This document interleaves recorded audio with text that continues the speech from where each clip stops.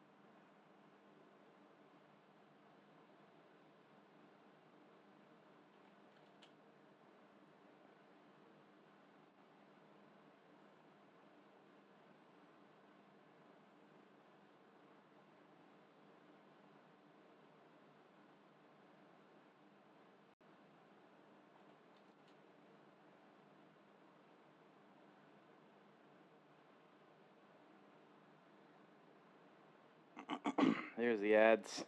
There's the ads. All right. Give it a sec. Chat, we'll be right back after these messages. Don't go away.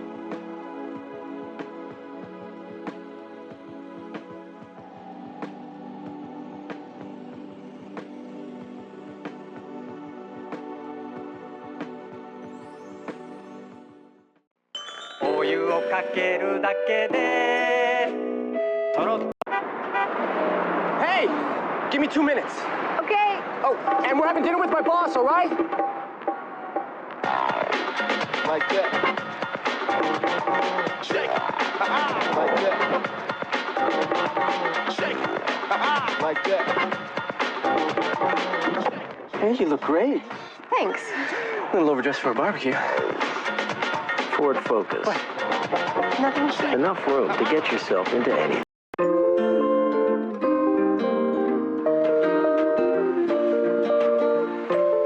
1% low-fat milk, chicken McNuggets made with white meat, and crisp ripe apple dippers. McDonald's Happy Meal, an excellent source of happiness.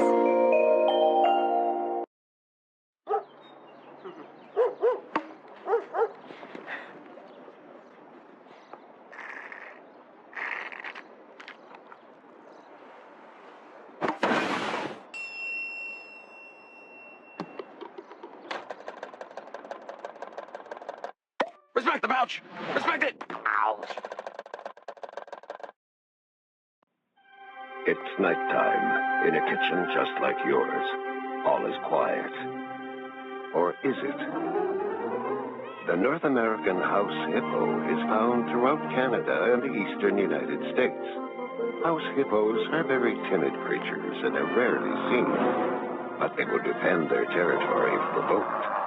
They come out at night to search for food, water, and materials for their nests. The favorite foods of the house hippo are chips, raisins, and the crumbs from peanut butter on toast. They build their nests in bedroom closets, using lost mittens, dryer lids, and bits of string. The nests have to be very soft and warm. House hippos sleep about 16 hours a day. That looked really real, but you knew it couldn't be true, didn't you? That's why it's good to think about what you're watching on TV and ask questions, kind of like you just did. A message from Concerned Children's Advertisers.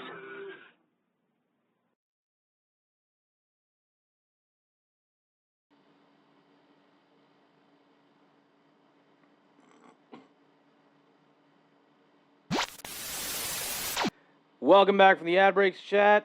And hello, Kibo and Raven. Welcome to the stream. Hope you're doing well. No ads. That's surprising. I'm not going to lie. But yeah, how's everyone doing? I'm doing all right. I had a pizza. Or not pizza. I had pizza for breakfast earlier, but I had a tortilla with cheese and olives on it. It was good. I dipped it in a sauce. I think Caesar salad dressing. Hickory smoked barbecue sauce. Oh, gosh. Honey mustard. And, oh, no. Fuck, what was it? Sriracha sauce. Sriracha sauce. There we go.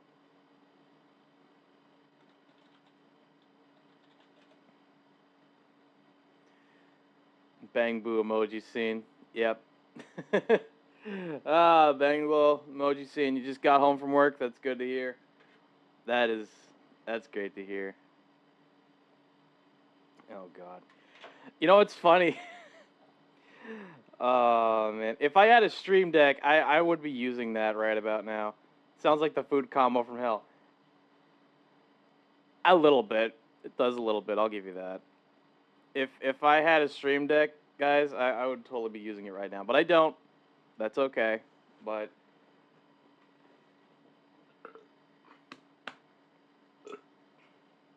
Oh, God.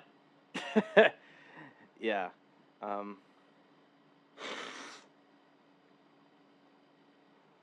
Is that... Oh, God. Yep, there we go. Oh, there we go. Okay.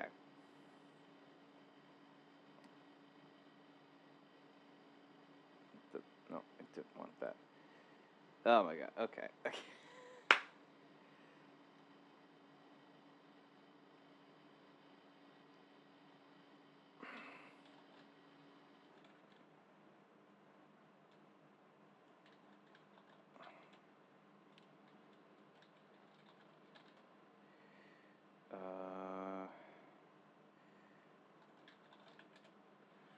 Laptop finally loaded in. That's good. That's good to hear. Okay, so with all that being said, damn it, it hasn't even been 10 minutes yet. Shit. I usually wait. Yeah, I got me some broccoli. Got me some broccoli and yeah, the sauce. And I already finished the taco. But yeah, I'm doing good. When you said Stream Deck, I started looking at the cheap little bastard on my desk. Yeah. Yeah, I'll admit, I genuinely want a Stream Deck just so that way I'd be able to play sound effects during the stream. But, you know, I can't really do that. I don't have it, man. Shit.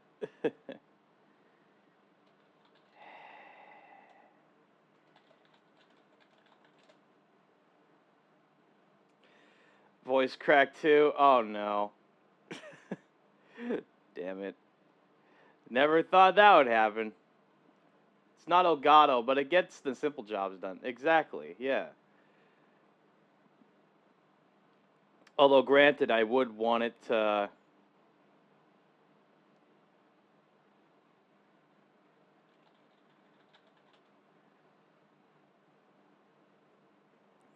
Yeah, I'll admit, I wish I had an Elgato. Stream Deck. Not like the small one where you got like, I don't know, what, 15 buttons? No, fuck that. I want the XL. I want the one where you got like 32 keys. That would actually be kind of sick. That would actually be pretty sick to see. All right. It's getting close to the 10-minute mark. So that is good. Fuck it. No, that's not what I wanted. Come on. You gonna load the image? I could deal with the 15-button one since I could program it for multiple pages. I mean, that's fair. That's fair.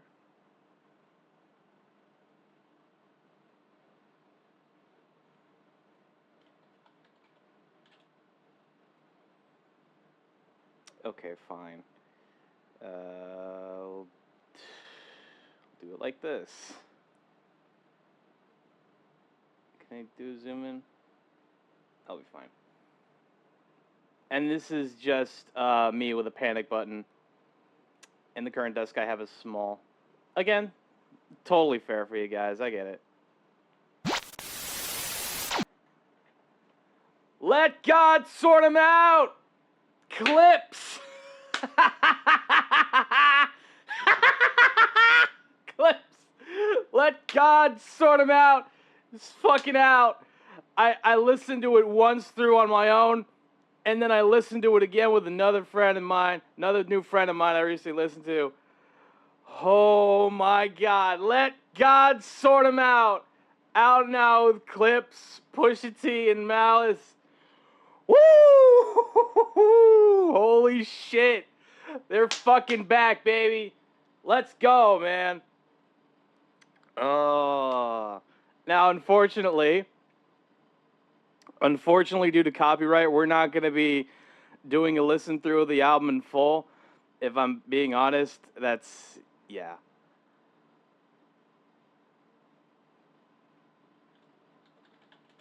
Sorry about that. But yeah, at least the boys are back. I will give you a synopsis. I will give you guys a very basic synopsis of what I think of Let God Sort Him Out. It's a classic, chat. I'm sorry. It's a fucking classic. We got a goddamn classic on our hands. I'm not even kidding, bro. I'm not even kidding. I'm going to go nap now.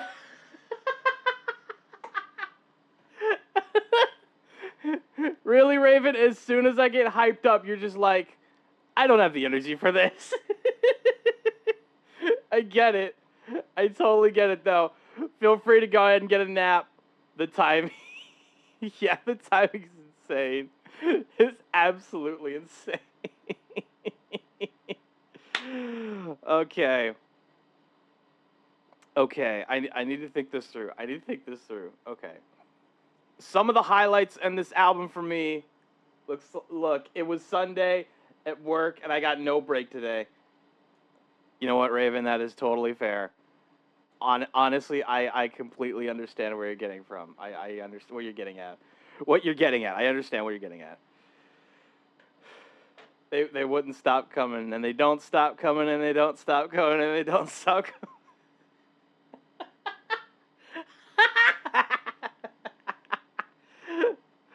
Oh my God. Okay, all right. Let me get back on track. Here. Some of the highlights for me have been Chains and Whips, POV with Tyler, the Creator. Chains and Whips was especially a highlight with the Kendrick Lamar verse. Oh my fucking God. The fucking gen scheme. Jesus Christ. POV was a highlight for me. Not because of the Tyler, Creator, the feature, but because of Malice's verse and the fucking beat switch on that one. What the fuck? Malice! You had no right to do that. You had no right to lace your verse with that shit. Oh my God. Hello, Trax. Welcome to the stream. Hope you're doing well. Now it's working. Good to hear. Chains and Whips, when was Rihanna? No.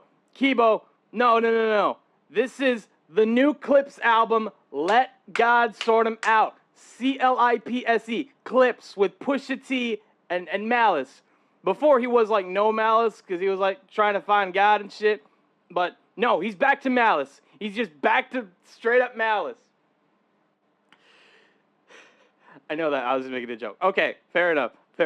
Yeah, Chains and Whips is a highlight for me because of the Kendrick Lamar verse. Fucking hell. The gen scheme, I'm not the candidate to vibe with. I don't fuck with the kumbaya shit. Oh boy, that whole verse is on violence, for sure. So Be It was a highlight. Malice went hard. I'm not gonna lie, Malice went pretty hard in his verse, but Pusha T and the last verse where he took the diss, he dissed Travis Scott. You cried in front of me, you died in front of me. Calabasas took your bitch and your pride in front of me. Oh my God. Insane shit. Absolutely insane shit. Mike Tyson blow to the face, another highlight. FICO is another highlight for me. So Far Ahead is another highlight. Let God Sort 'Em Out / Chandeliers. Ooh, that was a good one too.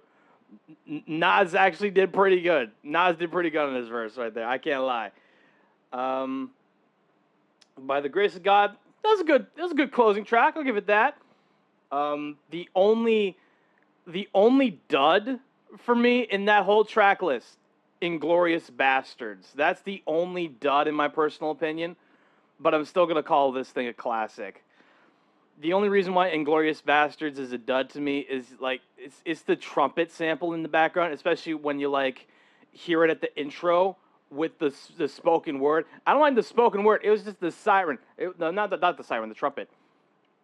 And the intro, I think it would have been better if you had a tornado siren going on. Like, that would have fit the vibe a lot better. Like, yeah, that would have worked out a lot better. And then you had the trumpet thing in the background. It just didn't work for me, that particular trumpet at least. But, you know, everyone's verses were great at the very least, but fucking hell. Classic. Let God Sort 'Em Out. Classic fucking status. This is a goddamn classic. And it's only been 2 days. It's only been 2 days since this thing came out. What the fuck? Pharrell, Pusha T, Malice, every one of you motherfuckers spazzed the features.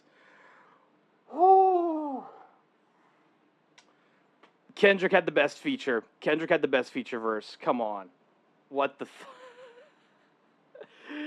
I'm sorry, Kendrick he just did. It's not even fair. Also, I got news in the K-pop world too for you. All right, that sounds good. Oh.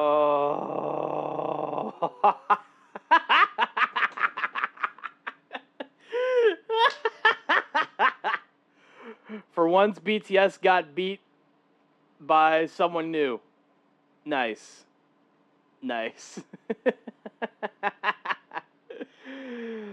Okay, what else have I got to support? What else have I got to promote here? Okay, let's see. And add insult to injury. Okay.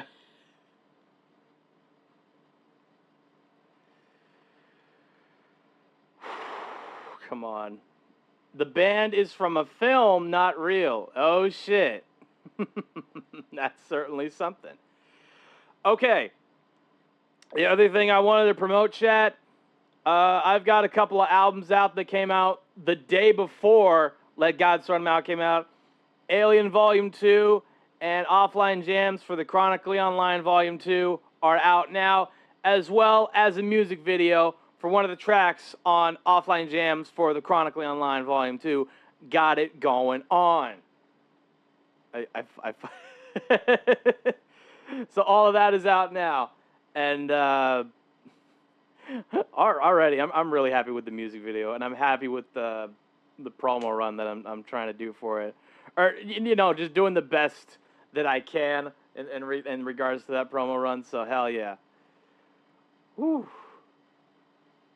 Insane. Absolutely insane week for music. Okay. So...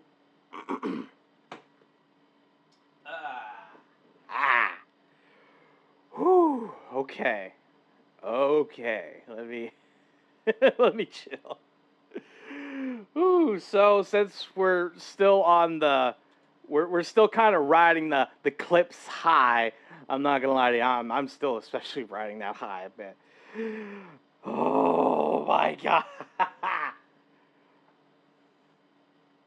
let's go ahead and watch Professor Sky's newest video on the album, The Growth and Conscious Stagnation of Clipse, Let God Sort 'Em Out analysis. Because why not?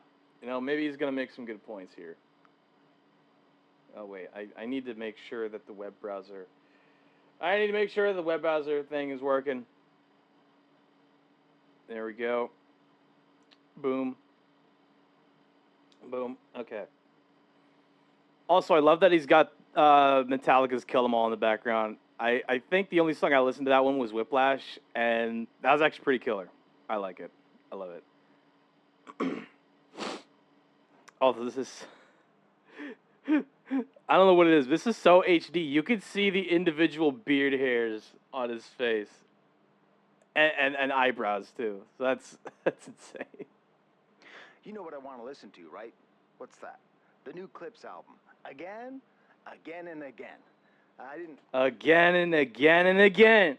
That's what we all want to listen to. But I already listened to the album on my own time. And even if I were to listen to it on stream, copyright, okay? Just copyright. I don't want to touch that.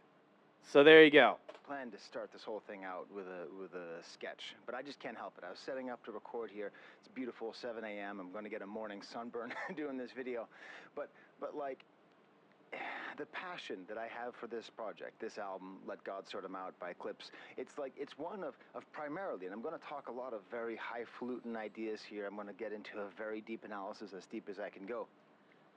But really at the bottom of it, it's just like, this is such a listenable, such an enjoyable album. Like, that's what it leaves me with. Most of all, it's just like, I want to listen to this music, which is, I guess, the simplest thing I could do. Yeah, that's the best part about this album, is that, like, even though you don't get the sense of, like, oh, this is a big moment, but no, not okay, not that. I need to word this carefully. It's like none of the tracks outstay their welcome, if that makes sense. They don't feel too long, they don't feel too short. It feels like you're getting the right amount of Pusha T and Malice and even feature verse, which is awesome. I even love the back and forth that they like to get sometimes on oh god, what was it? Ibida? Yeah, Ibida and Let God Sort 'Em Out, Chandeliers. So hell yeah. Now, I'm going to do a lot of things in this review. I am going to do a giveaway of It's Almost Dry on sealed vinyl. Stay tuned. I'll explain that throughout the video. It's Almost Dry by Pusha T. Underrated. That's like a relatively underrated album. And I like the fact that Kanye, before he went crazy, and Pharrell shared production credits on it. But I don't know what it is, but Pharrell on that production, on that album. Pharrell did a much better job regarding the production than Kanye did, even though there were highlights for sure. Oh god, which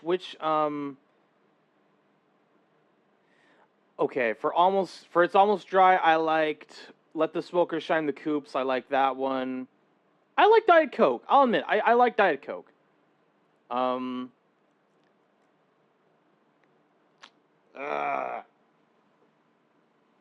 Brambleton was a good opener. I need to fucking remember this. No.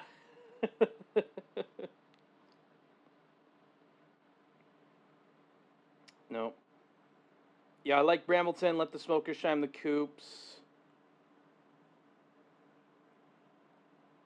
Just So You'll Remember was a great one. God damn it. Why can't I... You know what? Never mind. I will be taking one principled stand against one lyric that I really disagree with. Let's see if you can guess what that is. But other than that, you're going to see me kind of flailing around trying to figure out which kind of framing device do I want to use. Whenever I talk about, like, truly great albums, you know, this happens a couple times a year. Like, I have so many ways to talk about them, so many different Right. ways of seeing them and contextualizing them, that I just sort of present them all at the same time and figure maybe you want them all. You know, so beyond the fact that it's so listenable, despite the fact it is one of the best albums of the year, I'm not ready to say it's the best, but it's definitely one of them. Calling it a masterpiece, all of that. It has themes, it has movements, it has bangers. I had some other ideas of how I could frame it. One of them is kind of a generational thing, you know, putting forth, like, is this album the greatest evidence that Gen Xers age better than boomers? You know, so we'll touch on that idea. Oh, I don't know. I really don't know if that's I don't know if that's the kind of conversation. Maybe. I think it kind of depends on, like, the family in which Gen X was raised under. Like, if they were raised on, like, a accepting and open-minded home, then yeah, they could have aged the best for sure. I don't know, man. It depends. It really just depends. Sort of related to that, I almost did an entire, because this is two brothers making music together. Right. And they're reuniting. And there's another group of people who are brothers who are reuniting. So I almost called this video something like, it's an Oasis reunion for people who like good music.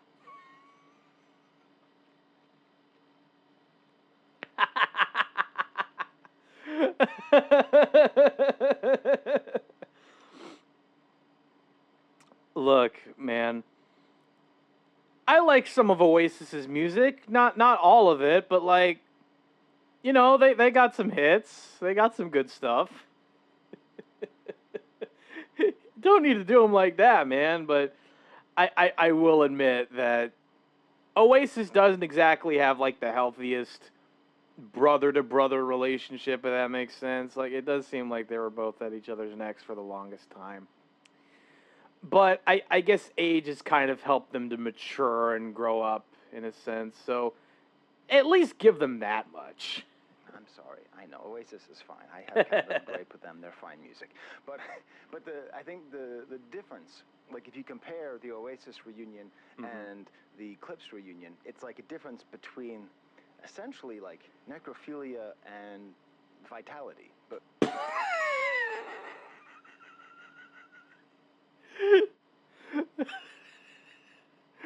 Huh? I don't know. I don't know if necrophilia is the right word to use there. It's little objectionable. I just don't know. I don't know about that one. Yeah, Kibo, same exact reaction. Like, are you sure about that? because the thing with the Oasis reunion, it's not about new music. It's not about what they're going to do now. It's about wearing the same outfits they wore in the 90s, shaking the same tambourines, singing to the same people, and just having it feel like a whole nostalgia fest. And nostalgia is artistically death. You know, if Oasis decided to tour an album on all new music, people wouldn't want to go. They just want to go hear the hits. If Clipse went and said, we're only playing Let God Sort 'Em Out, we'd go. We wouldn't be saying, play Grinded. No, we'd be happy. But I'm not going to go into that because I don't, you know, it's fine. Ah, come on, YouTube. Every time, man. I hate these ads.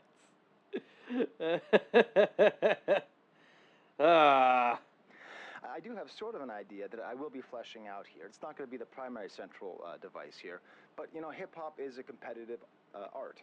Right. It's a competitive art, so I made a little leaderboard here.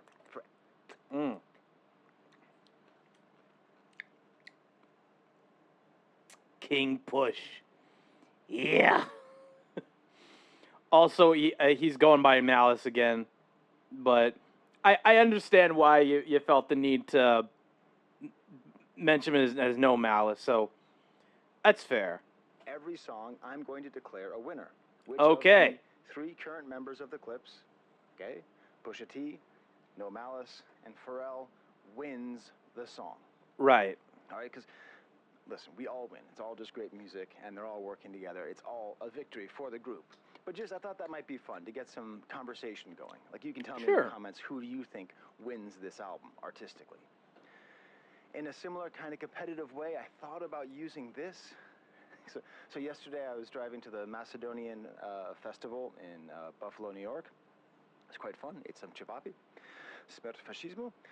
And while I was there, while I was driving there, I was trying to explain this album to my wife. And I was like, the thing to understand about Pharrell is he's like non-problematic Kanye. She was...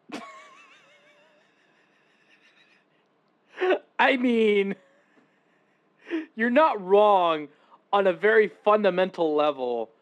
Pharrell is very much just the non-problematic Kanye. But, like, the startup was very different. You know, Pharrell didn't necessarily take, like, the producer-rapper route, technically speaking. Like at the start of the career, he was just, like, producing hits for other artists. What's the first one that came to mind? What was it? It's, oh, God. It's the fucking, Super Thug. I think it was Super Thug by Nori. It's probably, like, one of the earlier hits that he made with Chad Hugo while they were in the Neptunes. But that's beside the point. That's beside the point. It's like, really? Is he that important? I was like, wait. Is he that important? Really? I mean, kinda. I don't know how to explain it well. That's the problem, you know? Because, like, Pharrell contributed so much. Pharrell contributed, like, so much in terms of, like, vocal contributions and production on just a lot of hits during the late 90s, early 2000s, around there. Even on All Right with Kendrick, he, like, contributed a hook and production on that one. So, I don't know. It's interesting. It's an interesting question to have, for sure. Yes? So I think what could be fun, and this is what I'm going to do on another video, on that other video, is how you're going to be able to win this. I'm going to give you a secret code in this video that you're going to have to use on that next video. See, I'm thinking, engagement. And it's going to be questioning, you know, who wins this 3-album Pusha T production battle. So we have Daytona, all by Kanye. It's Almost Dry, half by Kanye, half by Pharrell. And now Let God Sort Him Out, all by Pharrell. Might be a fun thing to discuss. But finally, I think... Ooh! Who wins this 3-album run in terms of production? That is difficult.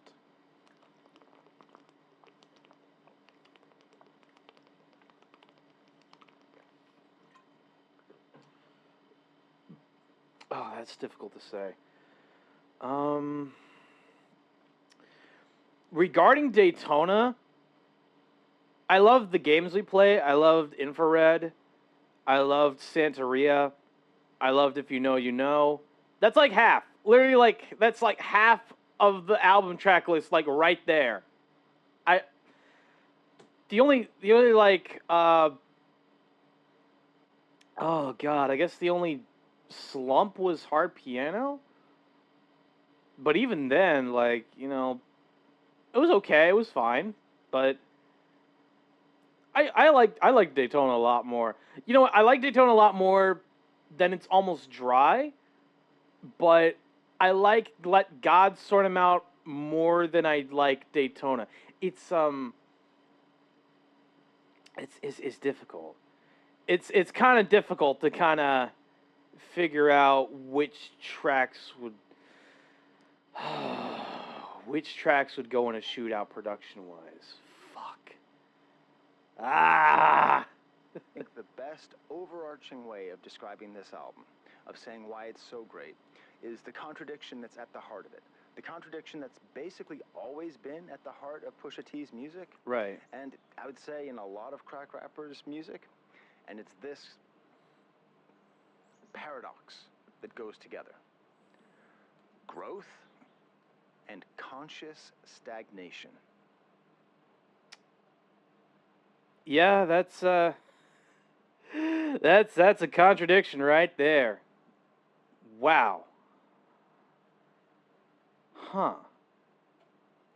This is an album which displays both of those contradictory sentiments. Growth comes from parents dying, talked about parents dying, talking about brotherhood. So much wisdom that comes from age, pressure from family, Yeah. understanding your place in the culture, understanding your place in the country, understanding your place. What the fuck, YouTube? Come on, we're just getting sentimental here. Come on. All of that. Yeah. This album All is of that. amazingly mature and shows an amazing amount of growth. It's also stagnant. It's consciously stagnant, much like It's Almost Dry. It's consciously still just crack rap. It's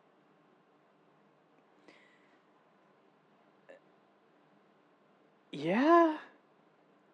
I mean, technically, you're not wrong there, so I could kind of see it like that, but here's the thing, right? And I think Pusha made a pretty good point, saying that, like, even though cocaine or crack, that's like the main device, that's like the name narrative device that he uses in his raps, the amount of ways in which he's able to rap about cocaine or crack are numerous, which is kind of insane. Like, I just put 6 mil in Tyvek. That's like the most recent bar that I could think of. Off of POV. Tyvek is a house rap. It's like, or was it a cling rap? I'm not sure. Well, that's great. Now I need to go back on Genius and figure this out. Fuck me, dude. Give it a sec. Ah. Let me. Come on. You can do it. Hit 6 mil behind Tyvek. That's right. Yeah, Tyvek. It's a house wrap used to protect the building material for walls underneath, like, siding.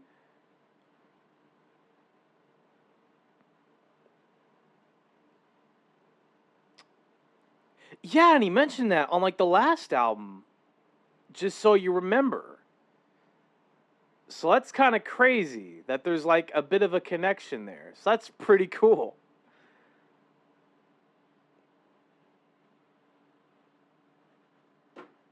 Nice. That's a nice little connection there. still talking about guns and how they're from Czechoslovakia. It's still luxury.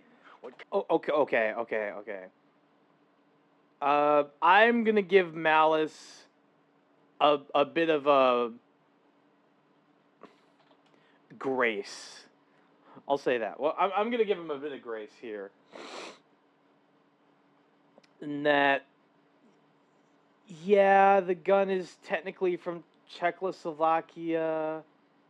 Technically, but at the same time... Oh, God. Come on. Which was it? Oh, which lyric was it? Fuck, dude. Is it this one? Yeah. Here it is.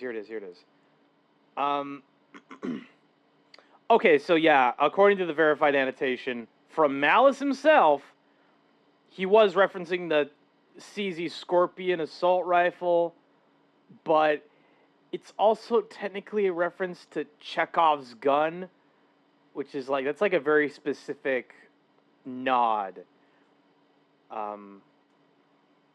It's what Chekhov's gun is. It's a dramatic principle that states every element introduced in the story has to be necessary and eventually play a role. If a gun is shown in the first act of a play, it must be fired by the last act. So I think that's what he was kind of getting at there. But I could understand that reading as well about how he has guns and they're from Czechoslovakia. So I understand. I could see that. Kind of champagne you're going to drink.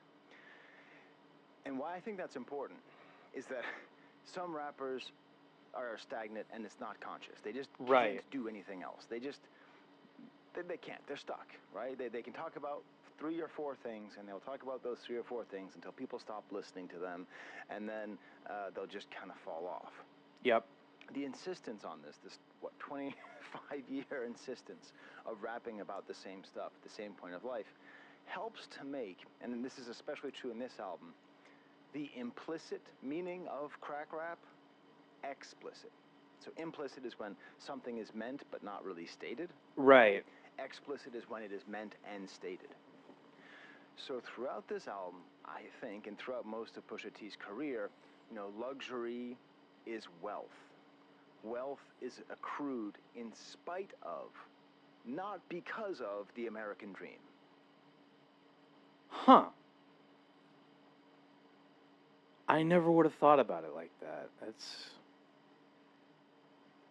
in spite of the American dream, not because of it. Huh. That's really what I think a lot of crack rap is. It's about the paradox of the American dream itself.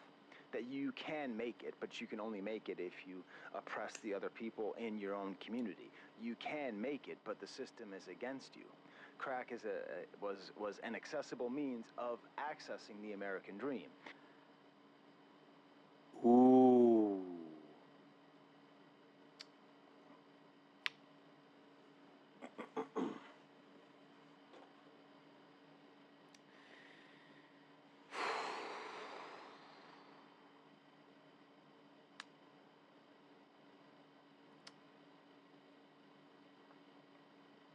I'm kind of just letting the truth of that statement kind of just ruminate a bit.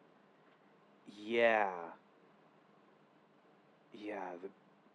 For anyone that, wants to achieve the American dream, you could certainly do that, but it's at the cost of oppressing other people.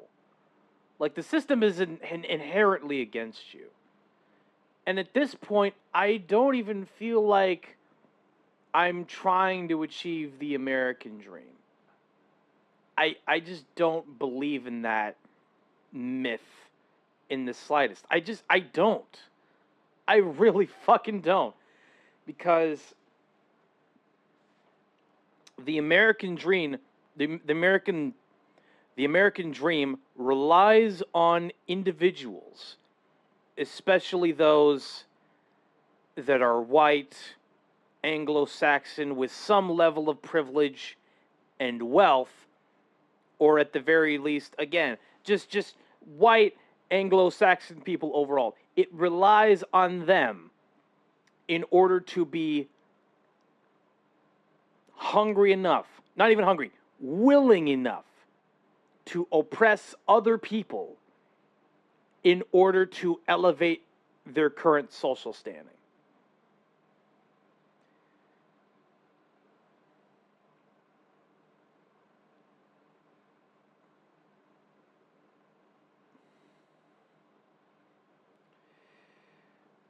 In the words of Erica Harlacher, they fed us platitudes of the American dream, said, check your attitudes, because no one gets there for free. You've got it easy. Life is hard, so stop complaining. Must be stupid not to have your pennies saved for when it's raining. But one step forward is 100 back when a dozen geezers with their boards of fleecers all make more in 30 seconds than we'll ever have. Yeah. That's kind of the dark truth when it comes to the American dream, because on the one hand, yeah, you have to be asleep to believe it. That's one side of it. That's one angle. But then on the other side, you can achieve the dream, but you need to oppress other people in order to do that. And for normal people like myself, I look at that and I'm just like, no. Are you kidding me? I don't want to fucking do that. I'm not a psychopath. I'm not a fucking psychopath. Why would I try to oppress other people in order to do that? Everything that I've done recently, like everything I did recently, that was what I did recently. That was, honestly, looking back on it, it feels a little bit more complicated because on the one hand, it feels like I did it as a moral obligation, and then on the other hand, you could say, well, it was karma. He was expecting it.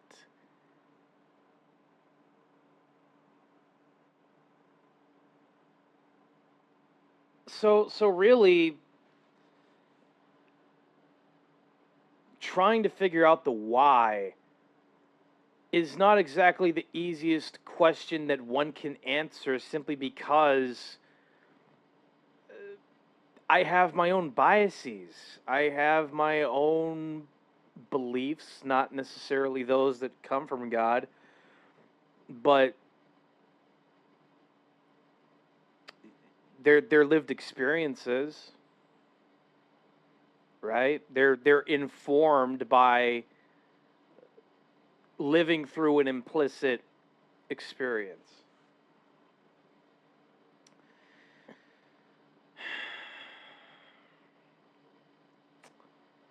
This, by the way, is from voice actress for Yumeko Jabami, Venti the Bard, and Anne Takamaki. Huh. That's good to know.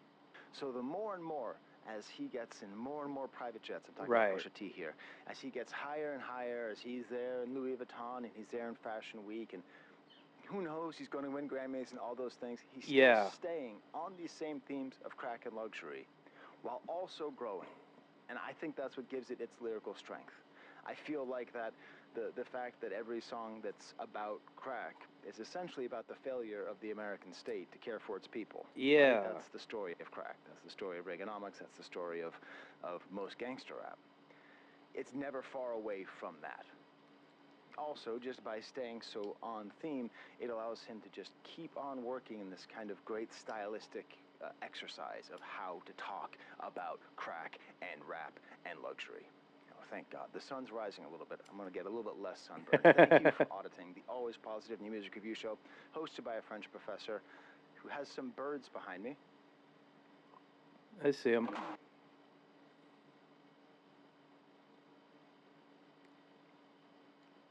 Check out.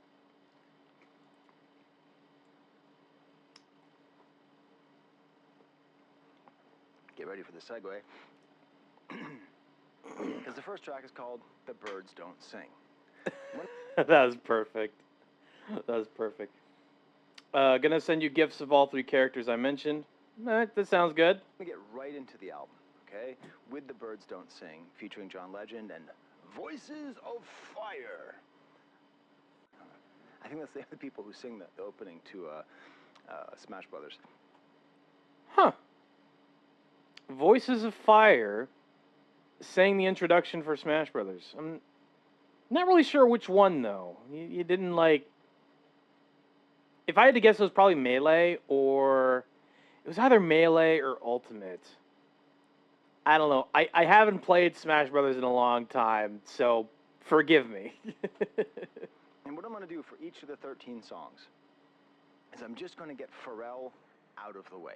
I'm just going to talk about the beat up front. Sure. Because every single beat, I say this somewhere else, but I'm just going to say it now.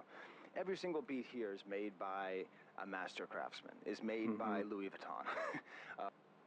Yeah, because it was recorded in the Louis Vuitton headquarters in Paris, France, so it makes sense. It makes sense. I do have like a little tiny bag from Louis Vuitton. I keep it in my office for teaching purposes. I am a French professor. But it's a little tiny bag, Louis Vuitton bag, that my mom bought on her honeymoon in 1965.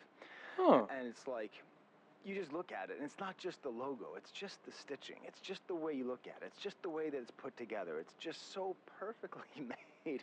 It's so durable and timeless and beautiful, and there's an ineffable quality to it. So that's like every single one of Pharrell's beats here. So I'll just start off talking about those, and then I'll get into lyrics.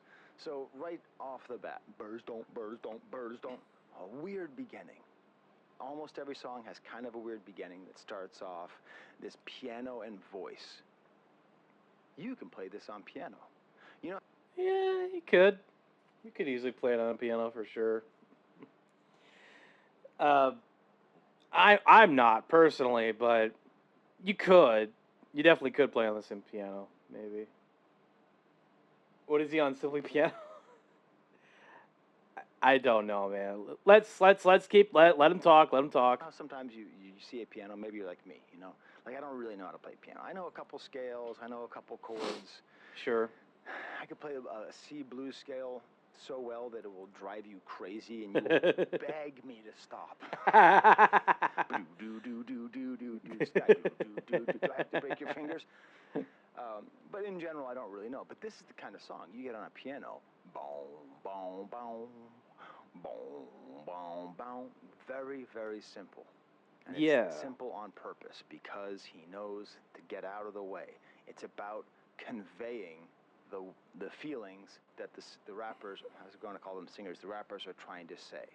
Now, of course, it grows throughout the verse. You gotta see the stitching in Pharrell's production, the way he takes the bass out at different times and adds different layers.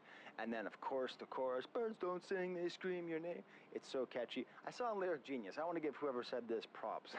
They were trying to say this is a reference to Burden of Dreams, the documentary about Werner Herzog's movie Fitzcarraldo. Wait, what? Is that all? Okay, no. I need to check the Genius page. What the? Okay, come on. Really? Okay, there we go. We got it.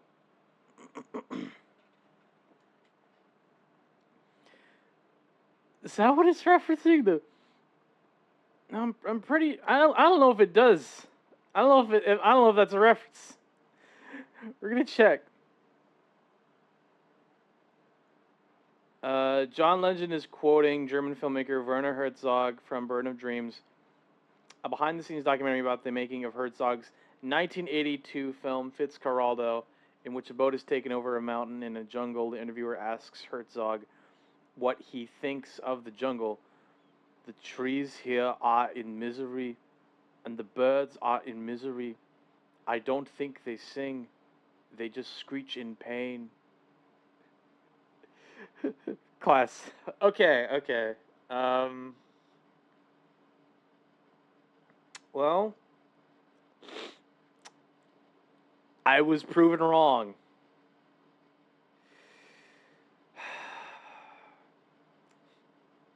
Where Werner Herzog famously talks about the birds and says, they don't sing, they scream in pain. But the birds don't sing, they screech in pain.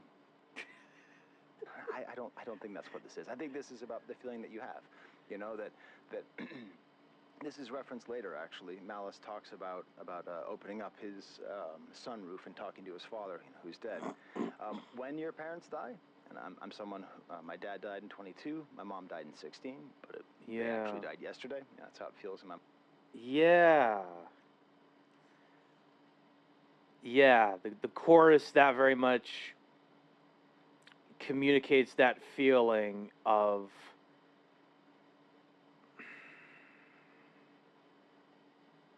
the feeling you get when you lose your parents. That hasn't happened to me necessarily, but I've definitely lost relatives for sure. Like, I've got like a whole other branch of family I just decided to cut off because of what they believe. That's all there is to it. Like, if you were just more focused on self-reflecting and trying to do better as a person, then none of this would have happened, you know? So, it is what it is, man. The blood of the covenant is thicker than the water of the womb. Nailed it. You absolutely nailed it, Kibo. Nailed it. Mind? You do connect to birds in different ways. You really do. Now, that's not just because my mom loved crows. Just in general, like, you do kind of feel a sort of connection because they do represent, in Christianity, they do represent the Holy Spirit. They do often represent in many different religions a sense of spirituality and a sense of transcendence. So, I don't know. The birds don't sing, they scream your name. To me, that just feels like a very They screech in pain, not scream your name, but I understand the confusion. honest way of talking about grief. And that's what makes this song so special.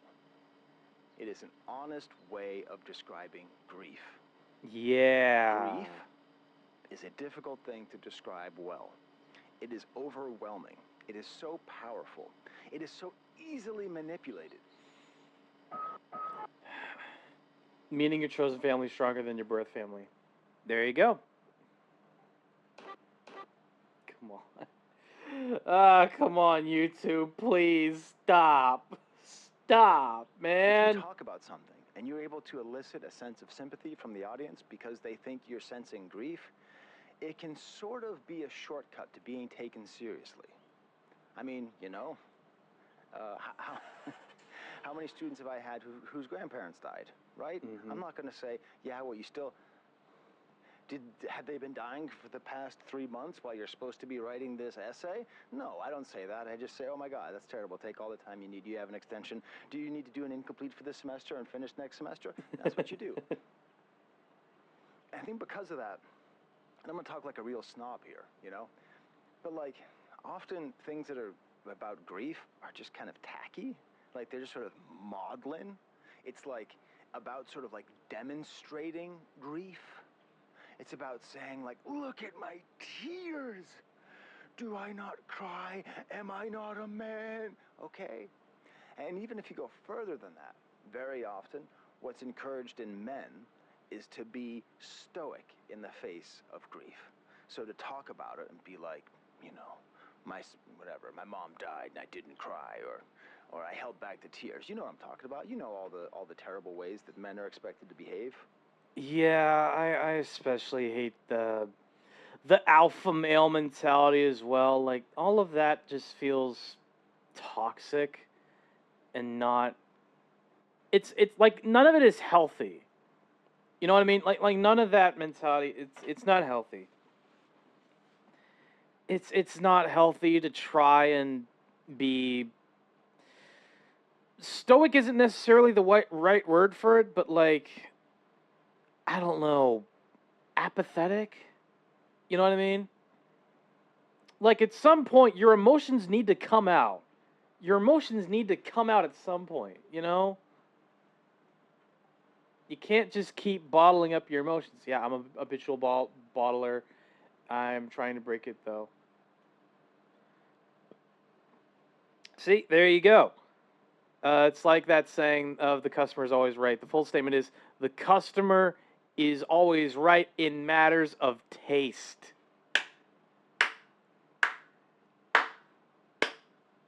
Thank you. Thank you.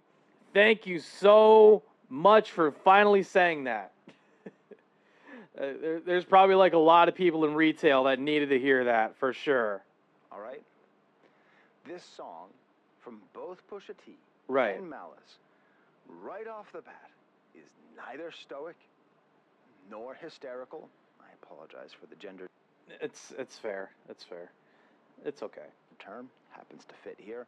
Neither stoic nor hysterical, but are just quite simply mature. Yeah. Yeah, I think mature is the right word. For sure. What's that sound? That's the sound of someone putting down a flute, I hope. Andre 3000, wake up. Every rapper over the age of 45 is battling with you, and you don't even know. I'm with you. I pretty much hate seeing Alpha's videos that feels like making they make no sense. Yeah, Pretty much. Pretty much. Like, none of that. Whatever advice alpha males are going to give you, bro, it's not healthy. None of it is healthy for it. Just none of it is, man. Like, it's toxic masculinity. That's all it is. That's all it ever really will be, you know, because they were probably never raised to know what emotional maturity is. Like, you could absolutely be stoic in the face of chaos, but you could also be emotion when faced with towering grief. They just never learned that. Because they're trying to tell you it's possible. It's possible. Listen, people lose their parents at all ages. I'm very lucky to have lost my parents in my 40s. Okay, I am. I'm very lucky. I know that. But also, I'm probably going to be a dick with this statement. Oh no, Kibo, what are you gonna say now? Oh god. damn it, I didn't want to lose my parents. Damn it, I want people to help me mediate, to work through that. Right. Right. So I don't know. Honestly, I think everybody kind of wants that after losing a parent. Regarding the alpha males, yes, their mothers didn't hug them enough. That is basically the main issue that I have with alpha males. The reason, because sometimes in order to understand why an alpha male has this particular mentality, why they believe all of this, you kind of have to get to the root of where all of that comes from. And their daddies probably went out to get milk and never came back. Exactly. Yeah. As sad as it is to say that, it happens to a lot of people. It happens to in a lot of families where the dad walks out and they probably don't want their kids there anymore. It's a sad reality. But it's still reality, you know? It's something that you still have to kind of acknowledge, yeah, no, that happened. That absolutely happened, for damn sure, man. It's fucking...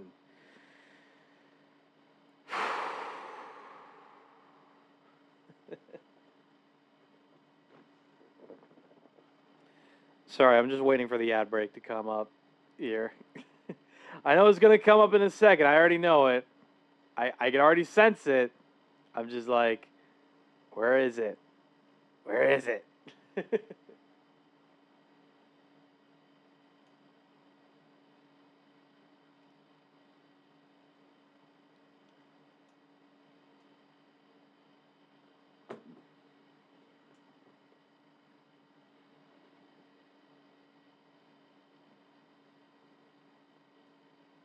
There it is. There it is. No, that's not the one. This one. Chat, we'll be right back after these messages. Don't go away.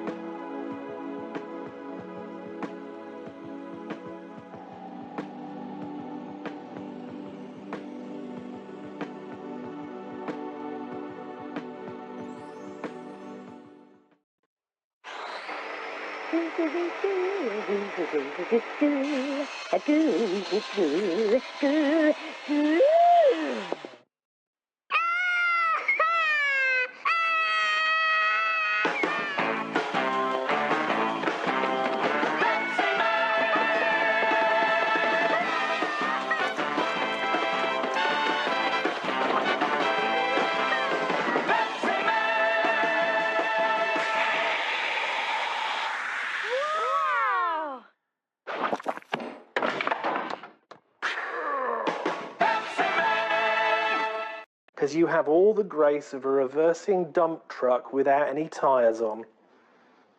I don't get it. Well, you wouldn't, let's be honest. There's nobody in there, love.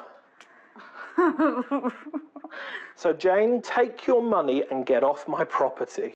Want to win the battle against stains? Fight them on the spot with new OxiClean Spray Away. The instant stain remover that sprays away stains anywhere stains can happen. Stain removal's so good, it's like you never got them in the first place. New OxiClean Spray Away. Try it today.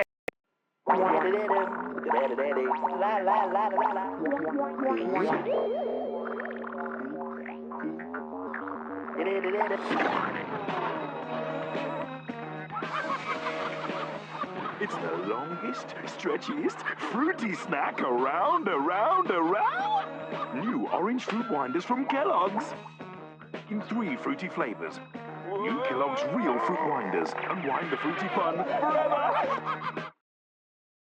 Hello, I'm a Mac. And I'm a PC. You know, we use a lot of the same kinds of programs. Yeah, like Microsoft Office. But we retain a lot of what makes us us. But you should see what this guy can do with a spreadsheet. It's insane. Oh, shucks. Yeah, and he knows that I'm better at life stuff, like music, pictures, movies, stuff like that. Whoa, what exactly do you mean by better? By better, I mean making a website or photo book is easy for me, and for you, it's not. Oh, that kind of better. Yeah. I was thinking of the other kind. What other kind?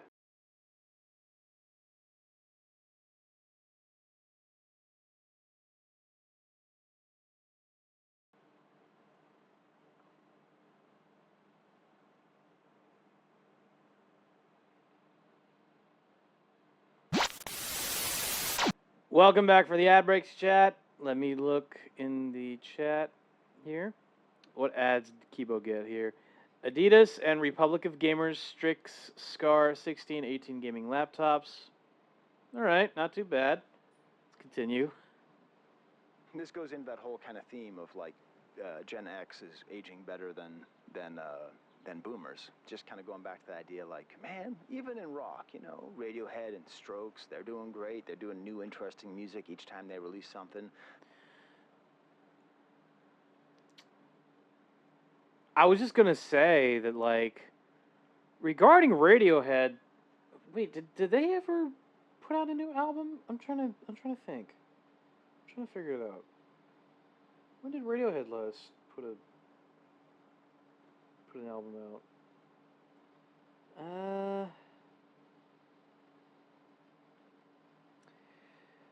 Yeah, the last time Radiohead ever put out a new album was A Moon-Shaped Pool in 2016. The Strokes put a new album out back in, I think it was 2020. That's really about it. Like, I don't think I've seen either band put out a new album in the last 5 years, technically speaking, but you're not wrong. You're not wrong. Okay, you know what? Let me rephrase that. I haven't seen any other band besides Radiohead and The Strokes put out a new album in the last 5 years or so. Like, more recently, you know? Also sent you something cute. All right, give me a sec. Let me look at... You as a bang boo. Oh my god. Okay. You know what, Kibo? That is actually kind of cute. I'll give you that one. Oh my god.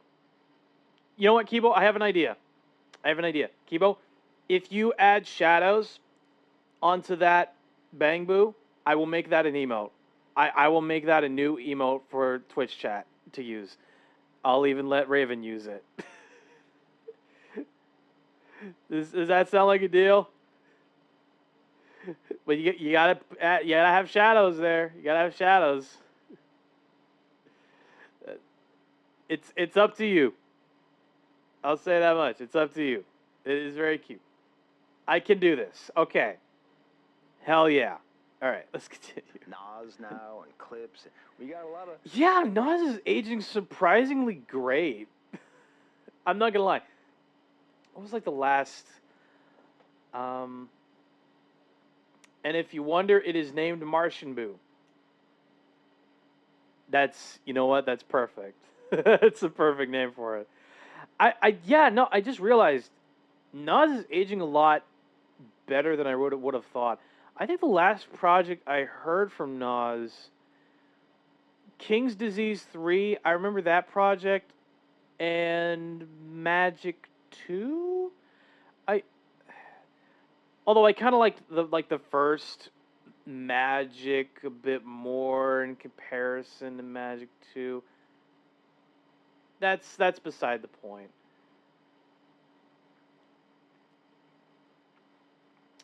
God, what was like the? I'm genuinely trying to remember like. What was my favorite album? Not album, but like song. What was it? Shit, I need to look at these. What was it? First time. Beef. That's what it was. Beef. Yeah. I loved Beef off of King's Disease 3. That was a favorite track of mine. As well as, what was it?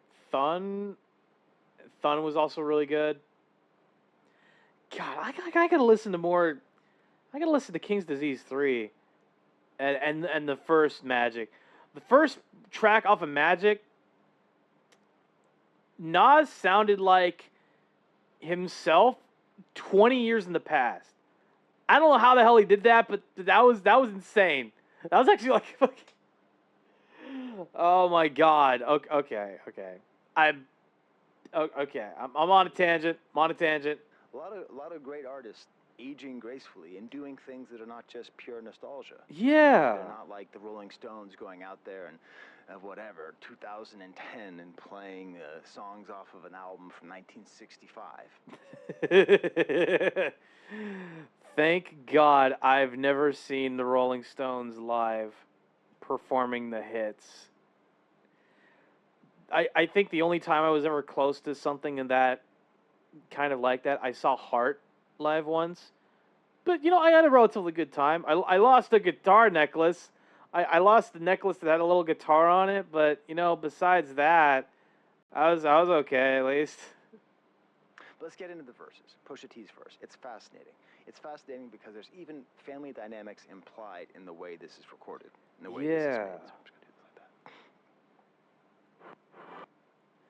that. Fucking Google, man. I just don't want ads in the middle of my video when I pause it. The family dynamics are this. Pusha T was the mama's boy.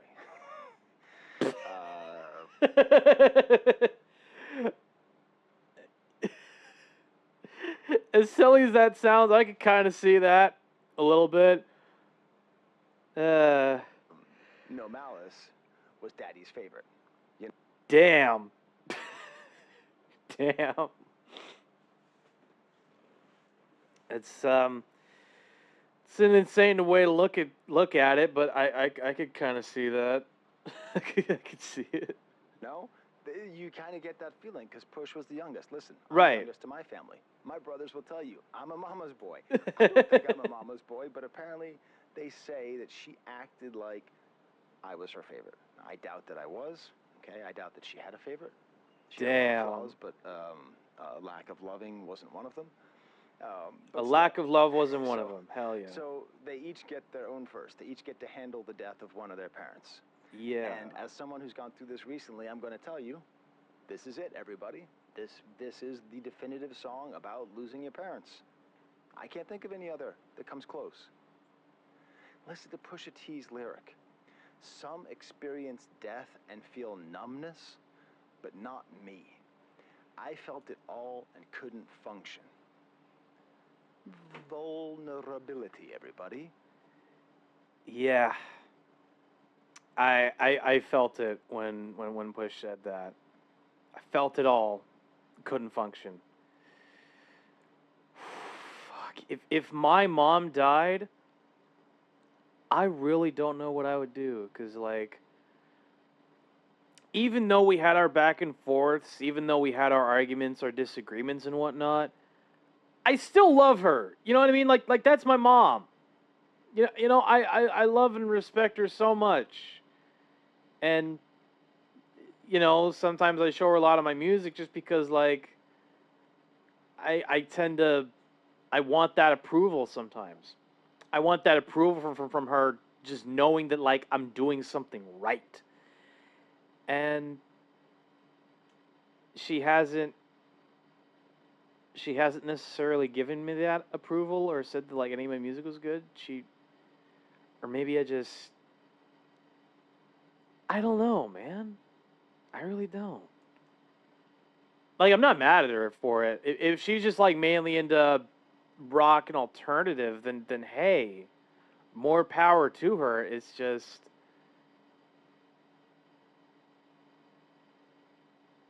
it's complicated. It's complicated. I'll say that much. And I'll he's say that expressing much. it clearly. And what I love is that he's talking about being vulnerable and being unable to function. And he still sounds like a badass. He still sounds like a cool-ass dude, right? Yeah. He's able to do it because he's expressing himself very clearly. He's not saying I grit my teeth and I work through it. He's not saying I escaped into drugs and alcohol. He's just saying that he felt it all and he couldn't function. By the way, that's not a bad way to experience grief, you know? You just kind of, you take the hits and then you move on. But all is valid in grief. And talking over his last conversations with his mother, or some of his last conversations with his mother, heard what I wanted to hear, but I didn't listen. So I have 4 kids, right? We'll get into that too.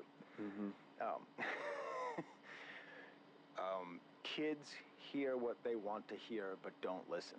That's a perfect way to describe the parent-child relationship right there. Yeah. I mean, his kids are young, so he'll hopefully give himself grace as he gets older, because all kids do that. All kids hear what they want to hear, but don't listen at a certain point. That's just parenting. His whole thing about his mother disagreeing with him hanging around with Ye and Elon. Those great hears. You know, I was a little bit afraid when the album rollout was happening and when so much of it was focused on beefs and is this about Travis? Is this about Kanye? I'm like, all right, fine. But like, yeah, you know, it gets a little boring. That's totally a fair criticism. Also, I'm gonna lower the quality of the video a little bit because it's I keep getting messages saying encoding overloaded over and over again. I'm just like, what the fuck do you want me to do? What else do you want me to do about it? All right, anyway. It gets a little repetitive. It's not that interesting. This is not him beefing with Elon Musk or beefing with Ye. It's him accurately describing how what Ye and Elon represent was spiritually bad for him and how his mother saw that. Yeah.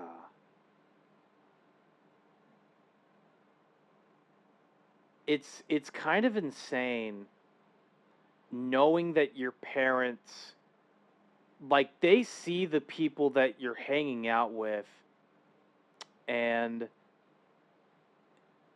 even if they're not able to compartmentalize exactly why you shouldn't be around them, they understand why they are bad for you.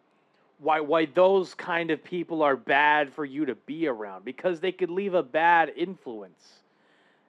They can be a bad influence on who you are as a person, and they could kind of skew you in a way to where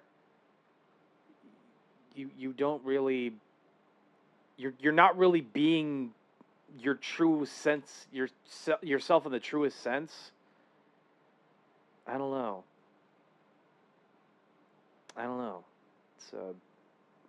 It's a weird way to think about that. Like, yeah, okay, one second, I'm riffing right here. Right. Come on now, please. In his interview, Pusha T said that he's really bad at lying to people. That when he thinks that you're an idiot, he can't hide that fact. When he thinks you're not a man, he can't hide that fact. Even if he wants to hide it, he can't. It seems as though perhaps he partly gets that from his mother, because his mother here is discussing with him, and she's not even trying to say, oh, you're going to go hang around with those people? Okay, I don't think that's a good idea, you know? Yeah. And then mentions how she met his kid, but the kid won't remember. Damn. You know what's funny? It's kind of the same way with... It's kind of the same way with me, and I think it was my grandpa on my mother's side. Not like the step grandfather necessarily, but like my mom's actual dad. Like, I think I met him as a baby, but I don't really remember who he was. And I think he might have passed maybe a year, couple years after I met him. Yeah, that's... I could relate to that for sure. That particular line when you meet a certain relative when you're little, but then you don't. Oh, God, I did not mean to do that. I listen to so much rap music, and some beats that you listen to, but that is by far the best way to put what art is. Art is letting your... I was her favorite. I doubt that I was. There we go. It's called, by the way, when you're in middle age, you're called the sandwich generation. How she met his kid, but the kid won't remember. Yeah, there we go. Yep. It's called, by the way, when you're in middle age, you're called the sandwich generation because you're raising kids and you're dealing with your parents. Okay, that's what I was from 2015 when my parents moved down the street until 2022 when my final parent died. I was just the sandwich generation. I was constantly making sure that my dad had enough food, making sure that his car insurance was paid, making sure that he got to his doctor's appointments, while I was also taking care of my own kids, making sure they had enough food, making sure they were going to their doctor's appointments. That was that whole life. But, you know, the benefit of that was they got to know my kids. The issue is, you know, I've got younger kids now, right? So I have teenagers and babies, essentially. And so, you know, my father met my third child when she was a baby, and neither my parents will ever meet my fourth. That's a really painful thing. That's just a... Yeah. Damn.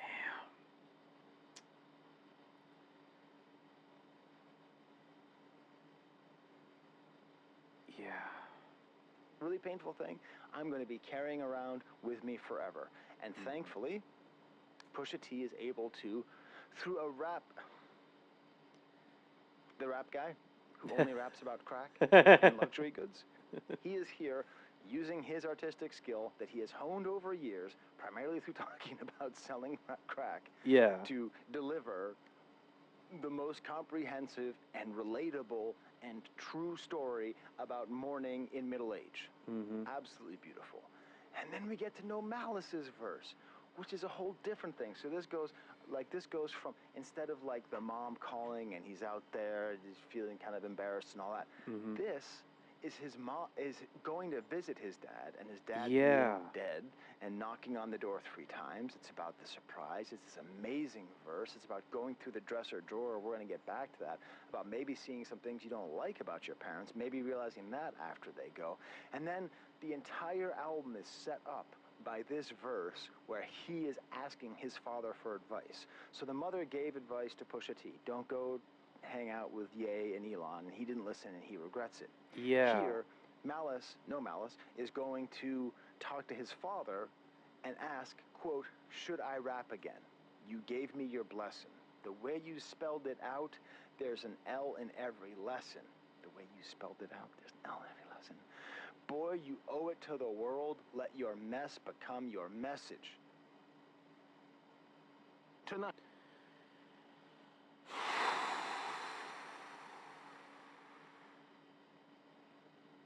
Mr. Thornton, thank you very much. Let your mess become your message. I don't know if you actually said that or if that's Malice's idea. But that is by far the best way to put what art is. Art is letting your mess become your message. Yeah.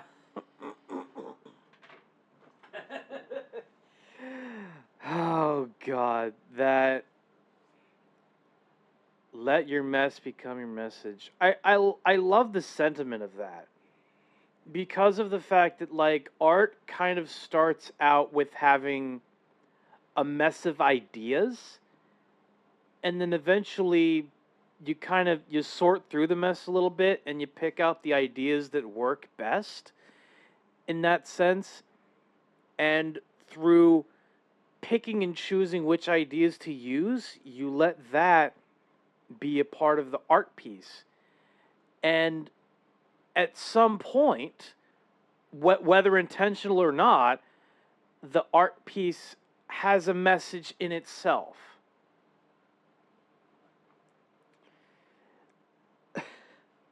I know that's like the most simplistic possible interpretation of that particular idea, but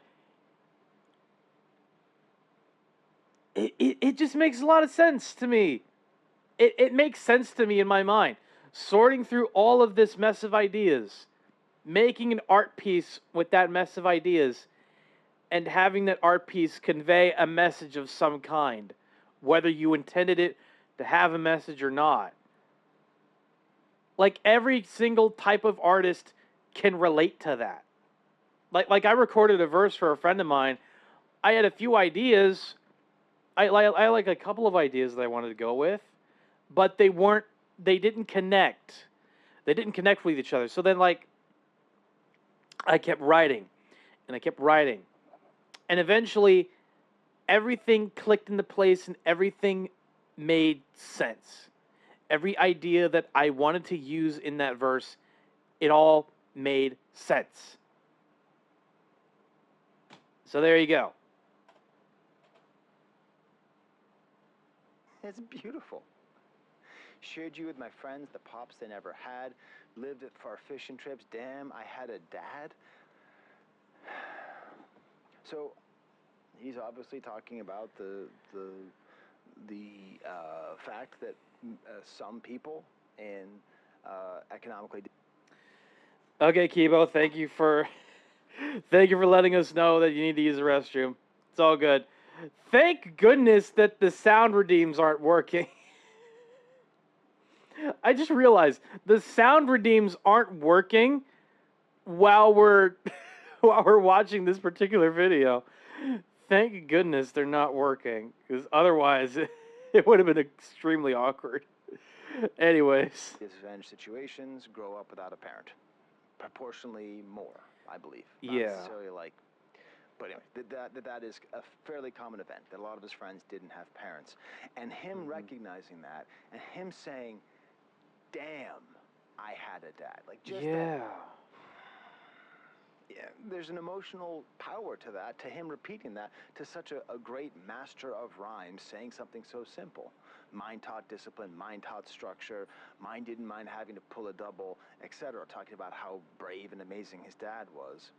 See, mind made sure he had every base covered, so imagine his pain finding base in the cupboard. This is the central. There's a weird thing that goes on with Clipse where they appear to have a fairly solid upbringing. They appear to have a fairly solid family. Yeah. And yet they're like these murderous killers who deal crack and are on the streets. And that's something which I have a hard time sort of reconciling, but like, you know, what do I, like, I know nothing about any of this stuff, so there's no point in me talking about it. But I do like that, because this just says that right up front. And it's, you know, I go back to the Made in America verse all the time off of Watch the Throne, which is like slowly become my favorite Jay-Z verse, because it's sort of, that verse is just this point. Imagine his pain finding base in the cupboard. That's him with his, you know, cooking crack in his grandmother's kitchen.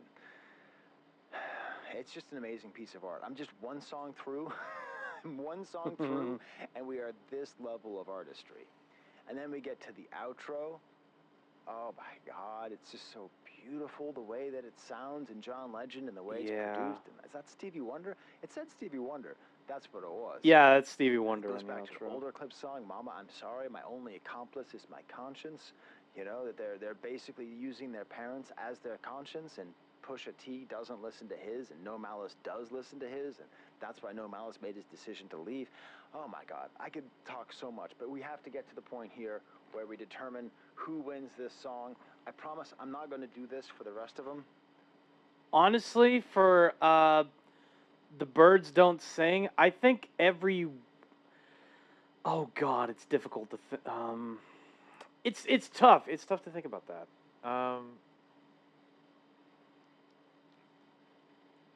Between King Push, Malice, and Pharrell, which one... I think all three of them might have won that particular song. But you could give it to Malice, kind of, because of his verse. It depends, really. Me personally, I think all three of them won, but that's just me. But this is going to have to be a half point to Push and a half point to No Malice, because it is perfectly weighted. They perfectly weighted different ways of feeling like regret, of feeling... Come on. It wasn't going to be a third point. It was going to be like 1/3 of a point. Okay, that's fair. Like they didn't live up to their parents' expectations like they didn't. Just beautiful. You could have given them 1/3 of a point, man, because then, like, each member of the Clipse gets 1/3 a point. Like, it's equal and not equal at the same time. That's the contradiction in numbers. Then we get the chains and whips. Once again. Chains and whips. A personal highlight for me. Because of Kendrick's fucking verse. Oh my god. The implicit shall become explicit. The Pharrell bit. This beat. Like, I listen to so much rap music. Mm-hmm. Thank you. This is the end of my video. Rap music. And some beats that you listen to them, they're just, you know, I mean, I remember, like, I've talked about this before, but I remember listening to rap radio in the late 90s, and every time a Neptune's beat came on, I lost my mind, and I didn't know who they were. There were no blogs, or if there were blogs, I weren't on them. They weren't big enough, I think. I mean, I read the source, but I never read an article about the Neptunes in the source. Like, I just knew that whenever, like, a new Noriega joint was going to come out, it was going to just sound like it came from, like, a different planet. Right. Oh, no, you know? Like, I just could not believe. What? I could not believe what I would hear. And, like, those beats are the beats that just jump out at you, and you say, what's a Pharrell beat? That's what you think. But this beat? What's a Pharrell beat?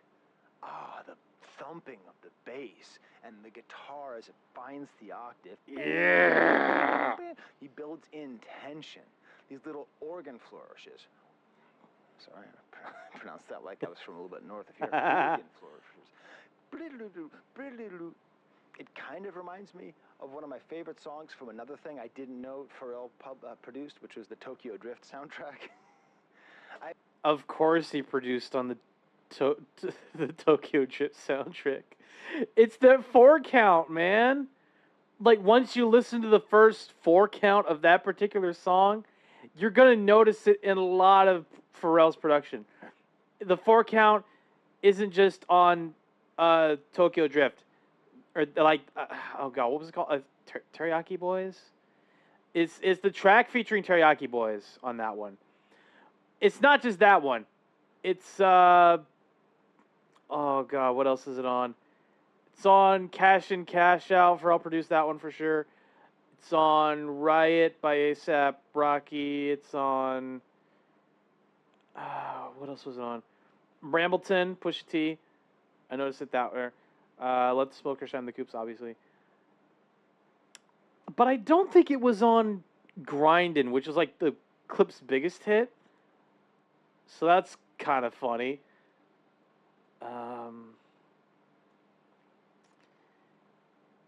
Yeah, I oh god, I was trying to think. It's on All Right. It's on Kendrick Lamar's All Right. I do remember it there. Like, those are the most notable ones I could think of, just off the top of my head. You know. I've only seen one Fast and Furious movie, and it's Tokyo Drift. And I bought the soundtrack because I thought it was funny, but it's actually awesome. There's a song on there by DJ Shadow called 6 Days. This has a little bit of that, kind of like spiritually, rhythmically similar. Right. And so now we get to the implicit becomes explicit. What is it about? Why? Uncle said, you must be sick. So it's fascinating. His parents are dead, so now who's going to step in to represent the older generation, kind of showing disapproval of their lifestyle and their choices? It's going to be the uncle. There's a flow to this album, everybody. It's not just song and. Yeah. No, I get that, but Uncle said, I read this on Genius, technically speaking, but Uncle said it could maybe Uncle Sam. So instead of like the parents being the older generation represented on this album, it could be Uncle Sam. Maybe. It's a stretch, but it's there. It is there in the lyrics. Song. There's a flow. Right. Parents dead, now uncle. You must be sick. All you talk about is just getting rich. Is he saying that society is telling him stop talking about getting rich? Is he saying that it's his people? No, he's saying his uncle. He's talking about a family member. Choke my neck, ice my B word, beat the system with chains and whips. That's the idea. That's the idea. That's the idea. Their luxury, that the wealth of these two black guys from Virginia Beach is, in some ways, beating the system. Now, this is ambiguous. This is ambiguous. Did they beat the system? Did Jay-Z beat the system, or did he become it? I don't... Ooh.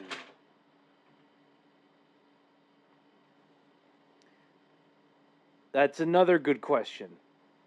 That is another good question. Regarding Jay-Z specifically, like, I think there was definitely a point in time you could argue that Jay-Z was more a part of the system. I think especially when he was like the head of entertainment for the NFL, especially when he was the president at Def Jam. So, yeah, there's definitely moments that you could point to as to where Jay-Z became a part of the system. But at the same time, like, I want to say as far back as 2017, 2018, like, Jay-Z helped out other rappers' debts. You know what I mean? Because, like, I think he helped out with Lil Wayne's debt, and I'm not sure if he helped out with I'm not... Okay, I don't know if Jay-Z helped Lil Wayne get out of his record contract with Birdman. I'm not sure if that... I don't know if he did that necessarily, but he helped him there. And then I think Jay helped out Megan Thee Stallion with her court case against Tory Lanez. So there's that. Okay, I do remember this. Jay-Z did help out 21 Savage when he was detained by ICE for being British. He did help out 21 Savage there with the law team and all that. He did help him out there. That one's pretty clear cut. And now he helped out Clipse get out of the record deal with Def Jam because Def Jam didn't like the fact that on Kendrick's verse, on Chains and Whips specifically, and I love the fact that, like, Professor Sky and I are, like, on the same topic. Like, on that verse of Chains and Whips. Like, Kendrick's verse, they didn't like the fact that the word trump card was used. Even Pusha T highlighted that in, like, I think it was, like, the most recent New York Times interview or podcast. Yeah, something to that extent. But yeah, I could definitely see certain points where Jay-Z technically became a part of the system. Like, you know, with the NFL and with Def Jam. But now, like, he's head of Rock Nation, which I don't think is part of the system, technically speaking. I could be wrong there. I could be totally wrong in that Jay-Z was always part of the system and that Clipse are just like more like the recent guys that were brought into the fold of the system. But I could be totally wrong there. Oh no. What does it mean that diamonds is the primary way of expressing that you know that you're rich and that you've made it and that you've beat this terrible system when diamonds are just shiny black death? Right? And that's what they are. I mean, there's a lot of things that are shiny black death. I mean, you know, the cobalt in our phones, right? But still, I don't know. But that's making the implicit explicit. beat the system with chains and whips. Right. Every time he talks about luxury, he is talking about beating the system. Mm-hmm. Oh, come on.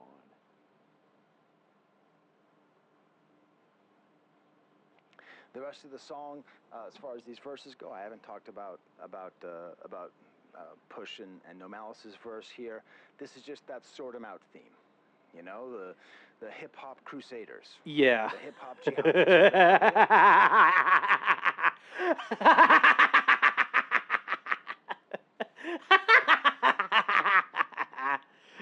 Yeah. It's the hip hop crusaders, baby. Oh god. Woo. or in this case, yeah. Sorry, my apologies. First side of a holy war you want to have, that's what it is, and that's the severity. That's what's so important, the severity of this song, the severity of their terminology, them just going on and on and on about just how much they're just going to kill you and end your life. It's important. Right. I will close your heaven for the hell of it. Yep. I will close your heaven for the hell of it. Despite me not being able to properly explain why I did what I did in a lyrical sense, I'm talking about just like within the context of just lyricism and disrespect. I closed your heaven for the hell of it. There's that angle. There was also the karma angle and the, you know, this was kind of unresolved. Hey, this little thing that we had unresolved for like 6 fucking years. I was on my 6 year ago shit. So not even 6, like 5. But 5 years ago technically now, that would be like 2020.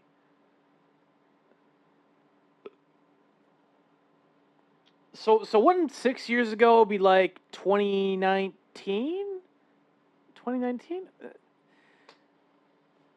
I don't know. It's a stretch. It's a stretch. I will close your heaven. I will deny you access to eternal salvation for fun.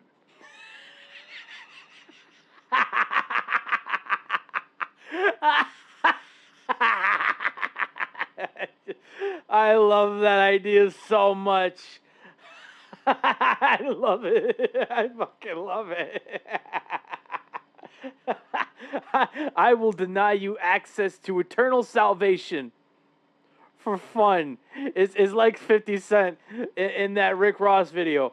I will fuck your life up for fun. For fun.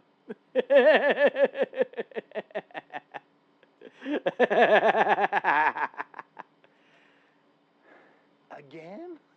Damn, Again? Welcome back, Kibo. Hope you're doing well. Woo. Sorry, I just need to get all that out of my system. That's hard. Very. Then malice. You gasping for air now? It's beautiful? Oh. People gasping for air is horrendous. Yeah. He says it's beautiful. John 10:10. That's my usual. Speaking of my dad, as you know, my dad was a preacher. He was a minister before I was born, but he was a minister in West Virginia. But why not? Why not break down John 10:10? Why not break down the lyric? Yeah, why not? Let's go a little bit Why before not? John 10:10. Let's start earlier, around John 7. Okay, this is the book of John. Book 10 of John, around verse 7. Sure. Therefore, Jesus said again, very truly I tell you, I am the gate for the sheep. All who have come before me are thieves and robbers, but the sheep have not listened to them. I am the gate. Whoever enters through me will be saved. They will come in and go out and find pasture. Mm-hmm. I'm not saying that we need gatekeepers. I think Right. we do. Right. I'm not saying this album is about the importance of gatekeepers and the importance of good hip-hop and that they're important. I'm not saying like this is on purpose. I don't know. Maybe No Malice was just thinking that he likes John 10:10, which is... It's possible, for sure, because, like... And this is a point that I'll touch on a little later, but... Malice is very much like Mace in that he took a break from hip-hop. He left hip-hop in order to find God, which, you know, I don't think there's anything wrong with that inherently. It kind of just depends on, like, what you do with that faith. I'm just saying. Coming up, but everything I just said was what led up to it. I am the gate. Through me, you will be saved. Everyone else is a robber and a cheater. Okay? Everyone else is going to ask you if Kiki loves you. Everyone else will ask you, well, does Kiki love you? Yeah. If you know, you know. Then we get to John 10:10. The thief comes only to steal, kill, and destroy. I have come that they may have life and have it abundantly. Which was also, this is true, the slogan of my college, Wheaton College. Damn. Go Lions? I don't think we were the Lions. I didn't play sports. I am the good shepherd. The good shepherd lays down his life for the sheep. The hired hand is not the shepherd and does not own the sheep. So when he sees the wolf coming, he abandons the sheep and runs away. It's Sunday morning, everybody. Then the wolf attacks the flock and scatters it. The man runs away because he is a hired hand and cares nothing for the sheep. I am the good shepherd. I know my sheep, and my sheep know me. Just as the Father knows me and I know the Father, I lay down my life for the sheep. So I don't know. I don't know. It feels to me like this whole album is three good shepherds. And I'm not saying like God. I'm not saying they're God. I'm not saying they're the Son of Christ. I'm saying that if we're talking about hip-hop as being a kind of spiritual force. Within that context, yeah. Yeah. A kind of pure human creation that is fundamentally good and serves a purpose. They're the hired hands. And they're the good shepherds, okay? Who are the good shepherds? Who are the hired hands who just come in just to make a little bit of money and don't care about the wolves? You tell me. You think about this. Is No Malice inviting us to divide all of hip-hop? This great divide that's being explained to us by Kendrick, this great, whatever, moment that we're living through? Yeah. Is it between the thieves and the good shepherds? I don't know. But do you know what I feel when I listen to music this good? That I am having life abundantly. You know what? That's exactly how I've been feeling right now. I feel like I have just been given more life. I've been given life in abundance. That's... Yeah. No Malice continues. Mama's has fallen out. It's funerals, embalmed and bloat. Now they viewing you. They never find the guns, but the sewers do. So No Malice. Mr. I left because I love Jeebus so much. Mr. I can't rap about crack anymore because I love Jesus. Comes back just to show you the whole time he had it. You need the hardest. He had it. Like, You had it in him. line so grimy. It makes you go, am I listening to Mobb Deep? In the 90s? Is this a Mobb Deep missing lyric? They never find the guns, but the sewers do? Oh my God. And then we get to the Kendrick verse. But before we get to the Kendrick verse, we had this little bit sung by Pharrell. And you look to the side, what did they say? And it ain't the Lord's voice, and then you realize the devil is talking to you. I don't know. You know? You think it's the good shepherd, but it's just a hired hand. I don't know. You never know with these things. Maybe this ties into Jeremy Heck's theory that this is all about from Trump's perspective, and you think that it's Lord's voice. You think it's the Lord's voice being Kendrick's voice, but it's actually Trump's voice, the devil talking to you. I don't know. I still don't believe that theory, but I still think it's a great theory. That okay. Let me give Jeremy Hecht a little bit of. I'm playing devil's advocate here for. I can't believe I'm playing devil's advocate for Jeremy Heck's interpretation here. I don't think he's necessarily saying that like the whole song is from Trump's perspective. I think he's just mainly talking about Kendrick's verse. He's mainly talking about how Kendrick's verse is from Trump's perspective. He could be right about that because like I'll let you. That's way I'll more let you explain. merit than lack of merit. More merit than lack of merit. Huh. But listen, I've talked about this verse for literally 56 minutes. Check the description, okay? Find it. But there's a couple more things I have to say, okay? Okay. Number one, there's a lot been made about the gen run. I talked all about the gen run. Yeah. Right? All the different things that sound like gen. And then that's been compared to the 10 run from the previous, from Nostalgia. Yep, Nostalgia. There you go. The previous Pusha Steve.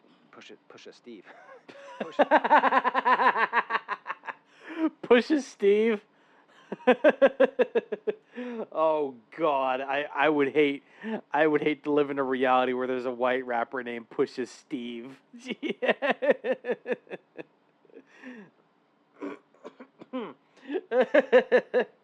I'm punching down all these blocks of wood. Something like that, maybe. Oh God, that'd be something else. And Kendrick collaboration. There you go. Let's go a little bit further on that. Okay. First of all, someone mentioned in my comments, Jen is like Gene, which is the name of the member of Clipse. Huh. Wait. What's Gene? Hold on. No. Right? So Gene. Ah, God. Gene. Okay. Which one was it? Crap. Malice.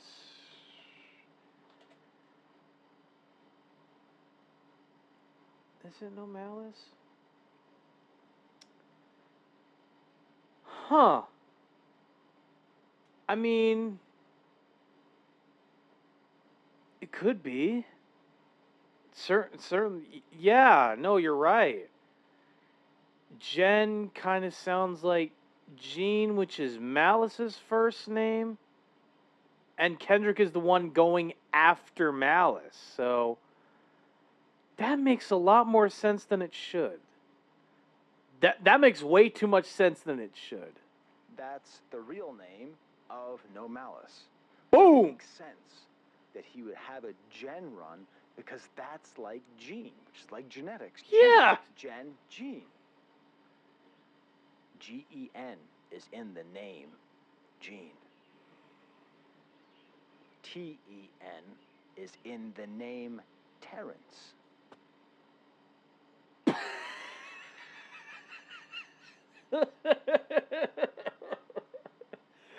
Okay. I'm sorry. That is a stretch. That is a stretch right there. I'm sorry, Professor. T-E-N, like, yeah, those three letters are in the name of Terrence Thornton, which is Pusha T's real name, but it's Pusha T's name starts with T-E-R. T-E-R, not T-E-N. You get it. You get it, okay? That's a stretch. It's a bit of a stretch there. Oh. I just made a Curtis King face right there. Shout out to all the DIYers. You know? I mean, goddamn. I don't know if that's on purpose. It can't be. It can't be on purpose. It can't be. But is it? I'm not gonna. I was not farting. That was my chair. Fair. Oh my God. And then Beyond the Bottom pointed out that. So I pointed out how it starts off with Kumbaya and ends with Jenga, but they're both whitewashed, gentrified versions of African words, kumbaya and Jenga. Ooh. Oh shit! Okay, this is making way too much sense now, because like I did recently learn that yeah, kumbaya was whitewashed, but like the original meaning for it, I think it came from like the Guineas. I don't remember exactly the Guineas, and it was sung by the singer in this particular accent. Where I think it was trying to say, "Come by here," like "Come by here, my lord," as part of a song of like escape, freedom, in that kind of sense. I just learned that at least recently, but Jenga, I didn't know that. I'll put my hands up and say I didn't know that. Beautiful. So then the question is, who wins the song number 2? Who gets the point? Kendrick. It's Kendrick at this point. But okay, between the 3 members of Clipse, I don't know. I'd have to give it to Push. I'd have to give it to Push for Chains and Whips. Not just because of the hook, just because of the verse. And how he's just aiming at Jim Jones, man. Come on. This is Push's point. Chains and Whips is Push's point, man. Come on. Well, listen. Kendrick has the best verse on this album. Absolutely, he does. It's going to Pharrell. Fuck. You know what? I think that's fair. I was trying to advocate for Push, but I think it's fair to say Pharrell gets a point on that one. God damn it. It's going to Pharrell for this amazing beat. All right? So we got Pharrell up 1, and everyone else has a half point. POV featuring Tyler, the Creator. Let's get Pharrell out of the way. These 70s rising synths, then the unexpected stutter beat. Boom, boom, boom, boom. Boom. So much texture, almost Swizz-like, Swizz beatian. I could kind of see it a little. There's like a little bit of Swizz Beatz influence on that production in particular, especially when the drum break comes. Actually, the drum break, that one's. I feel like that one's a little bit more Tyler, the Creator inspired. Like if you listen to Igor's theme.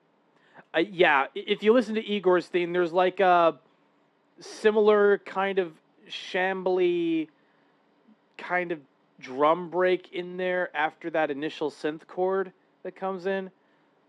Kind of similar in that way. So much texture, so ominous. Yeah. That it starts with the traditional style Pusha T chorus. There's a little bit of a breeze happening right now, and I'm a happy professor because it is hot in this rhino. It's absolutely hot here as well, for damn sure. Good thing I got my fan going. And with this kind of traditional Pusha T style chorus, I realized, do you know what this album does not have any of? Yeah. I mean, you're right. There's not really a lot of that signature Pusha T. Yeah. Like that's just his thing. And you don't really hear that across this album, which is funny. It's kind of funny in a way. I never noticed that. There's none of that. I like it. It's nice. Yeah. I guess maybe he's just sort of keeping that for his solo work. Yeah, that's probably what it is. That particular, like that solo. That's for the solo albums. I like that. I like that differentiation there between where the solo albums you have the and with Clipse you don't. You don't have that. When he's with his brother, he can't express disgust. They content create. I despise that. I create content. Then they tries that. Yeah, I love that As a flow. content creator, I've spent so much. Every time I listen to that lyric, I go, oh shit, I need to hear it again. I don't know what he said. Yeah. They content create. I despise that. I create content, then they try that. So it's like they fabricate something to talk about, whereas I create things and they hate that. Yeah. These jewels, there's rules. I don't buy back. I haven't seen anyone say this. I'm sure they have, but I feel like that's a dig at Drake for buying all Pharrell's jewelry. They're not going to buy him. Whoa! What? What?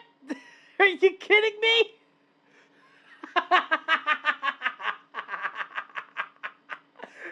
they run these jewels I don't buy back. Oh my god.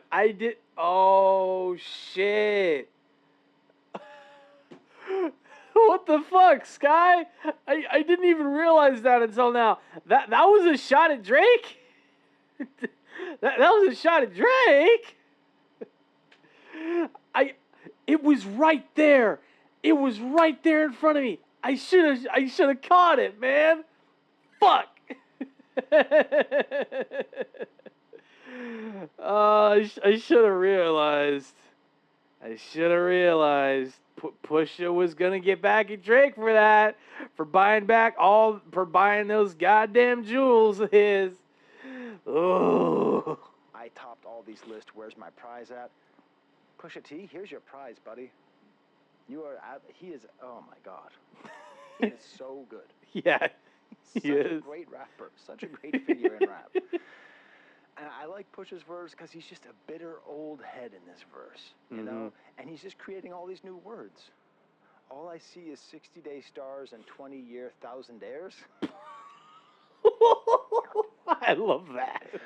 God damn, Pusha T. Going for it. 20-year thousandaires. Hey, listen. There's no harm in making thousands of dollars. Not enough shopping, a whole lot of browsing heirs? My reinvention, I know you thinking how's it fair? You stream kings, but you never fit a crowd in there? Ooh. So it's like a crown and a crowd, and it's like, okay, you got streams, and then the way this beat drops out, the way Pharrell drops out the beat, I've seen things I'm still not proud to share. You Zeus Network, hear it loud. Get these 5,500 hosting out of here. The only Audi here is driven by my owl pair. Talking about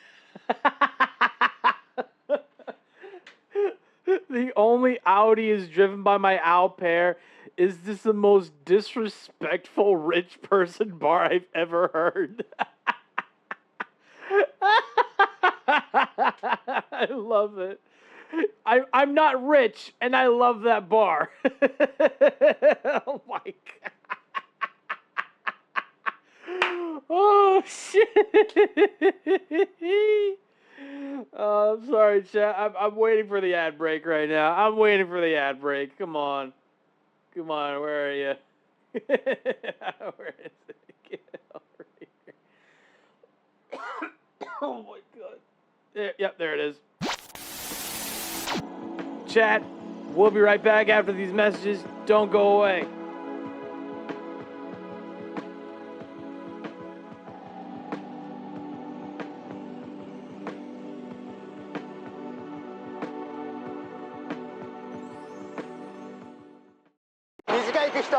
人で飲みに行きません？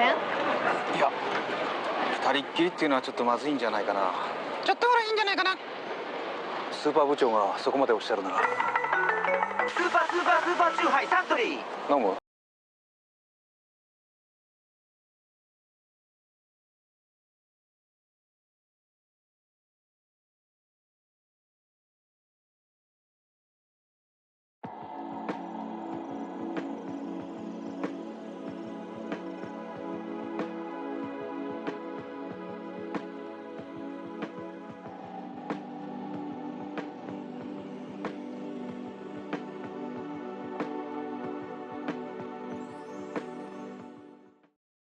？I know you like your outfit stylish, any other line but the Gap is childish. Everybody working is your personal stylist, you're falling. Once you hear the Gap calling, you can't resist the shopping, big ballin', non-stopping, yes, y'allin'. Jeans popping in every mall in town and city. GAP, gritty, ready to go for us, by us, on the low. G, that's for getting the A for always. P, that's for power and the people that praise. Backwards, P for popular, A for attitude. G, get it going, Daddy Gap is on the move. How easy is this? fall into the gap.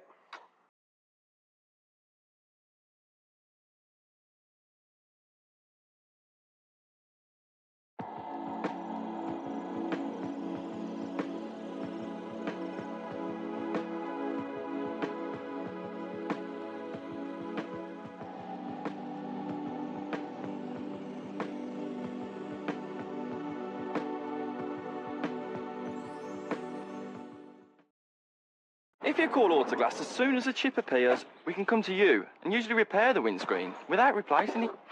We inject our special resin, and in just 30 minutes, the result is almost invisible, and the windscreen's strong again. And not only that, if you fully comp, most insurance companies will cover it, and it won't affect your no-claims bonus. So an Autoglass repair is usually free. Don't wait until it's too late. Call us now or book online. Autoglass repair, Autoglass replace.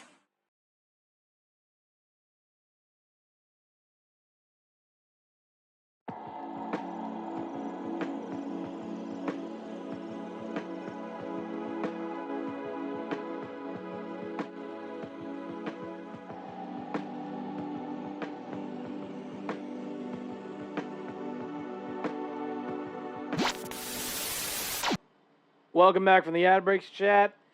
I don't know why that particular ad break was just not working. It's whatever, man. Let's continue. How a luxury car is not luxury enough for him and only his au pair will drive it. Beautiful. And then we get Yeah, that's just beautiful, man. to Tyler's verse, and this is obviously just sweet because Tyler, the creator, is famously a huge Clipse fan. There's that video of him like jumping on stage and rapping along. Oh, It's shit. One of Tyler, the creator's most charming attributes is that he's just truly a super big rap fan, and his verse is good. Yeah. It's good. It's not like, I don't think it's outstanding. Okay. Sure. I need God to play my lead in a biopic. Actually, no, that's pretty great. Now that. Yeah, that's a pretty great line right there for damn sure.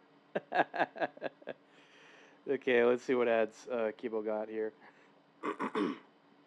New Balance, IKEA, Panda Express, Antes commercial, Subaru, Heinz, Flavor of the World sauces, Command folding clothes hanger, Meta Ray-Ban glasses, and Acer Nitro V5. Nice. Anyway. Think about it. The curse of the zeros, when you become the devil, or the tap dancing. I don't even know if I'm supposed to. I mean, that word is. Anyways, Negro. Yeah. Word. I don't feel comfortable saying it. Fair. Even though I would say it in the context of the NAACP, or if I was quoting Martin Luther King. Right. But in this case, it feels a little bit off to me. Yeah. When you become the devil or the tap dancing, etc., I've come to terms I'll probably outgrow my heroes. So it's about trying to deal with the young people I'll probably outgrow as heroes. Do you know who are a couple of heroes he won't outgrow? The ones he's rapping with here. Yep. And then there's a beat change from Malice. And it's almost like Pharrell understood, like, this beat is good, but it can't quite carry 3 verses. That's No, it really can't, man. Like, I think in regards to POV, I like everyone's verses on that song, but the beat, I don't think Malice could do it justice. Malice needs a new beat. Malice just needs a new beat. It's like they're working in a factory. It's like Pharrell's just like on the control board of a factory, pushing Malice like they're rapping, they're grabbing bars and all that, and then Pharrell realizes that like, oh shit, Malice might do some crazy shit. Get a new beat, new beat. Okay, good. And then go, yeah. That's what I feel. You know, I talk all the time about posse cuts and how usually posse cuts aren't that good. And they aren't that good because, like, it's really hard. That bird sings. It's really hard to, like, carry the weight. So it is just great. Mm-hmm. Just to think, I built a rap career off an OZ. I'm watching Newton rap just OD. Talking all about the way that the newer rappers die and he used to sell crack. Just beautiful. The crazy thing is that like, there's a new friend of mine that I made recently. He listened to this album on his stream. I'm just gonna address him as Terry. Like, I listened to the album with him again in the chat, And even he was kind of surprised by the fact that like that Malice said that particular line, and that there's like a couple of rappers that he could think of. He was thinking of Fulio in regards to like, you know, him dying by shootout and all that. I was thinking of, at that moment, off the top of my head, I could think of like Juice WRLD and Mac Miller. Like they both died from overdose. Didn't matter the substance. Like they both OD'd on something, and they were both rappers in that sense. Rest in peace to Juice WRLD. Rest in peace to Mac Miller. Just wanted to make sure that that was out there. Okay, now we can continue. Who wins this one? It's tough. It's tough. Yeah. But Tyler, I'm giving this to Pusha T. Damn. That's surprising. Honestly, for POV, I would have given this one to Malice. I would have given this one to Malice just because of that OD bar. But I could understand. I could kind of see like why you would say Push won that particular round. I don't know. Maybe that's just me. I think that's just me. I think his verse is really that good, and the chorus on top of it, it's just that wonderful. Oh, now's a good time to mention, I have a problem with my computer sometimes where it just stops recording. If this video stops at any point, I promise you, I will have part 2 linked in the description, and there will be a little box on my screen that says that, okay? I cannot trust my computer. I don't want you to be confused, okay? I didn't know how long this video was going to go, but I'm like 2 songs in, it's been 45 minutes. It's okay, Sky. I can't trust my computer sometimes, too. Not because, like, it stops streams sometimes, but sometimes OBS will just straight up crash. So, well, that's just great. Now I jinxed it. So, there's a good chance OBS might crash. So, good luck. My daughter, who helped me make an Instagram reel promoting this video, says that she hears the song Backseat Freestyle in this beat. I don't hear it, but I want to put that out there. Do you hear that too, or is she crazy? I don't know. I would have to put the acapella for Backseat Freestyle over POV if that was something that I heard. I kind of hear not Corso, but Juggernaut? I kind of hear Juggernaut over this beat, maybe. Again, I could be totally wrong there. Now we get the 2 singles sort of in the context of the album. Hell yeah. So be it. I did a 27-minute video just on this song. I don't really care about the disses except in the larger context. That's fair. I'm sorry, there's no other possible winner than Pharrell for this absolutely outrageous beat. Again, for So Be It specifically, I would have given that one to Push, but to each their own, you know? Oh, God. I just... What, yeah, it is what it is. It is what it is. Someone pointed out to me was performed by a Saudi Arabian, but written by an Egyptian. So I was off when I said that, how dare you think it's Egyptian? And then we get to Ace Trumpets, probably my least favorite track on the entire album, and it's this good. Oh, come on, man. What the fuck, dude? No. I like Ace Trumpets for what it is.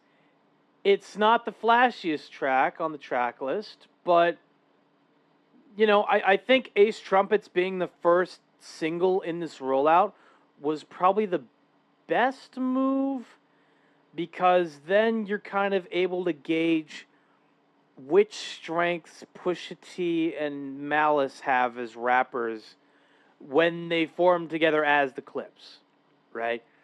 You're sort of able to gauge, like, okay, well, Pusha T has a verse here, and then later on Malice has a verse here. Okay, I like Ace Trumpets. Not the most spectacular song. That's fine. But it doesn't need to be. It's just a great display of Pusha T and Malice's lyrical ability, and the little shot at Ye as well, which is nice. The crazy, woozy, hard drums. I do want to say, this right there is some penne alle vodka. Huh. Nice. A little bit of penne alla vodka. I'm sorry, I had to do it. I made it. Oh, you made it. Good on you. Good on you for that. I got the recipe from Serious Eats. Props to Kenji Lopez and his site. The thing about penne alla vodka, what makes it so good is that it's a cream sauce that's mixed with vodka and just a ton of tomatoes, so it doesn't have the heaviness of a cream sauce. Right. It has the smoothness of a cream sauce. Now this recipe, I have to say, is a little boozy. A little boozy. That's probably why I'm never gonna have any penne alla vodka. If it's boozy, is a little boozy, so not gonna be my thing. Anyway, it's like by the time I was finished, I was a little drunk. I was a little drunk, so I would cook off the vodka a little bit longer. That's But fair. There you go. My wife's like, you're not going to eat 2-day-old penne alla vodka on your video, are you? Yep, you will. Good. Now, it's not going to go well with my coffee. Nope. And so if for no other reason, who wins this? I don't particularly love the beat on here. I like it. I don't love it. We all know how I feel about Pusha T's Yellow Diamonds Look Like Pee-Pee, although I have to admit, Immature. I'll admit. Yeah, Pusha T's Yellow Diamonds Look Like Pee-Pee. That's a bit of an immature urine bar. I'll admit that, but you know, the rest of Push's verse, it kind of offsets that a fair bit, so it's not terrible. I have on more than one occasion just said that line out loud for no reason other than just in my head. But I gotta give it to Malice. Yeah, no question. That one definitely goes to Malice. Ace Trumpets goes to Malice. So Be It goes to Malice. No. Hang on. Okay. So Be It goes to Push. Ace Trumpets goes to Malice. I think that's fair. Or Sky said So Be It goes to Pharrell, but I think it goes to Push. Ace Trumpets goes to Malice. That's fair. I can agree with him on that one. Penne alla vodka, Panama Village fish and trips of Papa. Yeah. The chopper, you all impasta. Yeah. So good. My wife was so excited when I said I wanted to make penne alla vodka. She's like, "You do?" Because she does most of the cooking, but I do most of the cooking on the weekends, mornings, and stuff like that. But Yeah. She's a great cook, and I'm not. And then finally I was like, "It's for a video." She's like, "Oh, I thought you just wanted to do something nice." Aw. I was like, "Yeah, I thought you remembered that was my favorite pasta." Anyways, we get the song "All Things Considered." Boom, boom, boom, boom, boom, boom. Man, they're really on their NPR.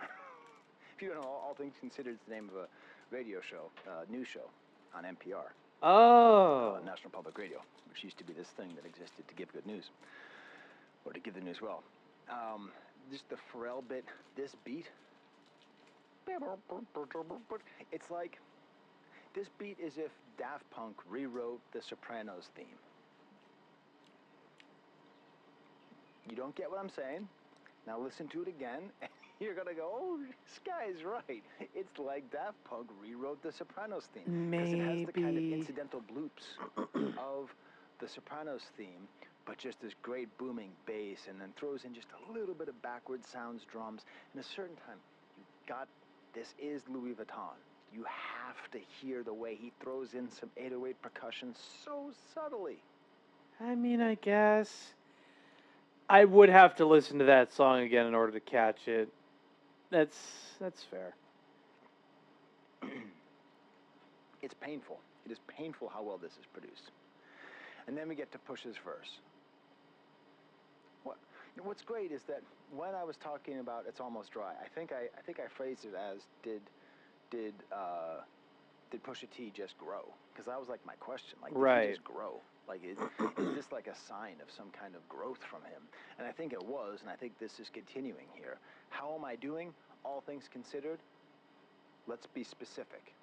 So people ask you, how are you doing? They don't actually care. They just want to move on with their day. You might be tempted to answer for real, especially if, like, your parents just died.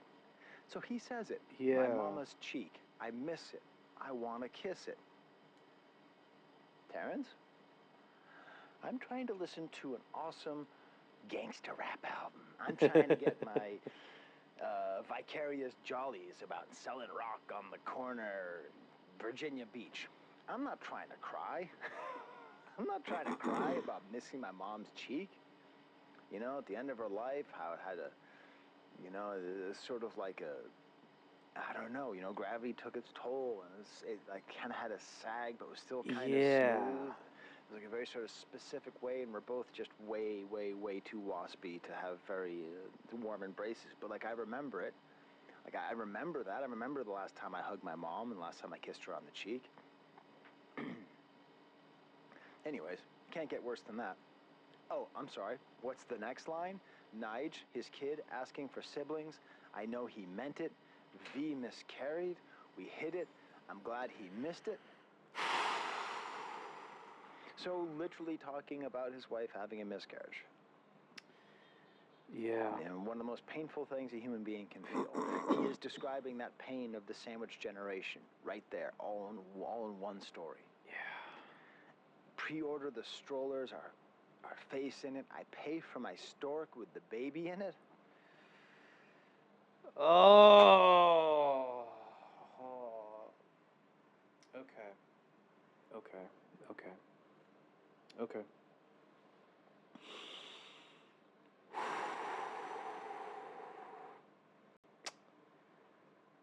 I'm just gonna say this much. I never really thought about having a sibling or like thinking that my parents should give me a little brother or a little sister or anything like that. I never thought about them doing any of that. I don't really care for it, but the funny thing is that like my parents did originally think about like having siblings as well as me, but no, I think they wanted to adopt. They wanted to adopt a kid, but then they didn't go through with it. I think that's what happened. So I was just ultimately like an only child. So I don't know. Maybe there's a silver lining in that somewhere. Who knows? Who knows? Is he going to do like a surrogate? Is that what he's saying? And then he changes. By the end of the verse, he's like, turn N-words into statistics. I'm so sadistic. It's like he can't even stay with this. Yeah. Pain. He has to just do a standard verse. He has to give me those vicarious jollies I was asking for. And then Pharrell comes on to sing with his little goofy auto-tune. You know, blow a budget like F it. We're going to tuck it till it all falls down. And then the drums come in a little bit stronger on Malice's verse. I don't have Peniala vodka on my lips, do I? No, it's fine. And there's some like singing in the back. Ah, it's beautiful. Malice talks about taking a village. And then we have the Dream coming on here to sing. Not the That's What the Mask Is For. It's a different guy. Right. Amazing singing at the end, like mystical, all about life and death are simple formalities, and I've considered all things. Beside Kendrick, this might be my favorite guest appearance on the album, and I don't know the Dream at all. Like, I don't know his music at all. Not a little bit. I couldn't tell you one Dream song. I don't know where he's from. I don't know who he is. Right. But whatever, he added this mystical quality that... It's all Pharrell, man. It's got to be Pharrell. It's all Pharrell, man. I don't know. I think All Things Considered is probably the one track that I need to have it like... It's going to need to grow on me. Because, like, I don't outright hate it, but it's not really a highlight necessarily. I don't know. That one's gonna need to grow on me. That one's all things considered, that one's a grower, not a shower. So take of that what you will. He must have seen it. He must have seen, like, this song needs something. It needs an outro that just takes it to that further level. Right. But who's going to win this one? Who's going to win this one? I think you might be able to tell by how I described it. This is going to go to King Push. Yep. Right over here. King Push in the Yeah, lead. that's a push. That's a push point right there. To Pharrell's 2, and No Malice's 1.5. We'll see how this is going. Next song is called Matubafif. Mike Tyson, blow to the face. Oh God. Ooh. I want to say this one goes to Push, but I'll let you talk. Matubafif. Mike Tyson, blow to the face. Let's get through. Let's get through the Pharrell bit. Just a voice to start. Like, I'm sure they recorded it with the drums, but then they just took it out so you could just hear the cadence, the rhythm, the rapping perfection that has been honed over 20 years of these two men who have dedicated their lives to making great rap music. And then the drums come in. I was at the gym. First time I heard the song, Friday morning, just about this time Friday morning, okay? Right. I was probably watching Wimbledon or some garbage on TV. Yeah. No. Beverly Hills 90210. You got me, okay? I can't help it. I love Beverly Hills 90210. Not thematically linked to this album, really. Good. And I was listening to it, and I was like, okay, he's rapping. And then the drums come in, and I'm on there, and I just go, oh my fucking God. Now, I don't know if the person next to me heard me. They had headphones in too, but I couldn't stop myself. I just swore. But I swore there. Because when these drums come in, when this like Wu-Tang style, yeah, testament to Pharrell's talent. That every single time I see a song title, I'm able to get that song in its head. The hardest part of doing what I do, the way that I do it, is remembering all the songs in one cut, because I can't just go and listen to one cut. But every single song I do, I can just sing, all falls down. Next track, boom, boom, boom. Kind of like a Winter Warzy style beat. I don't really know what kind of RZA beat this is, but your head just nods so hard. Yeah. Slow him down like Robitussin. Slow him down like Robitussin. Oh my God. Bro, okay. I'm exaggerating a little bit when I say this, but the first time I heard Mike Tyson blow to the face, it definitely felt like no, it wasn't even a head nod. I didn't want a head nod, bro. I wanted I wanted the headbang. Okay? Hearing Mike Tyson blow to the face made me want a headbang. Those goddamn drums. Oh, that's so naughty. And I love it. Russian, my name ring like mobile phones when no one's home. Got white slave master souls in my safe. Beautiful lyrics from Pusha T. Just hard, awesome rap lyrics. I'm not a fan of the title. She want a Mike Tyson blow to the face. I know it's about a woman who wants cocaine, but even that feels a tad Drakean, a little coercive. You know what? I can understand that. It's a little. It's Drake adjacent. I will give you that regarding the title, but like, what else are you gonna call it? You know what I mean? What else are you gonna call it? Not every woman wants to be bukkake. I understand that, Kibo. I absolutely understand that without question. It's just like, it's a hard title, man. It's a double entendre, but maybe not in the best way possible. So, I don't know. I'm conflicted. I remember you was conflicted. Ah! It is what it is, man. Shit. You know, like giving women drugs is sort of a tool that sex pests use. So Yeah. I don't like the implied violence against women. Yeah. But whatever, I understand. It's not a big deal, but I don't love it. Fair. They pull out the beat for Malice as well. All you keyboard killers in your feelings, mad you ain't trending.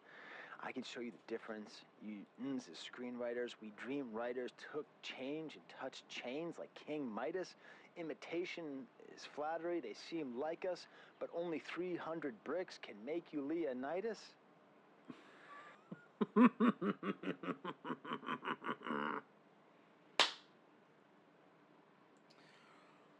Only 300 bricks could make you Leonidas.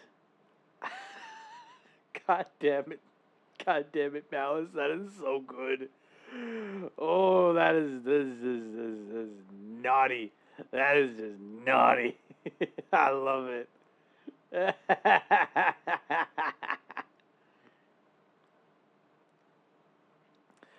All right, Keeble, I just saw the bang boo you sent. Let me go ahead and save it here. Like so. Oh, let me make sure to get Trax's portrait saved as well, because I can't believe I forgot to do that. Oh no, it's there. It's there. It's just.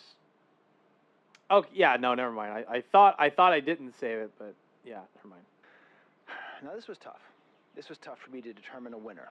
It was between Pharrell and Malice. Obviously, Pharrell's Yeah. choice, but the main thing that Pharrell did that was so great was just let you know how good Push and Malice are. But you know what it was? I listened to it again this morning, and I changed my vote. I actually don't know who wins this whole thing because I've changed my votes. I listened to the album. I woke up at 6 a.m. this morning just to listen to the album one more time, thinking Right. this might happen. I'm giving it to Malice. Yeah. Yeah, Mike Tyson blow to the face. That absolutely goes to Malice for that fucking insane verse, bro.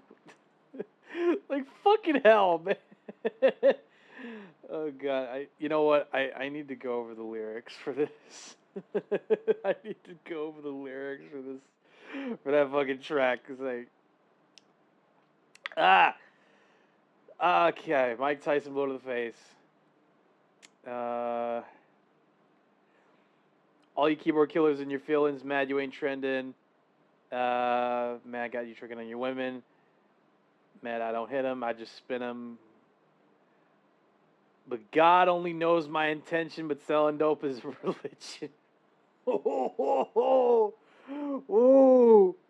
Screenwriters, we dream writers. Took change and touched chains like King Midas. Imitation is flattery. They seem like us. My old plug asked the new plug to reunite us. D-class in my ears. Now let me see you bite it. Shit. Oh, God, I love that. D-class in my ears. Now let me see you bite it. D-class diamond earrings juxtaposed by Mike Tyson biting off Evander Holyfield's ear off. Hell yeah. Oh my God. Oh shit, man. Fucking hell. Yeah, Malice absolutely deserves that point. Malice absolutely deserves that point, no question. Excuse me, no Malice. Just the tone on his voice. The way his tone. How often do you think about voice tone in hip hop? Not a lot. Not a lot, surprisingly. Huh.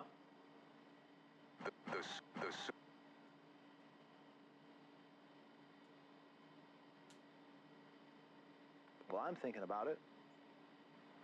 Next song is called Ibita. It's a Kid Rock cover of Bowda. Was that Kid Rock or was that Limp Bizkit? Who did the bow, da bow, bow? I wasn't paying attention to music at that point, mercifully. Fair. No, it's not a cover of either of those things. Let's get through the Pharrell. It's not a cover. Thank God it's not a cover. Okay. Okay. So obviously we have the Summertime Madness synthesizers. Right. If you remember the song Summertime by Will Smith, That was like a play on a song called Summertime Madness by Kool and the Gang that has the synthesizer that goes choo, listen to the song, everybody. Kool and the Gang. Yeah. Way more than just Jungle Boogie. They are such an amazing group.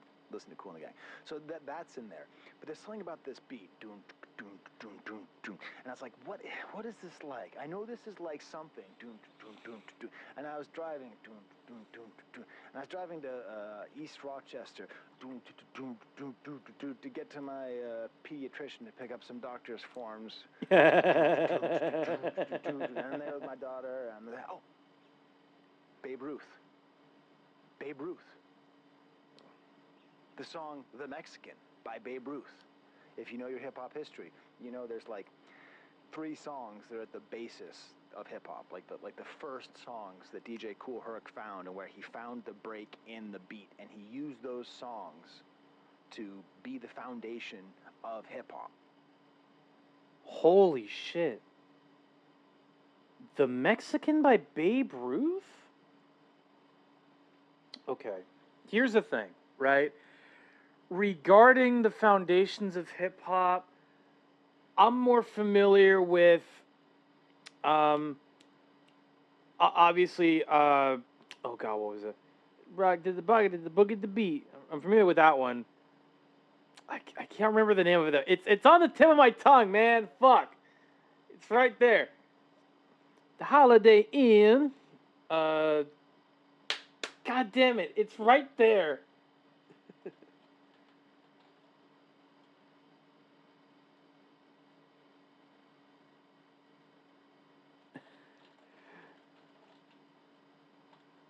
Rapper's Delight. Rapper's Delight. That's what I was thinking of.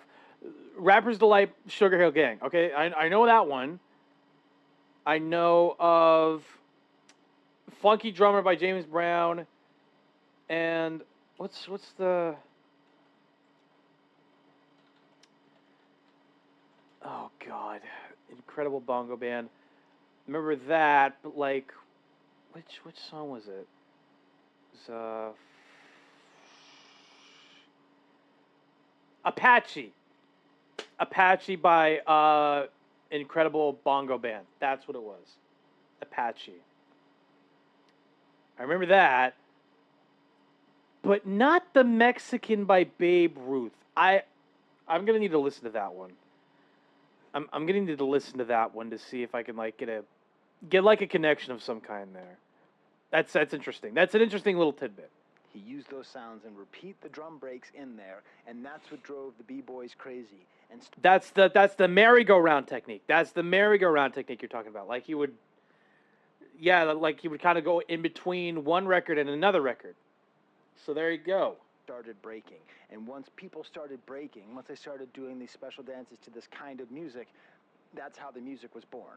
Exactly. That's how the music was born, and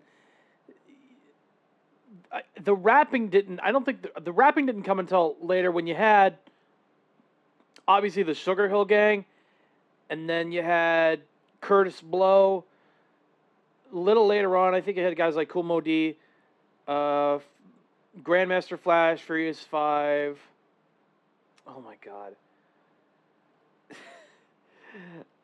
I'm drawing blanks here, man. I'm drawing blanks. Boogie Down Productions. Juice Crew, I believe, with oh God, I think Roxanne Shante was one of the members. I do remember that. I can't recite everything off the top of my head. I'm sorry. DJs did something that made dancers do something that made DJs do that thing more. That's how hip hop was born. And then eventually someone started talking on a microphone. Yeah. And spray painting is connected, but less so. Yeah, the graffiti art, I think that's a little bit less connected to hip-hop. I think graffiti, I think graffiti established the rebellious spirit to an extent, like the rebellious spirit that came from hip-hop, a little bit. But then I think a little later on, you had Public Enemy come along with "It takes a nation to It takes a nation to feed. It takes a nation. Yeah, it takes a nation, and fight the power. That was the political edge. That was the political edge of hip hop. But then, regarding the storytelling, you had the message. Grandmaster Flash, Furious Fire, but that was mainly not Marley Marl. Marley Marl, that was the producer. Marley Marl, not Marley Marl. Melly Mel. That's who I was thinking of. Oh my God, so many names. There's so many names I'm trying to remember all at once. Like, holy shit. Okay. Okay? So listen to the song The Mexican by Babe Ruth. If for no other reason, just do it for, okay, so there's, the Stomp Your Feet and Clap Your Hands by James Brown. What's that song even called? In the Jungle, brother. Anyways, you got that. You got Apache, Thank you. I was thinking of Apache. I remember reading, I think it was in Joseph E. Woodsy's Breakbeats in the Bronx, that essentially this song was like the song. Thank you for the lurk, Kibo. Always appreciate it. Oh, what was the song? What was it? I'm going to go back a bit. I remember reading, I think it was in Joseph E. Woodsy's Breakbeats in the Bronx, that essentially this song was like the song that every breaker wanted to hear was The Mexican by Babe Ruth. Really? I'm not even like insulted. I'm just very surprised. Genuinely, I'm just genuinely very surprised by that particular fact. I didn't know that, because I knew about like every other record that like established hip hop, technically speaking, but like The Mexican by Babe Ruth, I've never heard that one. I am going to listen to it. I'm going to listen to it during the next ad break. I'm going to listen to it. My daughter's like, this reminds me of White Rabbit by Jefferson Airplane. So we listen to that. I'm like,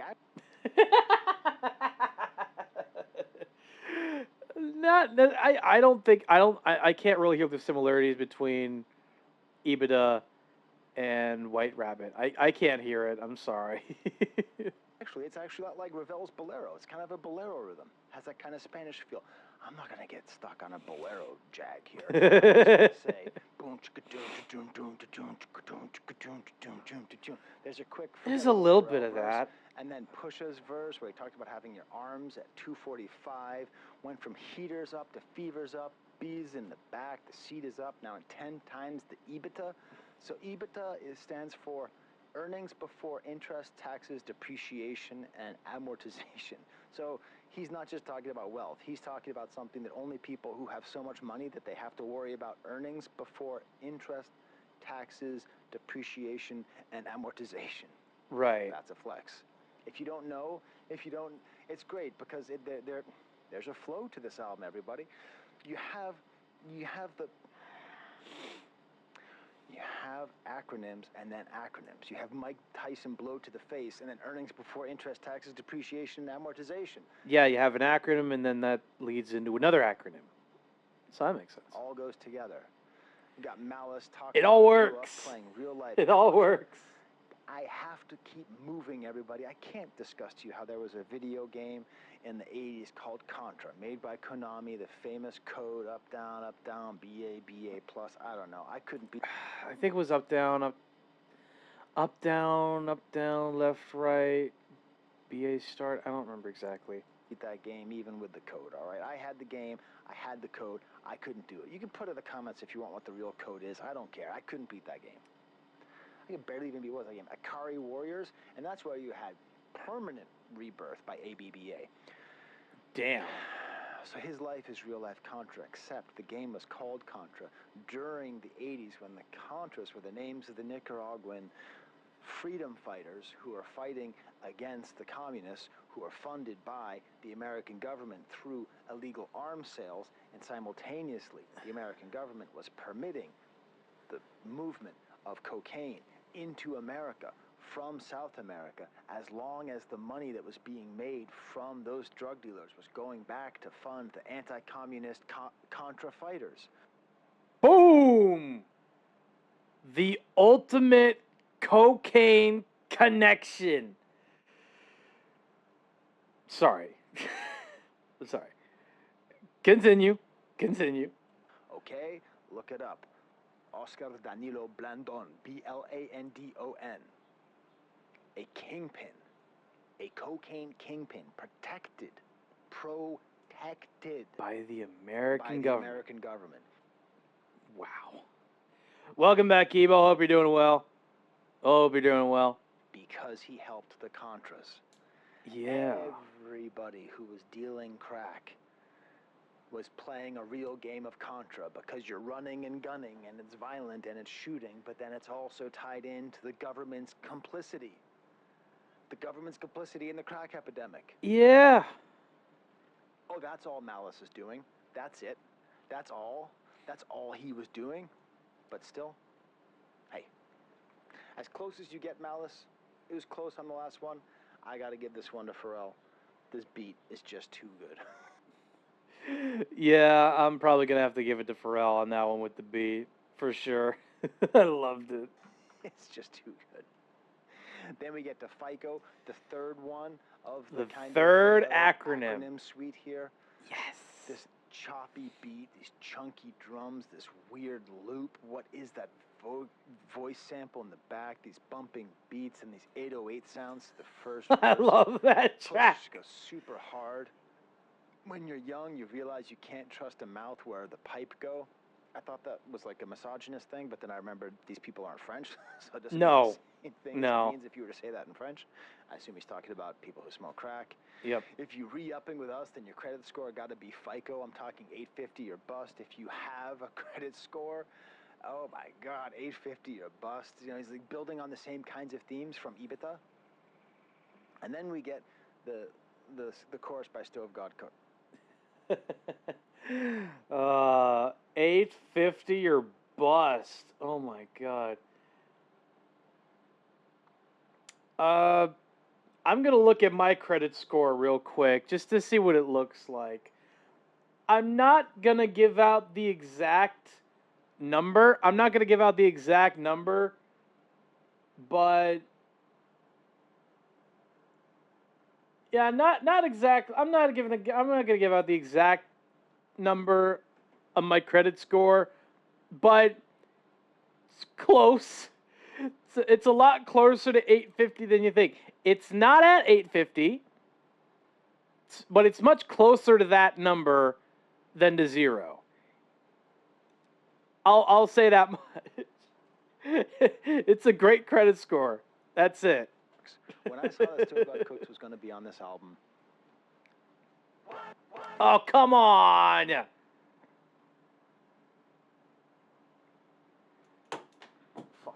I was as excited as I was knowing that Kendrick Lamar was going to be on the album. Yeah. Because Kendrick is great. That's a sign of the great holy war for rap and the good shepherds versus the thieves in the night.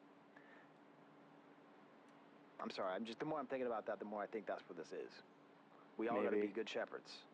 Are you a shepherd or are you a thief in the night? Are you a hired hand? I'm trying real hard to be the shepherd, Ringo. Look, I'm willing to admit maybe I made some mistakes in the past. Maybe I made some particular choices that weren't really the best. You know, I can admit that. I could definitely admit that for sure. But at the same time, you know, I'm trying to be a shepherd in this context, so it's not like I'm not trying, I guess.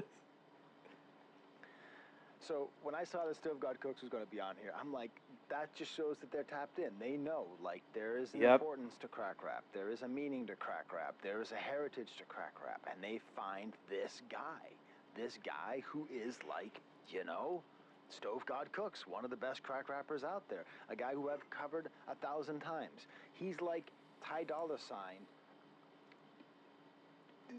for like real rappers. I don't know how to say it. He's like Ty Dolla $ign for real rappers. That's a crazy comparison.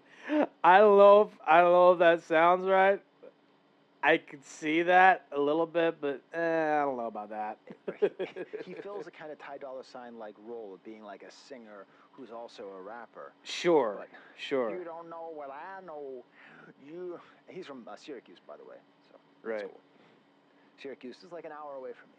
I go there sometimes when I want to go to state fairs and horribly organized concerts. The Wireless Dome at Syracuse. Damn. It's not a fun place to go. Not a fun place to go. Anyways, you don't know what I know. You ain't see what I saw, no. You ain't been where I go. With Fetty so strong, you gotta bag it with one eye closed. Fetty, I assume that means fentanyl. And he has to have one eye closed, which is like Fetty Wap, who was a rapper who didn't come to my college. He canceled the day of and almost... See? That's the double entendre I pointed out during Terry's reaction to the album. God, that was a great time. That was an awesome time, for sure. Students were so disappointed, and they said they would never, ever get over it. And I said, I promise you, you will get over the fact you did not see Fetty Wap perform in 2016. My shooter turned you inside out. I heard the feds turn your crib inside out, drop the roof on you, let the inside out. Fresh Prince Jacket Boy, I cook him till the inside out. He's not trying to be the guy who has all the rhymes. He has really good rhymes in general, but that's not, he's trying to do a chorus here. So right. He's repeating the same words over and over again. He's just rapping the words inside out in different ways and ends with the Fresh Prince jacket because Will Smith's character turned the jacket inside out so he looked cooler. This is just, okay. This is for rap nerds, okay? We get some. All right, we get some. This album is not an album for the rap nerds. Right. But this is some. And this killer verse from Malice on the...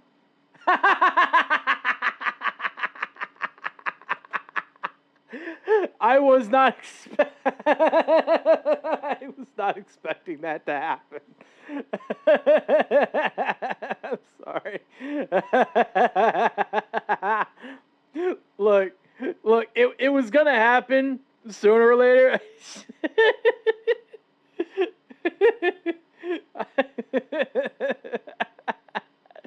It was gonna happen sooner or later, okay? I didn't expect it to happen there. So that was scary. That wasn't scary, that was funny. I apologize. It's all good. That's my copy of Kill 'Em All by Metallica. Have you been wondering why that's up here? Can you complete the sentence that starts Kill 'Em All? Kill them all and let God sort them out. That's the full phrase. Kill 'em all, let God sort them out. There you go. Oh, because my vinyl for Let God Sort Them Out hasn't shown up yet. Yeah. When it shows up, that's when I'm going to do my second video. Nice. Got the alternate art. The Cause stuff is okay. But I was introduced to Cause because there was some like Sesame Street stuff at Uniqlo. I'm like, oh sweet, I'm going to buy this dead Cookie Monster. Who wants to buy dead Cookie Monster imagery? The Cookie Monster is eternal. Where? Artists just have their own signature style or like motifs, I guess, and for Cause, I guess it's just the X's on the eyes. I don't know, man. So yeah, we've got Malice's verse here, and this verse from Malice is great because it's one thing to show how real you are when you talk about crack rap, when you talk about the price of an eighth and the price of the red tops and the blue tops and the green tops and the plugs and all that. This is a verse about not getting thrown in jail. This is a verse about how to play it smart. On the road with a load, brake line, I know where to place mine, so like where to keep the drugs hidden. I don't keep a gun in the glove because he knows he doesn't want to get on a gun charge. Hit the turnpike with the running lights to be on in the daytime because he doesn't want to be pulled over for the lights because K9 sniff out a crumb. Hands 3 and 9 on the wheel as I'm crossing the state line. That's where you're supposed to have everything. So he's just driving totally properly. dumb, survival of the fittest.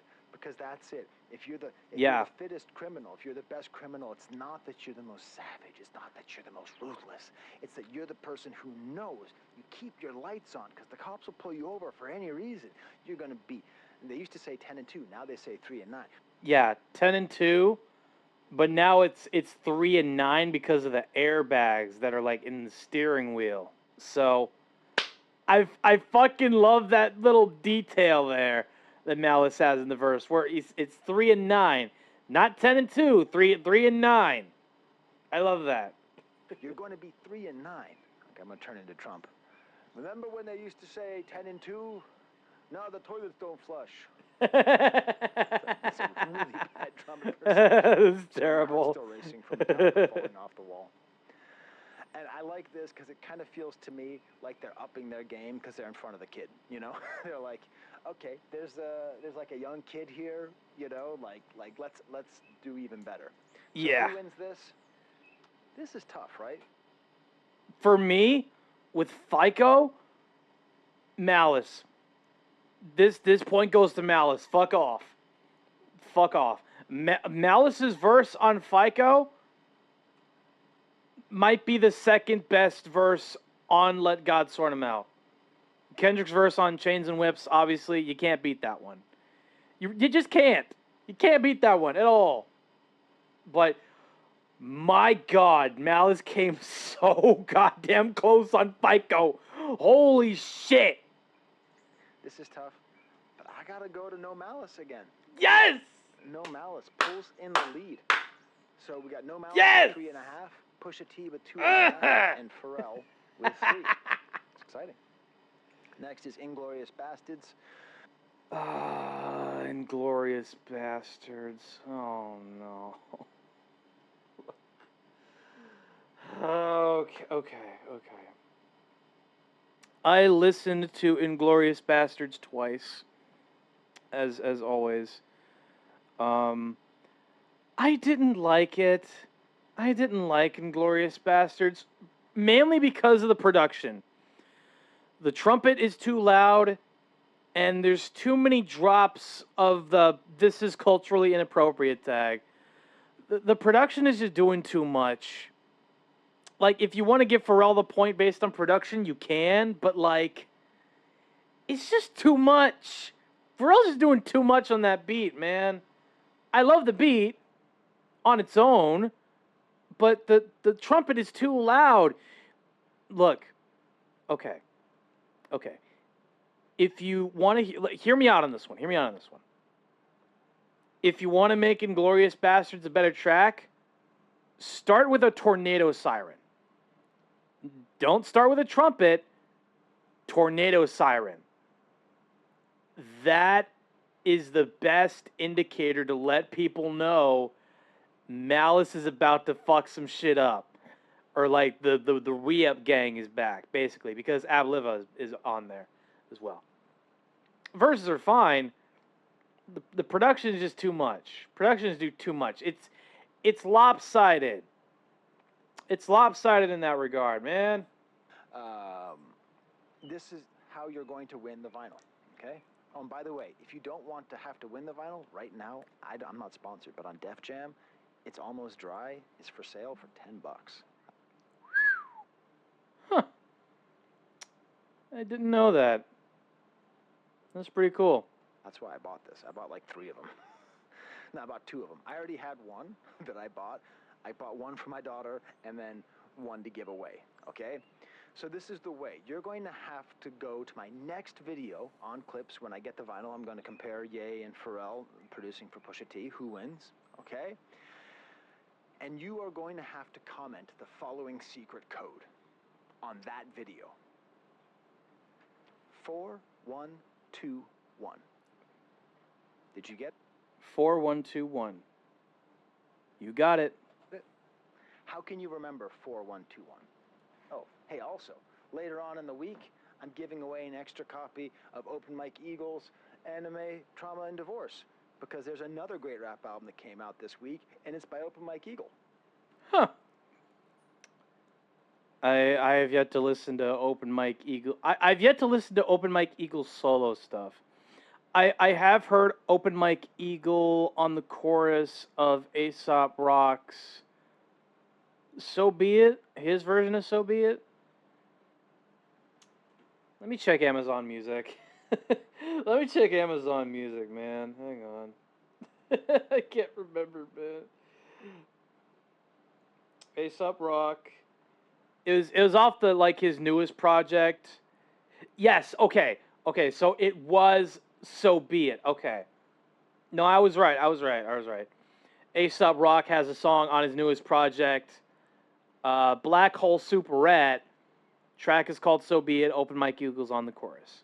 Boom. Figured that one out immediately. And he accidentally sent me 2 copies of his record. What do you want me to do with it, Mike? He said, I don't know. We'll figure something out. I said, I'll give it away. He said, how should we do that? I said, I don't know. We'll talk later. So that'll be later. What does 4121 mean? Well, let's get into this beat, okay? The beat starts off with this crazy drone sound and Jesse Jackson speaking, and I think this is intentionally a reference to Public Enemy. Is it Don't Believe the Hype? Is it Black Steel and the Hour of Chaos? No, it's Brothers and Sisters. I don't know what this world is coming to. Really? That's Public Enemy reference? Okay. Well, I think knowing that now, I don't hate it as much. You know what it is? It's how loud that trumpet is. It is a little too loud for me. I can hear the vocal fine, but yeah, that was a little too loud. I think they could have brought the trumpet sample down a couple decibels at least, especially on the intro. That trumpet drone, bro, that needed to be turned down a fair bit. So, yeah, that's the only reason why I don't like Inglourious Basterds. As well as, this is culturally inappropriate. The amount of drops on there is too much. There are there are drops of that particular tag across the album, but on Inglourious Basterds, too many. Just too many drops. Okay. You know what? There's an ad break coming up, so let me just anticipate. Let me anticipate the ad break coming up in just a moment.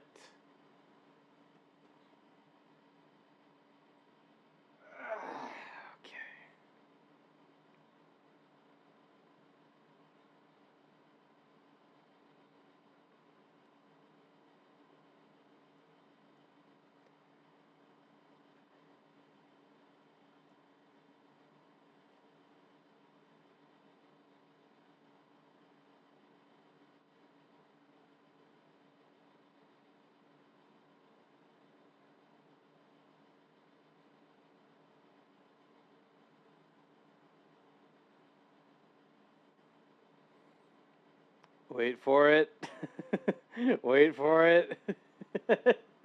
I'm waiting for it. Come on. It's right there. Chat, we'll be right back after these messages. Don't go away.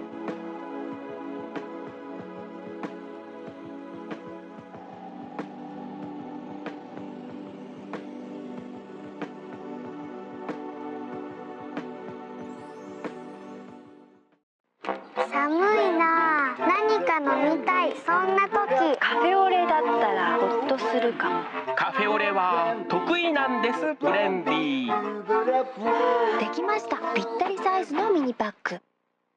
新しい時代のお米無洗米ついに登場。米ぬかがない。だから研がずに炊ける。お米本来の美味しさを初めて実現。だから簡単。便利。美味しい。どうですか、親方。お米の常識を変えた無洗米。研がなくてもいいの。無洗米はキューティーちゃんマークが目印。JFC 红子鱼的加给棒哦，红子鱼的加给棒哦，红子鱼がいかがでしょうか。加给棒。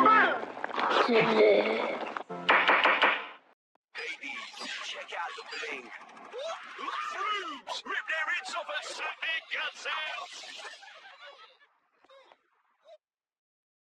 like it.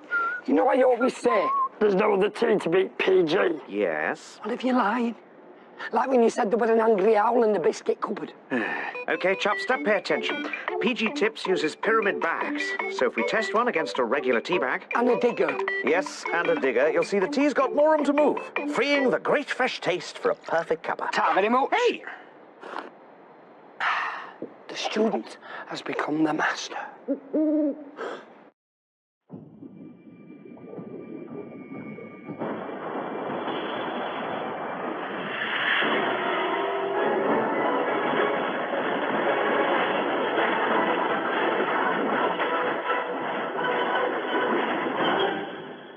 믿을 수 없다.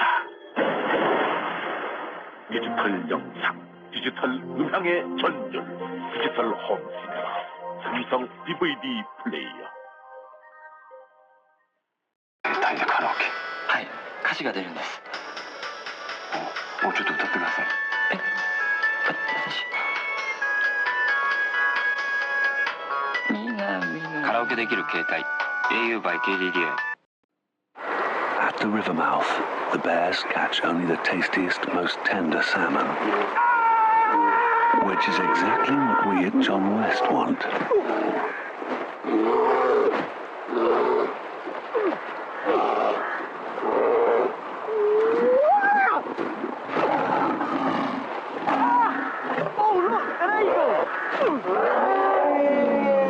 John West endured the worst to bring you the best.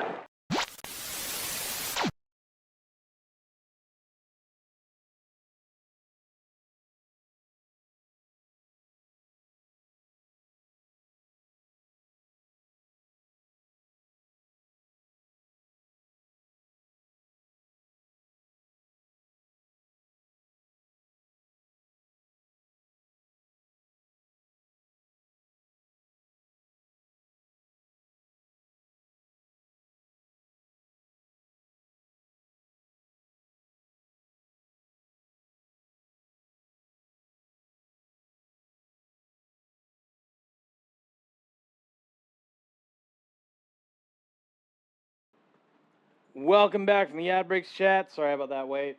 I had to use the restroom and get water. Funny enough. Okay. Let's see what ads we got. Panda Express, Auntie's commercial, Command folding clothes hanger, Blink eye drops, Heinz flavor tour sauces, IKEA Subaru Cross Trek, Hulu and Disney Plus bundle, and Bear gets his balls busted. Yep, that's pretty much what happens.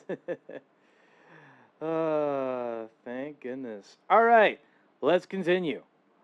Rebel without a pause. Sorry. Oh. I had to like play Rebel without a pause. Public Enemy catalog in my head. I think that's a callback to that. Oh. And then this beat is just, this is the pop hit, okay? And what's so cool is there's so much space in it, and it's a dance song. You know, this gets my 2-year-old to dance, you know? But do you know what it is? Do you know what it is? It's the way he hits the horns. Yeah. He hits the horns like this. Bum, bum, bum, bum, bum, bum. Bum. Bum, bum. Bum. Bum, bum, bum, bum. Bum. You see what it is? Yeah. It's 4 hits, 1 hit, 2 hits, 1 hit. 4121, secret code. Okay. Entered into the contest to win on my next 4121. Just beautiful. The horns are so good. Double instrumental, just rhymes and rhymes and rhymes. There's no like, there's a chorus in here, but it just bleeds in for the next one. Pusha talking about riding on an ocean. Remember days of no cable, Malice back then, working hard on linoleum, got me standing on this podium, this rusty bass sound. Abliva's there. Abliva? Abliva? It's been a long time since I listened to the Re-Up Gang, which was the group from Virginia Beach that they had with Abliva. Yeah. You know, they're honoring their past and people who've been with them from the beginning. Nice lyrics from him. Who wins this track? I'm sorry to say, everybody, it goes back to Pharrell. Yeah. Yeah, Pharrell wins on Inglourious Bastards for sure. Because, at least in my opinion, production is doing a little bit too much. Again, just, it's not, I don't necessarily, okay. just take out some of the this is culturally inappropriate tags. Just take like a few of those out. Take like a few of them out. Lower the volume of the horns, or at least like lower the volume of like the drone at the beginning. You got a good beat. You got a good song. Like that would be much better. But no, it had to be that.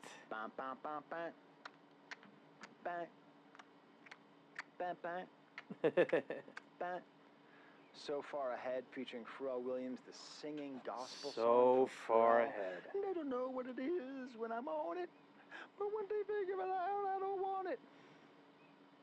I guarantee you, this is the song that might bring Kanye West out of retirement. I know he's not retired, but artistically, he's kind of retired. Yeah. He's kind of retired. He is. Okay, now he's unfortunately not well enough to make music right now or to do anything right now. He really just needs to get better, and unfortunately, he's not just really getting not. better. But I swear to God, when he hears this song, he's going to be like, damn, I got to make good music again. Well, I mean, I recently saw I don't think it's a Professor Sky video, but it was someone else's video. They were talking about how because of the fact that Ye was able to see his kids again, he then went back to the gospel music, which isn't a bad thing, but like last time he was shouting out Nazis and shit in the music. Like at this point, dude, God ain't gonna save you. God is not gonna save you. I'm sorry, but saying that all of your friends are Nazis in a song, that's not gonna save you, dude. Even if you try to go back to God and all that, like you're following through. You're following through at this point, man. I'm sorry, but Ye is fucked. There are so many shots at Ye on Let God Sort Him Out. It's insane. It's actually kind of insane when you really think about it. Tired of the creators outgrowing his heroes. Friggin' Push is still waiting on Yeezy, the old Ye, Kanye. Kendrick mentioning Genius, which was like the documentary series on Kanye West, like, you know, the rise, the superstardom, and then the fall off. Absolute insanity. Come on. Let's be honest here. Because that's what Kanye is. They don't know what Kanye is doing when he's on it, and once they figured it out, he doesn't want it.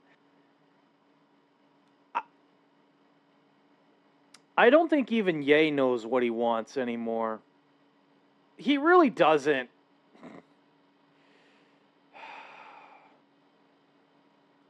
I could be totally wrong there, but, you know, sometimes you got to be honest about yourself. I don't know. This is Pharrell's nice way of saying once they like you, make them unlike you. So far ahead, we're behind. Yep. Pharrell. Piece by Piece. It's on Netflix. The Lego documentary about Pharrell. It is like one of the great music documentaries, one of the great hip-hop documentaries. I have yet to see Piece by Piece, by the way. I have yet to see that documentary, but, like, I don't know. It looks like a fun time. I want to give it a watch sometime. I just not sure how I'm going to be able to do that. I would probably need to go on Apple TV or, like, the movie section of the Apple Store. Maybe. I'll figure it out. It's a wonderful piece of art. I cannot wait till my girls are old enough to show it to them. It is just a great movie, and it makes you love Pharrell so much. Pusha T's verse has this killer start, because it kind of breaks from that gospel bit into almost like a Ace Trumpet's like woozy sound. Yeah, swerving through a the little lanes, bit. serving Kane still ain't never hit a pothole. If I was Brittany Griner, I need Obama. The only one to swap is Chapo. Like, that's how big of a criminal you'd have to swap for him because he's that big of a deal. And then we get to the one lyric I don't like. Me just being me, respect to PNB, I'd probably never eat at Roscoe's. Now, Roscoe's is where the rapper PNB was shot in LA. And it's very Yeah. sad. That's not Yeah. I could understand, honestly, yeah, that was, like, rest in peace, PNB Rock, obviously.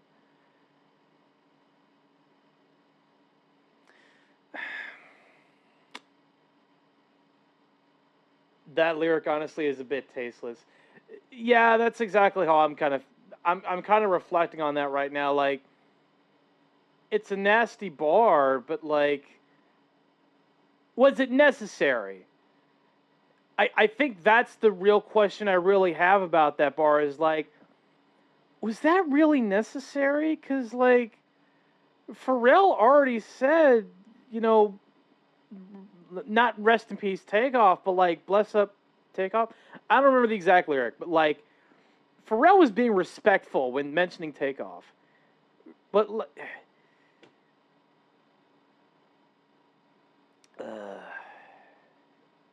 yeah. No, I could. I kind of understand that now. That was a bit. That was a little tasteless, a little too far. Yeah. Probably. Because, like, Push is a better lyricist than to mention Roscoe's or PNB Rock. Like, in that context. You know? He did say, like, respect to PNB at first, but, like, it's tough, man. It's tough. Push your pullout game was not there in that bar. Yeah, the pullout game just was not there. It wasn't. It really wasn't, man. what upsets me. But saying that you'll never eat at Roscoe's, I think what he's implying is that he's so rich he would never eat at Roscoe's. Push. King. Can I call you Terrence? Really? Really, Sky? That was your objection? The fact that you object to the fact that, like, Pusha T is so rich he wouldn't eat at Roscoe's. That's the only reason why you objected to that bar. Not because of, like, the bar on its own, but because of... Come on, man. Really? It is what it is, man. It doesn't matter how much money you have. Chicken and waffles at Roscoe's is one of the great luxuries on planet Earth. I have been to Michelin star restaurants. I have made panada vodka. And there are few things on planet Earth that taste better than chicken and waffles from Roscoe's.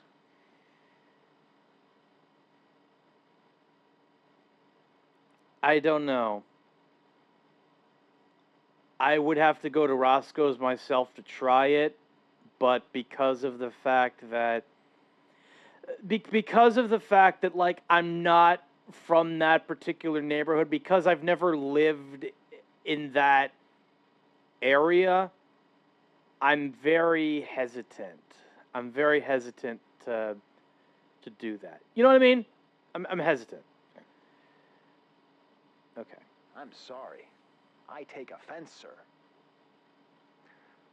That Roscoe's makes the second best chicken and waffles I've ever had in my entire life. First best, Merritt Bakery in Oakland. Merritt Bakery in Oakland? Huh. So, something that may make you laugh. Okay, fine, I'll read it. My biggest problems are always in my pants, and I've run out of pants.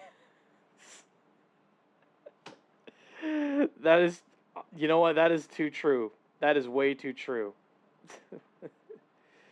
Okay. Well, okay. What were you gonna say, Sky, about the best place to eat chicken and waffles at? Go ahead. Offense, sir. That Roscoe's makes the second best chicken and waffles I've ever had in my entire life. First best, Merritt Bakery in Oakland.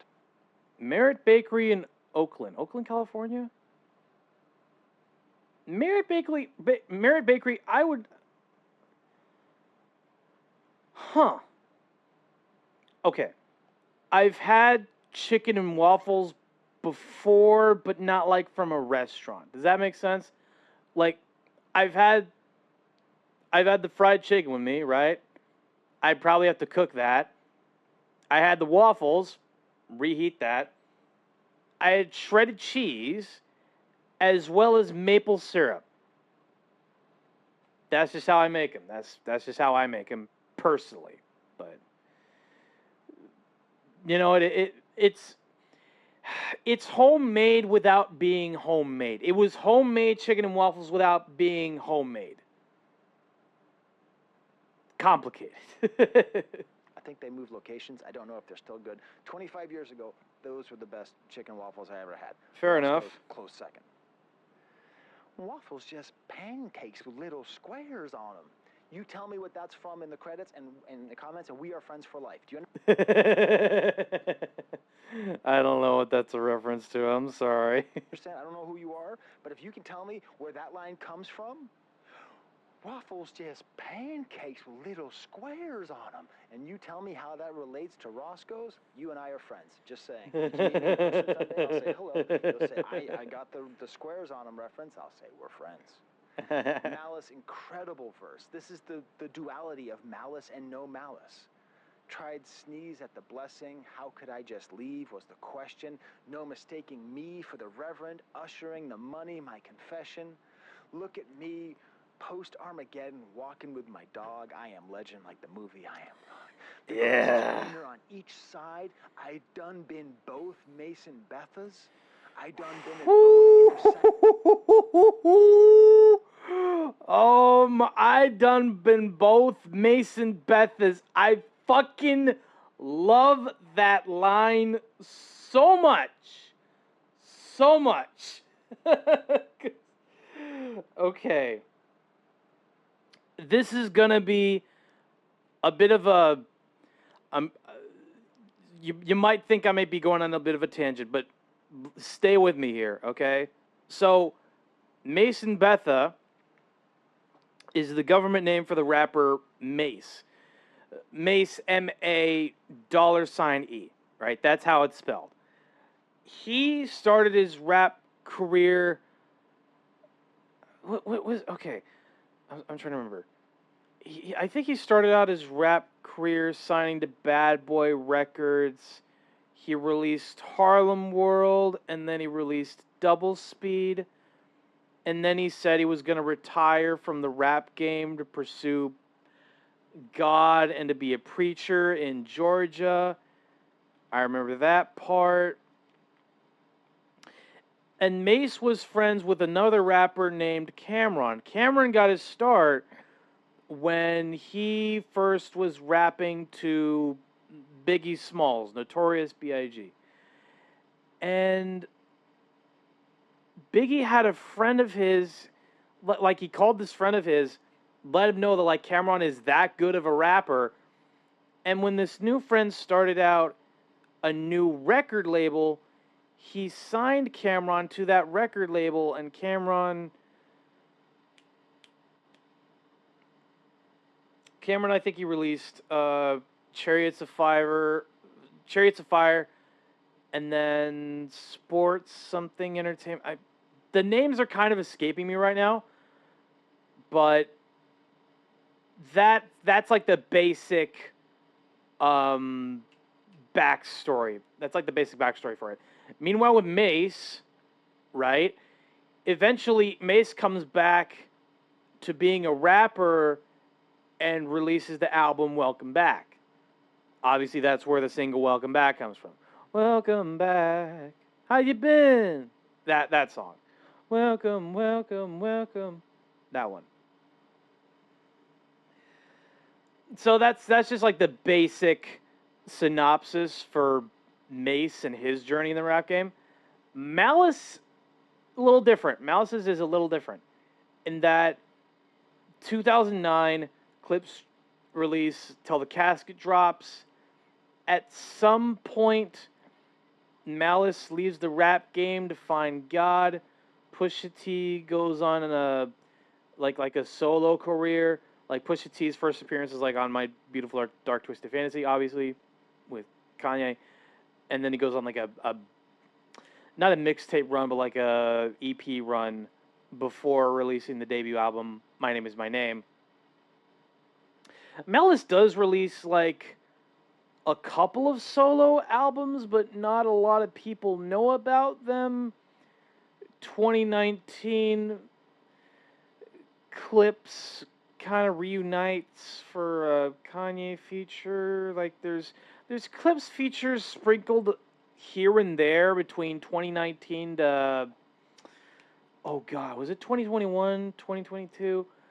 I think the last like notable Clipse feature I could think of was off of Nigo's I Know Nigo with Punch Bowl. Yeah, that was like the last particular Clipse feature that I remember of off the top of my head. So there was that. And then obviously, 2025 comes around, let God sort him out. So there you go. So he's talking about Mace, okay? Yeah. Mace, Murder Mace, the rapper. Murder Mace. I forget who he rapped with. He wore these shiny suits, and he did... Yeah, he wore the shiny suits. Mace... I don't want to say Mace rapped with Biggie, because Biggie died March 9th, 1997. When did Mo Money, Mo Problems come out? Give me a sec.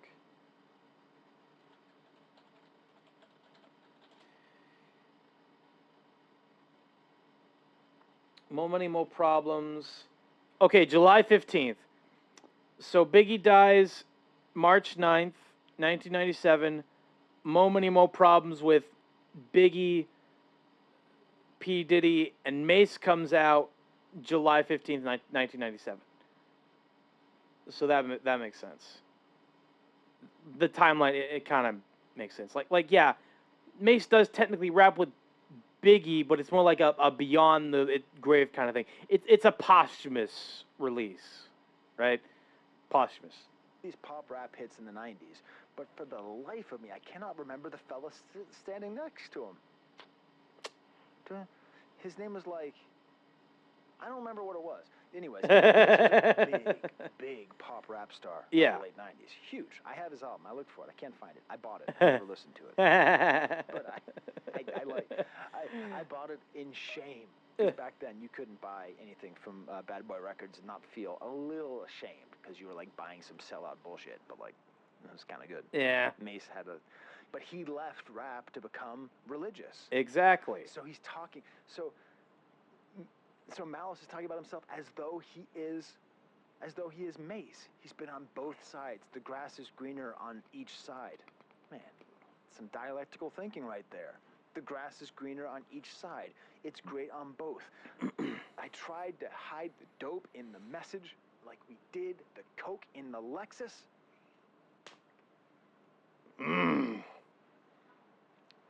Fucking rap music, man. Yeah. Scott, do you really like rap music, or do you just talk about it? How do you not like that? How is that not just the best? Same hands I used to whip work. See me turn them both into blessings. Oh my God. Just beautiful. Just beautiful. It's that dichotomy, man. Absolutely insane dichotomy on display from Mace with that one. You gotta love it, man. Who wins this one? Who wins this one? I gotta give it to Malice again. Yeah. That's fair, but like, what about Chandeliers? Or no, wait, hang on, wait, which track are we on? 1, 2, 3, 9, 13, 8, 10. Okay, 8, 10, 11. Okay, we're on track 11. I need to review the track list. Okay, track 11. We're on track 11. So, okay, you know what? I think that's fair. That's fair. That is you know what? I miscounted. I miscounted, like, which verse we're on. I give it to Malice. I don't care how good the beat is from Pharrell. Malice just laid out his entire existence in one verse. The grass is greener on both sides. Let God Sort 'Em Out. Chandeliers featuring Nas. It's a cover of Sia. It's not a cover. Okay, I get two jokes. Was Sia the one who did Chandeliers, or was that Miley Cyrus? No, it was Sia. You were right.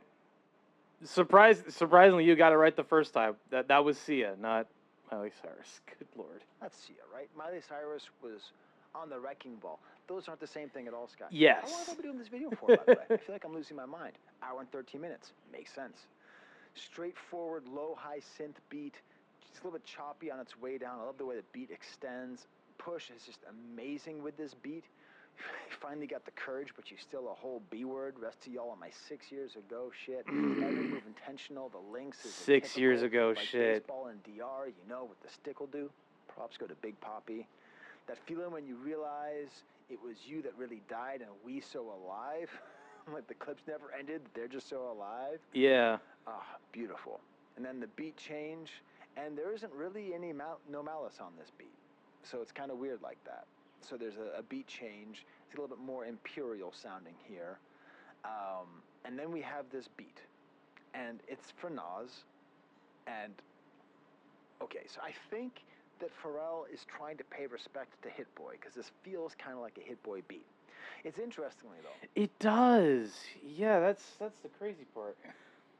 That beat switch very much felt like a Hit Boy kind of beat. So I think that just goes to show like how good the King's Disease trilogy was. But man, even though I listened to like a few tracks from King's Disease 3 and maybe one from Magic, I didn't listen to the full trilogy. What the fuck was I thinking, man? I did listen to The Mexican by Beirut. I could kind of see the similarity between the drums on Ibida and that. So I could hear it. I could hear it. A sample from a TV show called... Oh, come on!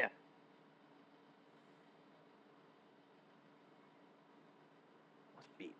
It's interesting. Pharrell is trying to pay respect to Hit Boy, because this feels kind of like a Hit Boy beat. It's interestingly, though, a sample from a TV show called... What's it called? What's this thing called again? I don't have it. Anyways, it was a TV show, Sarge. That was what it was called. Sarge, okay. With George Kennedy, and I'm going to quote from Wikipedia. Kennedy stars as Samuel Patrick Cavanaugh, a San Diego police detective sergeant who decides to retire and enter the priesthood after his wife was murdered. Holy shit. What the fuck? How? I don't know. Was that on purpose? This TV theme song has never been sampled, according to whosampled.com, never been sampled by anyone else before. And here it is in the middle of this Clipse album. I don't know. And then we get the Nas verse. Everybody, I love Nas. Insane. But this is not the best verse on the album. Okay. Single-handedly boosted rap to its truest place. Fuck speaking candidly. I alone did rejuvenate hip-hop into its newest place. Made it cool for Grammys-nominated LPs from previous generation MCs. This is not Nas's best verse, but what I love about this is Clipse paying homage, paying homage, playing homagey to the... Someone asked me in a comment recently, does it hurt you as a French professor to pronounce homage with an H? It does. They don't pronounce H's in French. Like, they are paying homage to the fact that, hey, yes, this idea that you can be not just... Because listen, there's a lot of older rappers making music, but how many of them are making... This is the test. If you go to see them in concert, do you want to see them play their new stuff? That's how you know if a band is alive or if it's a nostalgia show, okay? So let's take one of my favorite groups of all time, Wu-Tang Clan, okay? I had not seen them in concert since 2010, but I'm going to guess when you're there, people are not checking for the new stuff. The new stuff is not bad, by the way. It's good. They're still good. They're still good. They're still artistically there, but... Sure. I mean, come on. I hate to admit it, but you got to admit it. They're not there anymore. Yeah. Right? So Nas, with his run with Hit Boy, sort of laid out the template. He sort of blazed the trail, and Clipse are giving him space to do it. And I think that's why the weirdest thing about this album, the weirdest thing, is that Jay-Z is not on it. It's kind of crazy to think about. I did see on Twitter, I saw a video clip of, I think it was Clipse. Yeah, Clipse, or actually, I think it was Pusha specifically. He talked about how they practically sent Jay chains and whips, so be it, ace trumpets. Like, they sent him various beats, but he never just turned in a verse. Jay-Z never turned in a verse for this album. Nas did, but not Jay. Damn. I don't know. I would have liked to have heard a new Jay-Z verse. It would have been nice, like if there was some slick shit going on, but maybe Jay's saving all of that for the new album. I don't know when it's gonna get announced. I don't know when it's gonna come out, but I don't know. I'm hoping it'll be sooner than most of us would expect. Sooner would at least be nice. It would be cool. Wouldn't be mind-blowing, but you know, it would be nice, at least. They paid $1 million to get off of Def Jam, to come here and be on Rock Nation. By the way, I wanted to get one of those black and white hats with the paper plane on it because I think it's cool. And Again, that pause game. I gotta get an emo with that face now. God damn it. Absolutely insane pause game. Fuck, man. Okay. There you go, Kibo. Here, let me give you another one. God damn. Absolutely ridiculous pause game. There you go. You love to see it. think I could pull it off as a white guy? I can't tell. Middle-aged white guy in a Rock Nation hat, it's on the line. And then it was $60, and that line just went right out there. For a baseball hat. My wife thinks I don't look good in baseball hats. If only. If only. My wife is also correct. So I sort of feel like Jay-Z not being on this album is the biggest miss, but it's also not. Because what's the truth of Jay-Z? The truth of Jay-Z is he's not a rapper, man. He's a businessman. Exactly. My wife is also correct. Exactly. My wife is also correct. Continue. So him producing it makes sense. You got to get Nas on here because Nas is the one who's keeping it real, who's keeping it alive. Nas is not going to just release one album 10 years ago and then be like, haha, right? Yeah. It's beautiful. Maybe this will be the thing that finally gets him in there. Maybe. Who wins this one? I just like Push's verse. Yeah. This is going to go to Push. So we're going in. I think that's to fair. The last song, we got Push with 3.5, No Malice with 4.5, and Pharrell with 4. Last getting track. Pretty close here. We're getting to the song By the Grace of God. Pharrell, let's get through Pharrell. Simple drums to start, raw and cool, simple strings up and down. This sample that I almost recognize where it goes do, do, do, do. Maybe it's not sample, maybe it's reinterpolation of something. Maybe. And then this weird yeah in the background. Yeah. What is that in the background? Yeah. Shit, that's what it is. Yeah, what is that sound? And then the chorus, by the grace of God, this thumping bass. Malice starts off. Isn't Pusha T supposed to start off here? And he's talking about, like, cleaning out his dad's stuff. The right time to fold you, I'm losing saints, it's my soldiers, it's all lovey-dovey. Looking at the body, smiles I'll never see again. Never be a we again. Cleaning out your closet, the one you kept your demons in. I cleaned out my dad's house. I did, with my brothers. To be truthful, they did most of the work. That's always kind of funny. just admitting that. Yeah, most of my brothers did the work. I'll admit. Yeah, wasn't great, but at least you did something. That's got to be. I don't know what I'm doing. I was emotionally mourning and had 2 smaller children who needed more attention. 3, I guess, at that point. Mm-hmm. So props to my brothers for doing most of that work. Yeah, but you imagine right now, okay, if you're a pre-internet person, okay, imagine right now you drop dead. Everyone in your life sees every single thing that you left behind. Yeah. Okay? So he's not making it explicit, but it's implicit. Cleaning out your closet, the one you keep your demons in, hard for me to breathe again. I'ma blame your head, not your heart. He's showing grace, he's showing forgiveness to his dad. Till we meet again, I could have been one of them, locked up, never see the sun again, burning buildings. I kept him running in, the lure every time I flew 100 in. And then Pusha T is going to later take this rhyme scheme and rhyme it with Cullinan just once. He's going to link them together, because running in is going to become Cullinan. And then we get to this pre-chorus. When crew breaks apart, who takes the charge? You face the cards, I lace the squad. And Pusha T comes in, all the black max I squeezed, black cloud hovering, bulletproof Cullinan, tears on my pillowcase, spitting in your face. Was I cooking death when I was baking? Salt bay it, sprinkle and saute it, just...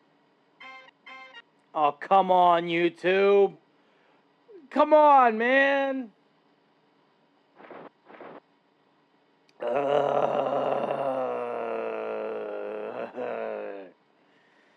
Was I cooking death when I was baking? Salt bay it, sprinkle and saute it. Out of all the moments in a rap album to reference Salt Bay, maybe that was the best. I don't know. Just leave Salt Bay for the end. That's probably the most appropriate time, I guess.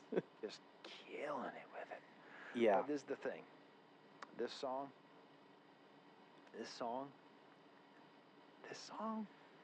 come on, everybody. We know. I love Clipse. Props go to Read My Soul, who released a video about Pharrell being the 3rd member of the Clipse. Yeah. He released it this morning. I didn't have time to watch it yet.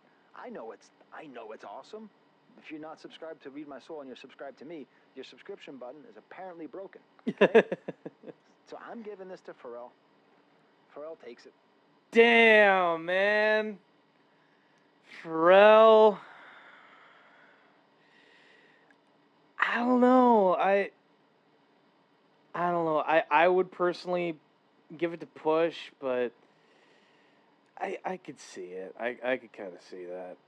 With this whole singing bit about here, seen killers and kingpins behind the wall, this great ethereal ending, these like layered piano notes that actually sort of remind me of Dancing Queen by ABBA. And it ends so nicely with this slight echo and all these, yeah. You know, it's crazy because if you watch piece by piece, you realize they didn't even touch on the Louis Vuitton thing or this album. Wow. It is outstanding. I forgot my Patreon list. I'll be right back. So these are my There you go. Patreons. Oh, careful. They gave me the money to be able to buy the Clipse vinyl. Nice. And this one that I'm giving away too. So thanks to them. I asked my Patreons, as I do on almost every episode, if they would like a shout out.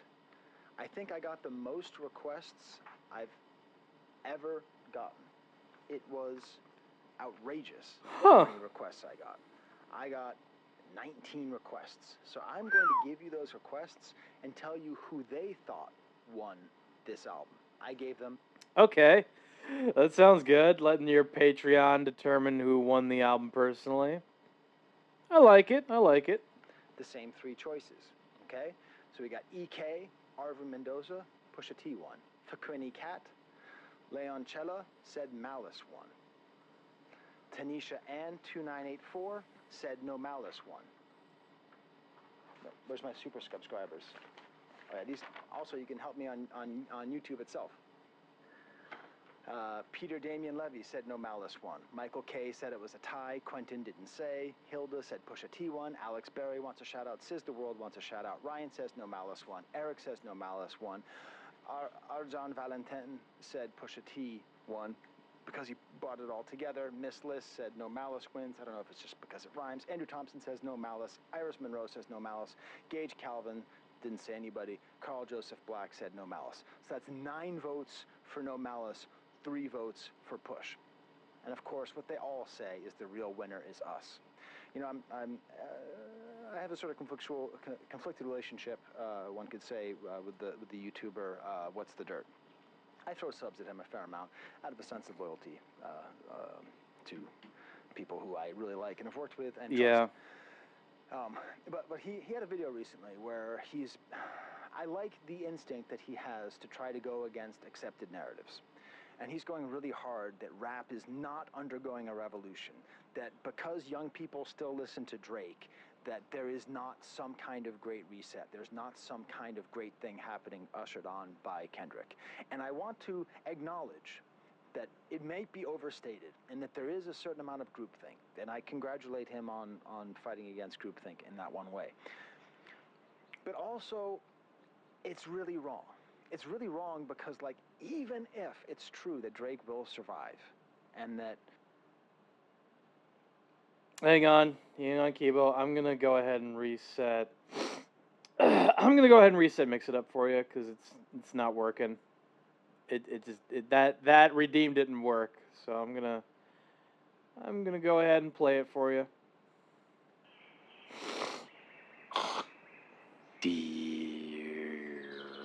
Yeah, dear. All right. Okay, let me. Okay, let's go back here because there we go. Kendrick, and I want to acknowledge that it may be overstated and that there is a certain amount of groupthink, and I congratulate him on fighting against groupthink in that one way. But also, it's really wrong. It's really wrong because, like, even if it's true that Drake will survive and that and that the hired hands will still have success. Yeah, there is a certain truth to that because, like, there's definitely going to be a certain amount of people that are going to, like, buy into Drake narratives and all that, but the thing is that Drake doesn't have the kind of power that he used to have. That's the thing. Drake does not have the same amount of power that he had before. He just doesn't. At least not anymore. In regards to chart success and numbers, if you're talking in that regard, which is apparently the thing that he values the most. So make of that for what you will. The good shepherds are getting way more shine than they used to, are getting more support. Maybe it's just that the older rap audience is getting more enthusiastic about the things they used to love. Maybe it's not so much that young people are learning what's good, but that older people are learning that things are still good that they used to love. I don't know what it is, but absolutely more people are checking for and listening to good rap music. Yes. And I am so happy to see that. I'm so damn happy to see that more people are checking in to see what good rap music is out there. Although you will find the occasional Drake stan and whatnot, but I tend to try and not acknowledge them or give them any attention whatsoever. It is what it is, you know? Like, standom is going to exist in one form or another, but you can't deny that good music is going to exist out there in whatever form. So there you go. That is it. So whether or not this is the great war and it's over and the party's died, I don't know. But I will tell you this. More people are checking for and listening to great rap music. Yes. To that I say thank you. Thank you to the shepherds. All right. Well, I said this video would be 45 minutes to my wife. It's now an hour and a half. The farmer's market, everybody. Probably some shepherds there. All right, tell me. Yeah, oh, it's an hour and smash like 25. Market, subscribe. AVAA stands for awesome videos always. Don't forget the code for the next video. You got it. Don't worry. All right. Until next time. There's the camera.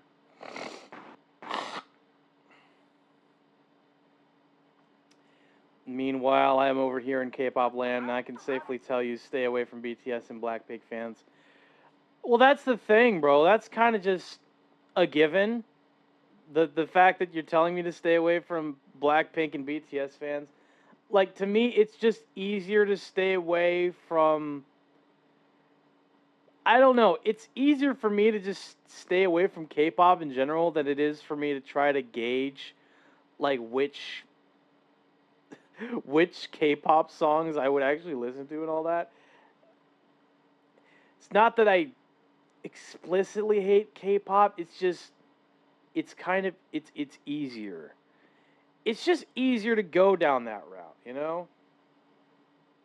That's all it is. From my perspective, at least. Let me see if I can find any videos that you sent me in the past that I could watch. Oh yeah, the Korean dishes. I'm not gonna go with that one for right now. We can do this one though. We can do this one. We can do this one. Safi Nygaard. I got a Japanese Lolita fashion makeover. Oh God, I am scared. I am scared because I understand the implications behind that word, Lolita. Good God. What? Could we pick a related video? Can we pick a related video that Safi Nygaard did? That, oh God, they're just as, if not more crazy than 2 PM and Wonder Girls fans. Fair.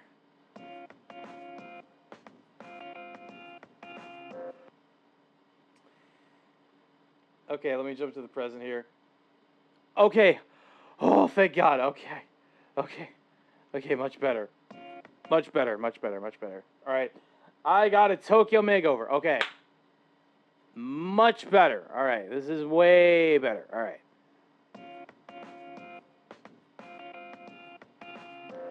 Hello, Street style friends, quest. and welcome to another video. This week, I'm going to be getting a Tokyo street fashion makeover. Yes, we're going to Japan, and we're going to be getting made over. Yeah. Japan. Japan.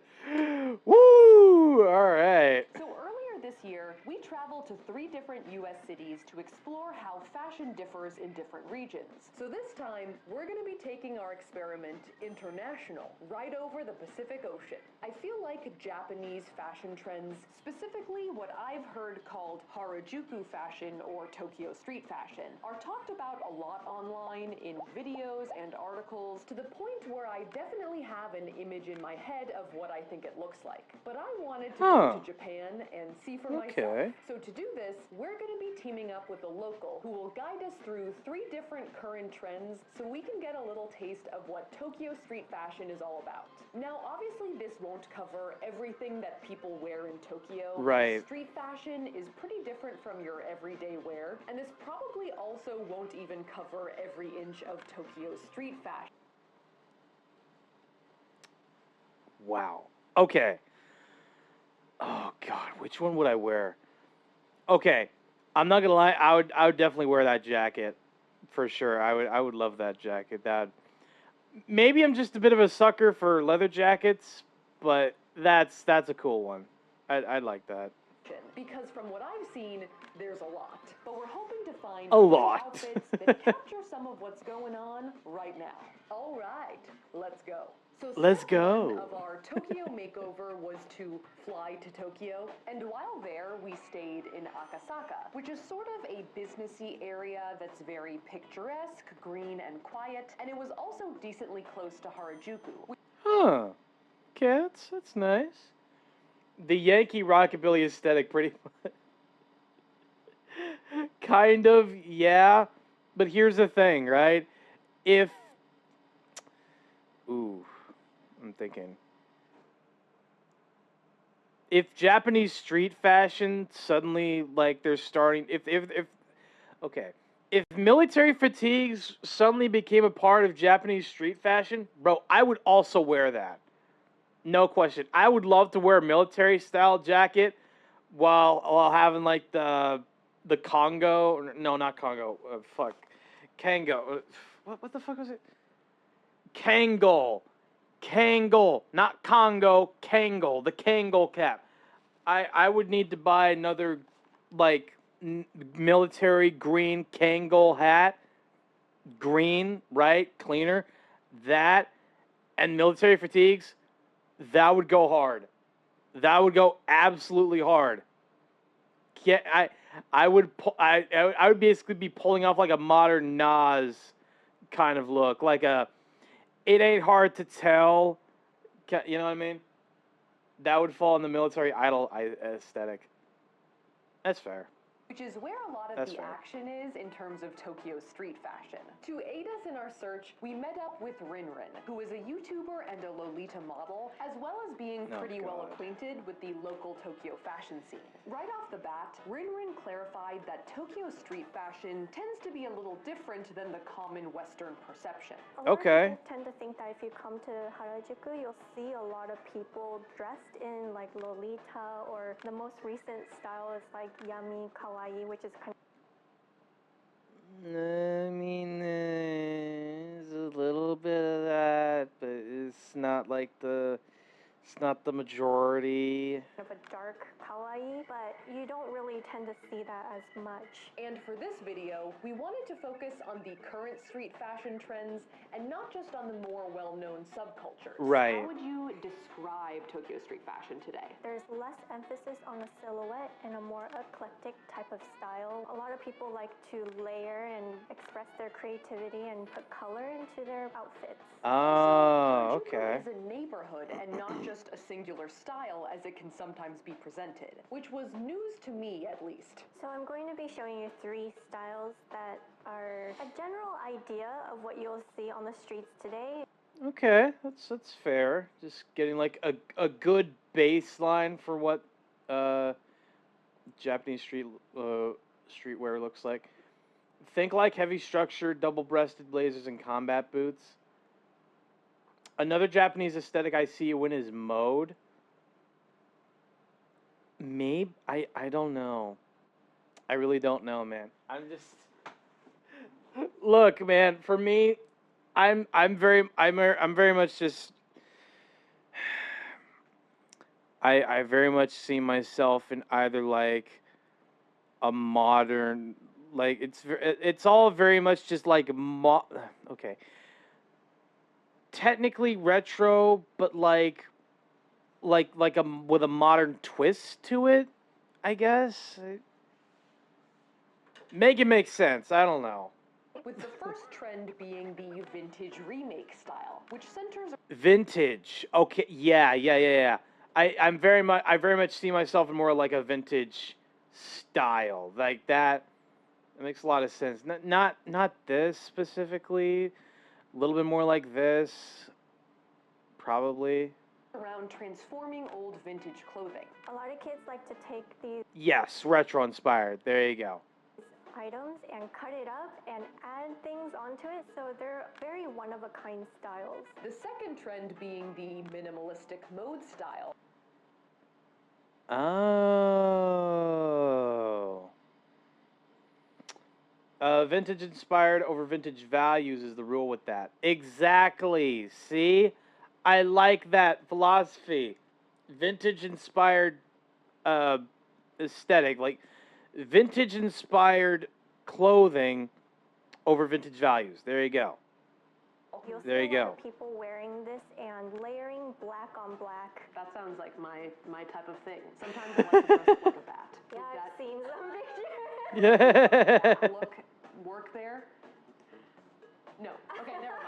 No. Third and final trend, the colorful layered style. You can layer things Oh, on so much, okay. and things are transparent, and things are like colorful, and it's basically you could play with anything you want. So without Right. further ado, we were ready to start shopping for our Tokyo street fashion inspired outfit. Let's go shopping. Was the store A Nincompoop Capacity, which is a vintage remake. So A Nincompoop Capacity is located in the Urahara neighborhood, which means that it's just behind the main part of Harajuku. Oh, okay. Hipstery type of vintage area. Hipsters, they're everywhere.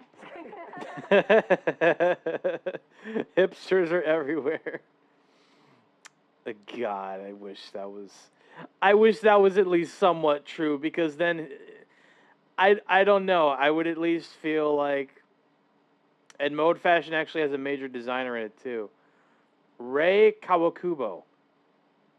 Huh. That should be interesting, to say the least.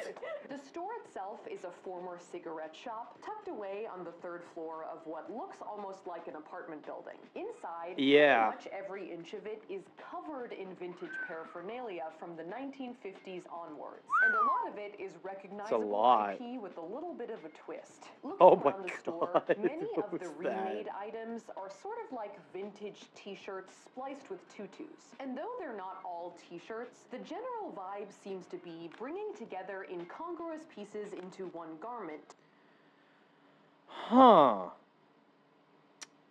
It's kind of like, they're all basically kind of like Frankenstein pieces of clothing. It's an interesting idea, I'll give you that, but like, I don't know if it would be like my thing specifically, you know? I'm not 100% sure about that. To make something completely new, usually with a new shape as well. We were also able to ask the store's owner, Mr. Ohashi, some questions about the vintage remake style. He led off by saying that there aren't really rules about shape or style within the trend itself. He doesn't like tell people what to wear. He says there's a lot of people who wear it like form-fitting or just totally loose. It's all up to you. You see here and you just kind of put it all together. And in terms of what is in the store, it seems that Mr. Ohashi does a lot of the curating, and his wife Kathy does a lot of the cutting and remaking. So where do you find like your inspiration? Like when you see a piece, like how do you know if you like it or if you want it to be in your store? That's a very hard question. So the inspiration comes mainly from punk, so music as well as the vintage fashions. Which actually... That kind of makes sense. That does kind of make sense a fair bit, because like punk music, they took something that was old, you know, like the rock music of like the 50s, or not even the 50s, but like maybe late 50s, early 60s, and made something new with it. Maybe it depends on what piece speaks to me. I don't know. It would have to depend on like which piece would speak to me personally. I digress. I digress. All right, I'm just waiting for the ad break now. Come on. Where are you? I know you're there. There it is. Chat, we'll be right back after these messages. Don't go away.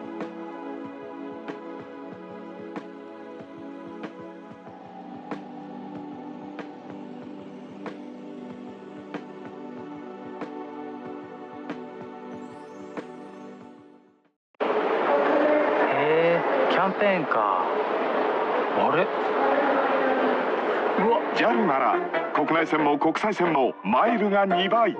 ありがとうの気持ちを込めて JAL 冬のホットなキャンペーン。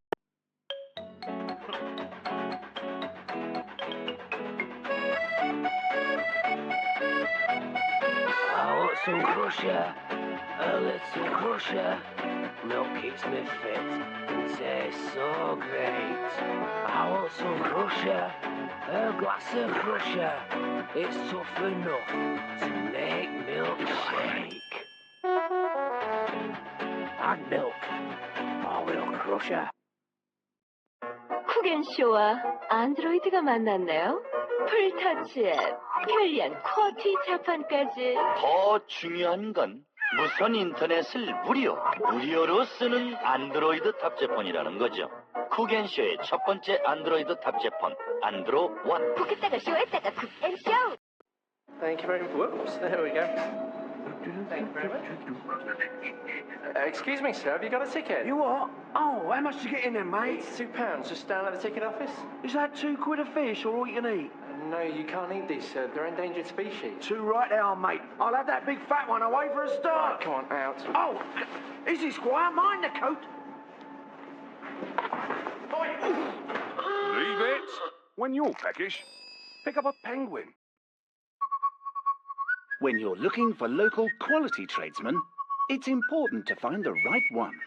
At Check a Trade, all our tradesmen are interviewed and recommended.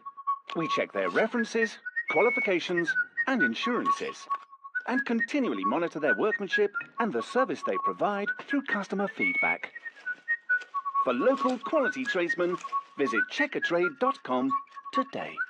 Check a trade, checkatrade.com.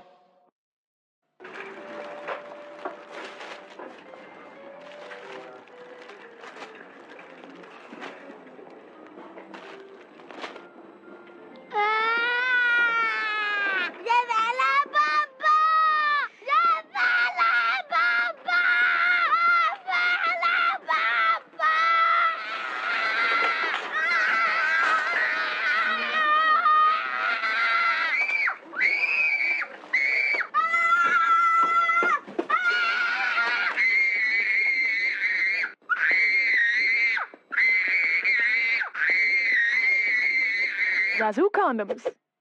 Fun, sexy, safe.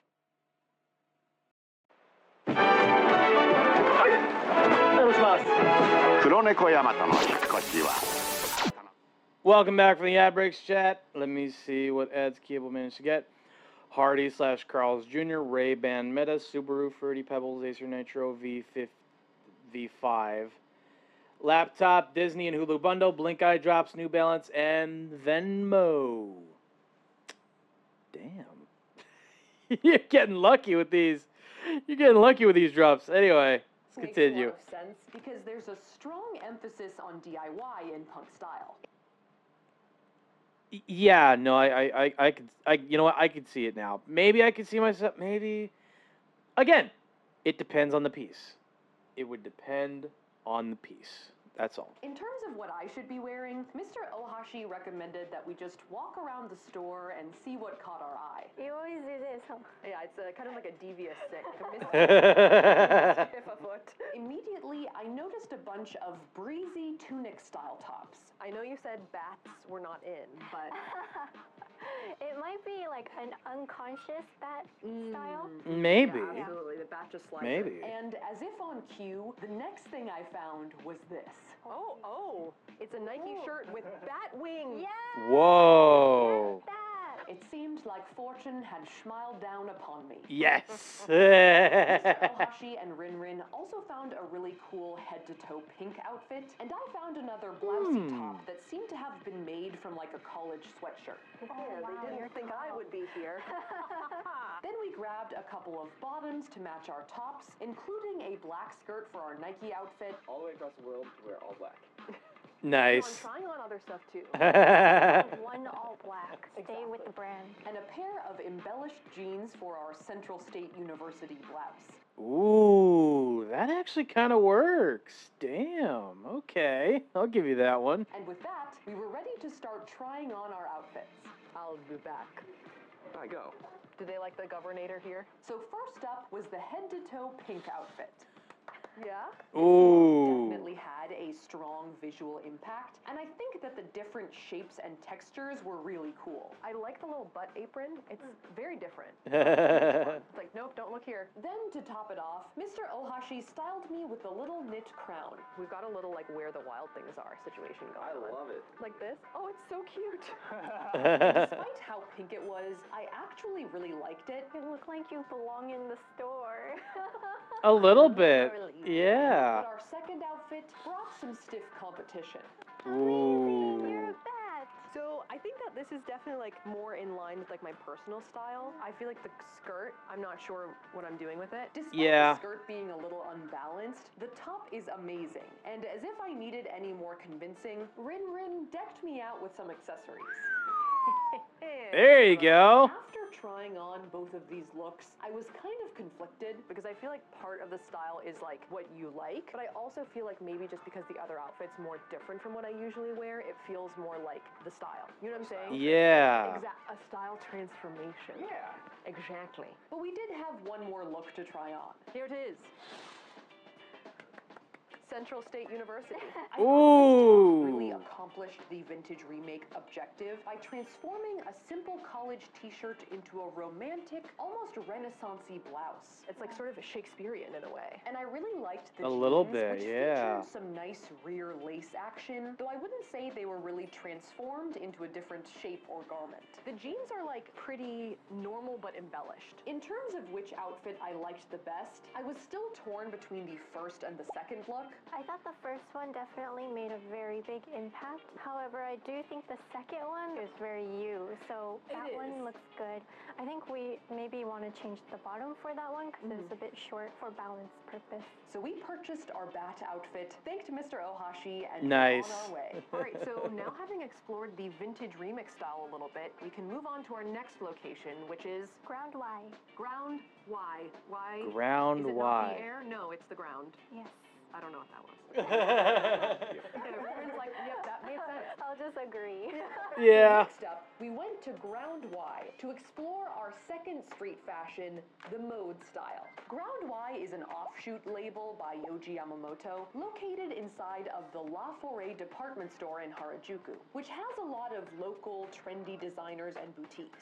Now, when you first walk into Ground Y? More like why is there no other color other than black, white, and gray? I see a little bit of red, but like, bro, this looks minimal as fuck. My God. This is like, there is color, but not the colors that you were expecting in there. Is weird, man. Y, it's very black. This is mode style for you. Yeah.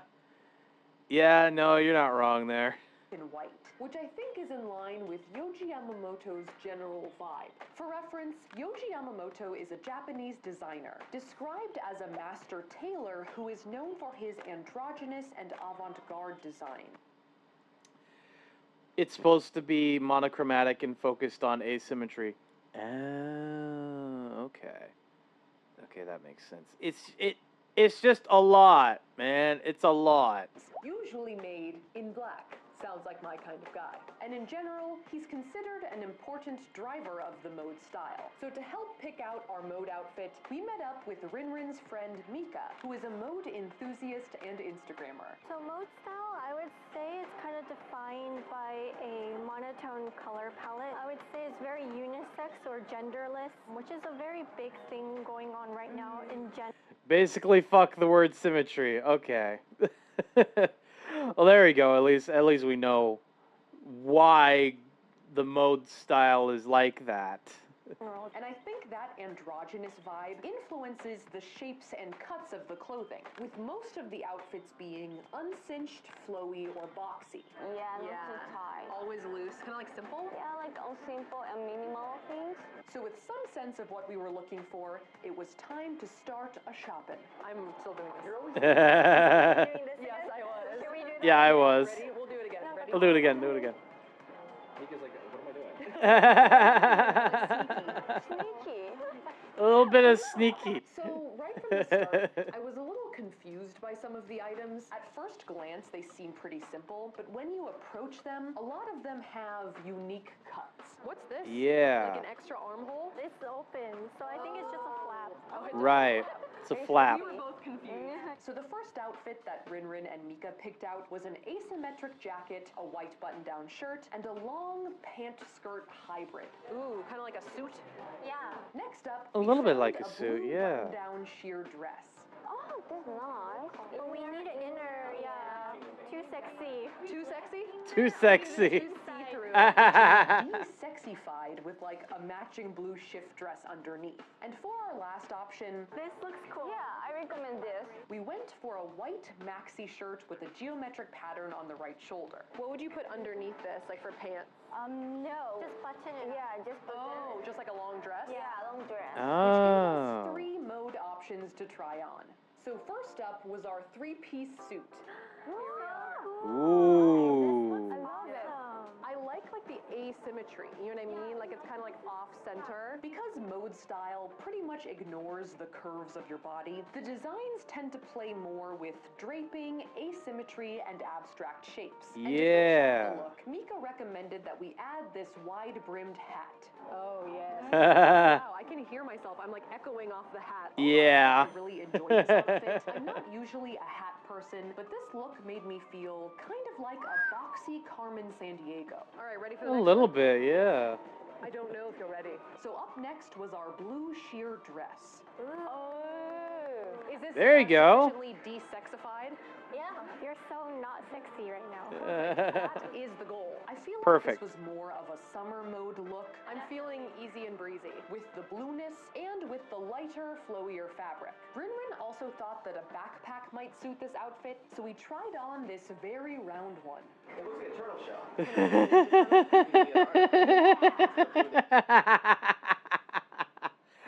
Ah, that's funny. I'm not sure if Safia would be Leonardo though. I don't know if you'd be the. I don't know if Safia would be the Blue Ninja Turtle. I think she would probably be not the purple one. Maybe the orange one. I'm not sure. I don't know. I could kind of see it. Oh, there you go. This dress was definitely cute, but I just wasn't 100% sold on it. Right. So we went on to option number 3. Whoa. Nice. Yeah, I love it. It's just the one dress. This outfit combines elements of the first and second look, and there was also a fun secret. There are pockets. Yes.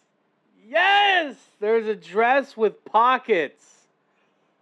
Fucking finally, man. Hell yeah. These garments have everything. Yeah, everything has pockets. Nice. Blue one too. I didn't notice before. So we accessorized our long maxi shirt to complete the look. Pockets. Though we all liked this one, I think we were kind of missing some of that oomph from the first look.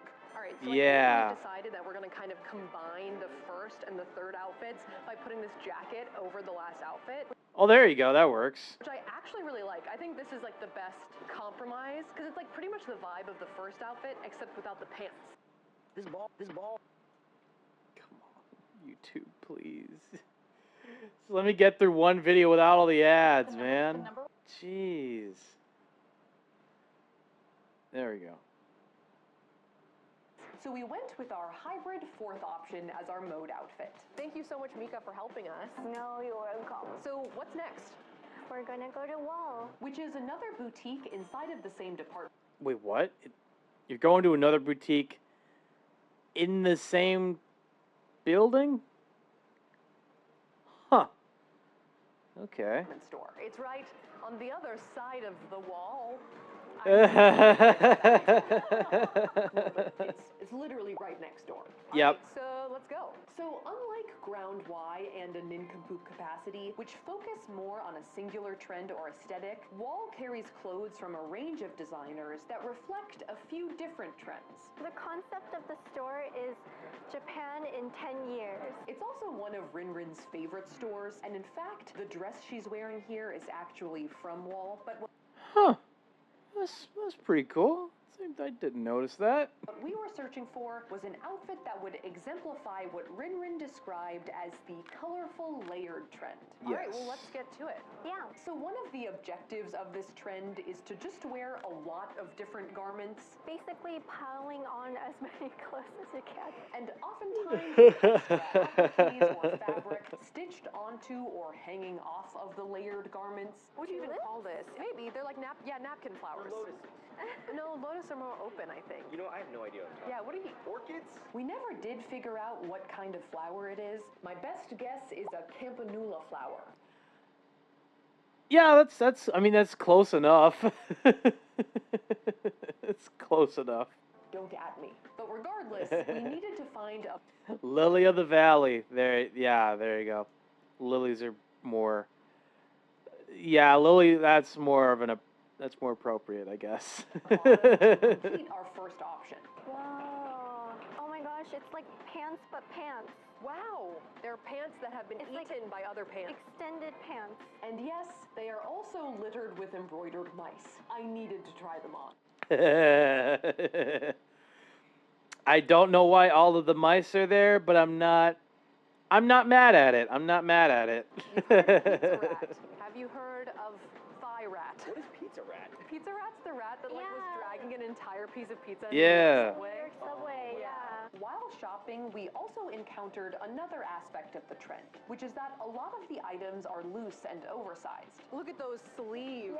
Whoa. It's not quite a bat wing, it's almost like a manatee's flipper. I'm not sure we could, in good conscience, follow up the mice pants with the manatee jacket, but we did find another oversized item. This long and patchworked t-shirt. Oh, you know what? That looks like a baggy 90s teenager. Yes. Yeah. No, I could absolutely see it. You know what? Okay. Maybe I would wear something in this style.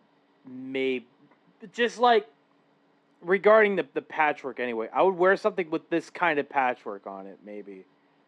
Cuz that looks sick. That actually looks really sick. Almost like the guys at Cher's high school in Clueless. And to pair with Yeah. we grabbed some also patchworked jeans. And for our third option, we wanted to try something that was a little more vibrant to make sure we got to the colorful part of the colorful layered look. Oh, that's really cute. Yeah. I like the pink, but I want to layer something over it. Of course, we must. We must. We must. Rinrin grabbed this dusty rose slip from off of another hanger. We couldn't find another layering piece, so we're DIYing. Yes. And with that completing our third outfit, we began attacking our pile of clothes. Oh my god! Wow. The rats more than I thought I would. To not look at the extended mouse pants. Rinrin and I also really liked the top. It's very spring.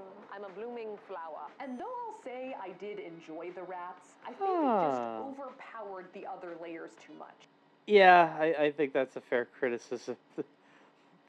The rat pants are doing too much. It's not called the colorful rat trend. So we moved on to our 90s high school boy outfit. Here we go.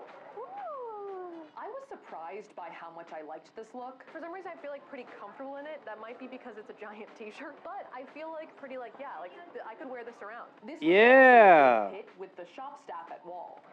Yeah. Kawaii. Yeah.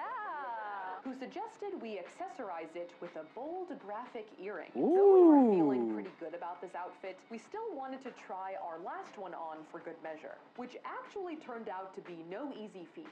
It took me so long to get into this. Oh no. Like came off like off camera and like had to help me into this. What I will say about this outfit is that the undershirt skirt thing is super cool and I love the sleeves. Yeah. But I think that the overlayer is like a little tight on my booty. Oh no. Yeah, a little bit. Which I don't think is the vibe we're going for. Right. As we mentioned with the layered trend, you usually want things to be oversized and flowy. And though I think we had the right idea with the layering, unfortunately those ideas were just eclipsed by the booty. Look. Sometimes fashion is just good. It's gonna be overruled by the booty, by the buttocks. It happens. It happens. Decided to go with a little bit of a mashup for our final look. All right. Ooh. I think we nailed it. So this There you second go. outfit with the jacket from the first outfit on top of it. I think this kind of brings everything that we liked from the second outfit and then just adds another layer on top of it. Yeah, there you go. This is the perfect one. So with Rinrin's approval, we got our final Tokyo street fashion outfit. So now we have 3 outfits that embody like 3 different Tokyo street styles, but we don't have any of the finishing touches like the makeup or the shoes or the bags and stuff. That's fair. So we're gonna do a little exploring and see what we can find, and then we'll see our finished looks. For a quick shoe stop, we dropped by a store called Tokyo Bopper to pick up a pair of stompy shoes to pair with the mode outfit. And the next day, we went with Rinrin to a drugstore to grab a couple of products to put together a Tokyo-inspired makeup look. So what I wanted to incorporate this time is a trendy like pop of color since we're heading into summer. The focus of this makeup look is definitely the eyes, as we added some highlighter to the lower lids to make them look bigger, and used some turquoise liner for that pop of color that Rinrin had mentioned. So you already have that droopy eye look, which is an ideal look here is to bring your eyes down. It looks like you're kinder. Oh, nice. Nice thing to say. Thank you. We also applied some cream blush on my cheekbones and under eyes. I'm hoping the cream blush will like bring in that dewiness. Since dewy skin is a popular goal in a lot of Japanese makeup look. I don't know what it is, but the only aspect of this street, okay. I don't like the dewy skin, man. Like, it all looks too shiny. Is that it? I'm more of like a matte look kind of guy. I mean, I understand that like it's part of the fashion trend, but like, bro, it looks like there's just oil on your face. I don't know. Most of it, at the very least. Not like the eyeshadow or the eyeliner. No, none of that. It's just the rest of the face. The rest of the face. Like, you gotta wash it. You gotta wash it, man. I'm just saying. And then with a dash of semi-sheer lipstick, we were ready to go. Cute. But this is definitely a summer look. I'm not gonna say like this is like the general like Tokyo street fashion look. Do I look summery, like a sweet summer child? Yes. So the first street fashion look we took out on the town was the vintage remake outfit, which included a remade Batwing Nike top, these fluttery Adidas pants. The pants have some flair. In fact, they've got multiple flares. And a pair That's a lot of flair. boots that I had brought from home. On my face, I was rocking our pop of color summer makeup look, and for my hair, Rinrin had gone ham with some bobby pins. Wow. The sideburn on full display. So for this The first outfit, sideburn. Rinrin was able to come out vlogging with us for a bit. You guys are the Bat Twins right now. So she could Hell help us yeah. take street snapper style photos of the outfit. Alright, don't get hits off. In Harajuku, photographers will line up on the main street and ask passerby who they think have cool outfits on to take photos of them, hence street snap. Tyler was taking street snaps of me and Rinrin together, and there was like a dude almost looked like he was posing with us. Like, It's just posh as hell all the time. I think that overall, this is probably my favorite outfit. It's definitely like more shapeless than I would usually So go. flowy. But besides that, like it's pretty up my alley. I'm not usually one to wear Nike sportswear, but that's because they tend to not have giant bat wings attached. So in this case, the vintage remake style has bridged that gap for me. You look so dramatic but comfortable at the same time. that is like literally exactly what I wanted. This is comfortable vampire.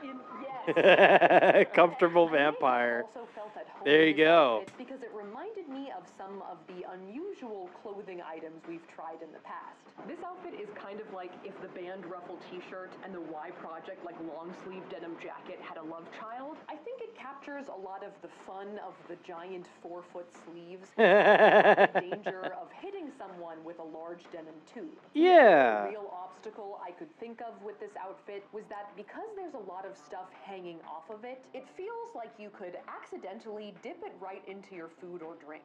All right, I'm gonna push my sleeves up. Yeah, be careful there. I think we did okay with our ramen this time, but it's definitely something to look out for. So next up was our mode look. I'm a mode gargoyle.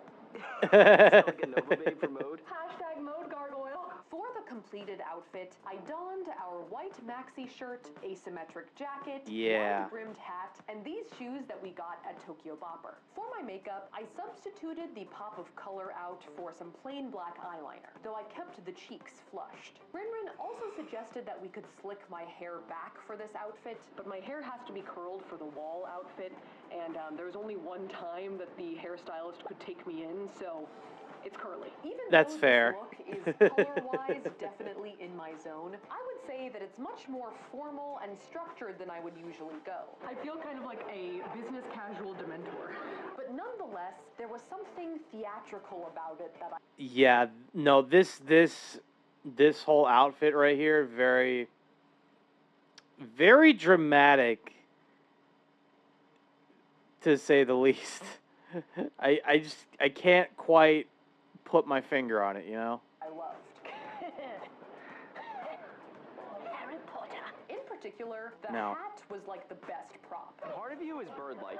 The And beak. it kind of gave me a personal cave under which I could perform my mischief. Nice.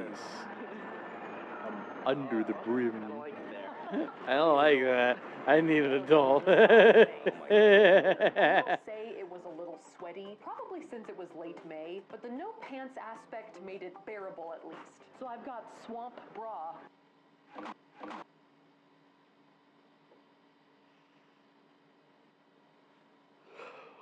What? I need to go back. I need to go back for a bit. Come on.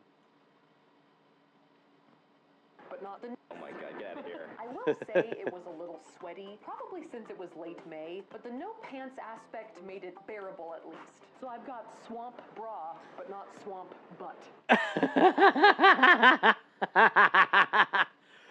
Look, swamp bra is probably the best thing that you could have in comparison to swamp ass. So it's a give and take. You know, it's a give and take. Despite any swampiness, I actually enjoyed wearing and vlogging in this outfit the most. Huh. Even though I wouldn't wear this entire outfit together in the U.S., I might wear this entire outfit together in the U.S. You Final should. street fashion look was our colorful... Swamp cock also sucks too. Oh, Lord. Oh, that's the last thing I would expect to get when wearing a mode style outfit. Oh man, that would be trouble. That would just be trouble, man. layered outfit from Wall, which included our oversized t-shirt, patchwork jeans, and yellow unknown flower jacket. Yeah. Rin recommended that we accessorize it with white sneakers that I brought from home actually because... Smart. That was actually smart. Rin recommended that we accessorize it with white sneakers that I brought from home actually because my feet are rather large for Japanese sizes. These orange earrings that we also got at Wall at La Forêt, and some curly hair. I also subbed in some yellow eyeliner to match our jacket. Now, for all three of these outfits, we were vlogging in the same area of Harajuku, which happened to be just a few subway stops away from our hotel. I'm engaging my abs. That's good. So we kept going there because we knew how to get there. Though I think that this outfit matches the aesthetics of the Harajuku neighborhood itself the most closely.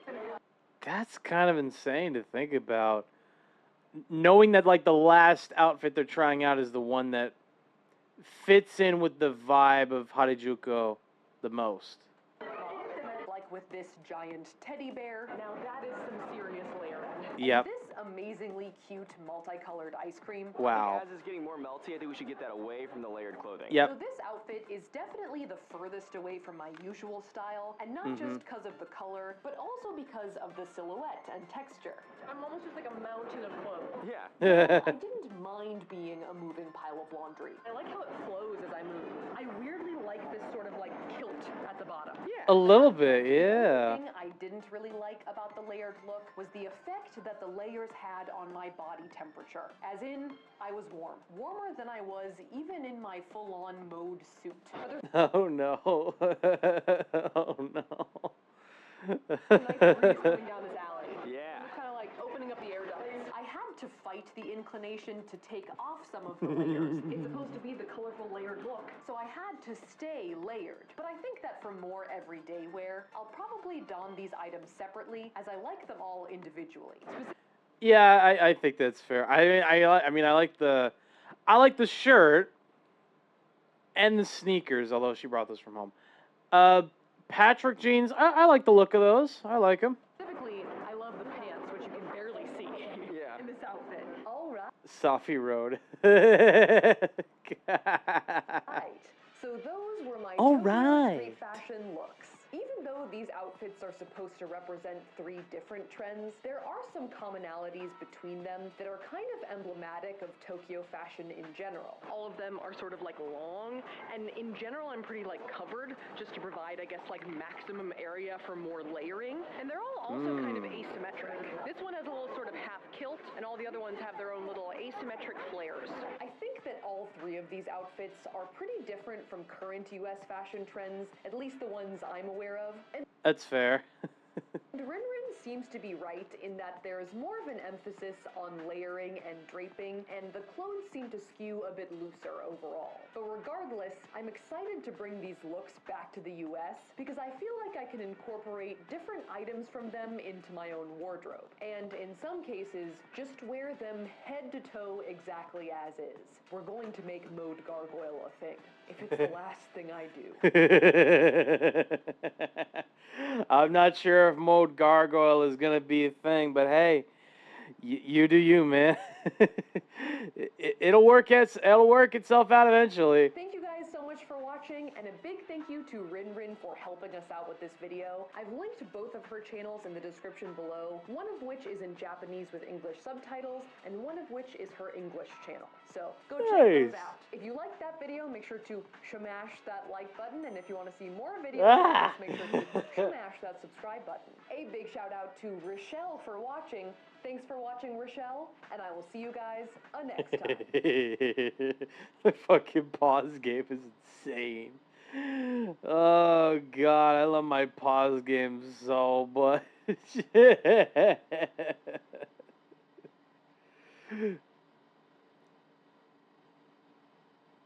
Wait a minute. Figgy pudding? Wait, no. Not just any figgy pudding. 1840s figgy pudding? How? Huh?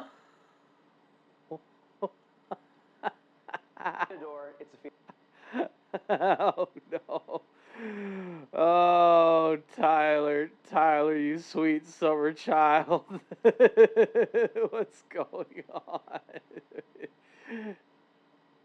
Knock at a door. It's Sophia and Tyler. We're holding this. WYD. WYD. The internet made me eat it. Figgy pudding. Welcome back to another video. Today, we're getting into the holiday spirit and dragging you guys along with us. Carly, what are we going to be making today? We're going to be attempting to make a figgy pudding. The key word here being attempt. So I'm Attempt. Yeah, very, very much so. This is an attempt. sure that you've heard of figgy pudding from the ever-famous Christmas carol. So bring us some figgy pudding, so bring us some figgy pudding, so bring us some figgy pudding. And then there's a line after that.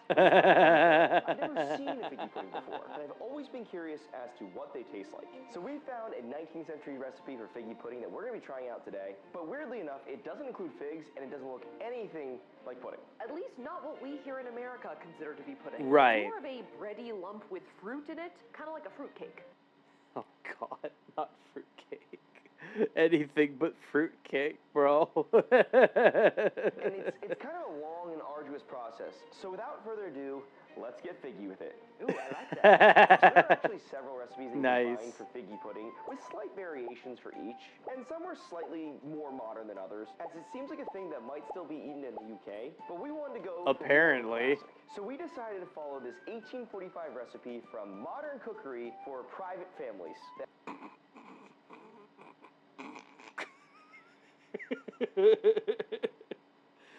Private families as opposed to what? Public families? What the hell would even be a private family? Rich. I'm just this is just modern cooking for rich families. In the 1800s, I guess. I don't know. And Max Miller from Tasting History tried on his channel. Mostly because it had the option to eat the pudding right away, rather than wait months for it to mature. Also because it has one of the shorter boiling times of all the other 19th century recipes that we found. What are the bride and groom cheaters?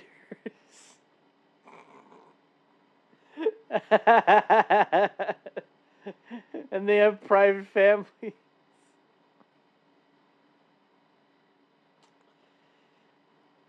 I didn't even consider that. I didn't even think that was a thing, Kibo. Thanks for putting that in my mind. Clocks in at about 3.5 hours. And by the way, we have a lot of figgy pudding fun facts that we're going to throw at you along the way. So, Figgy facts?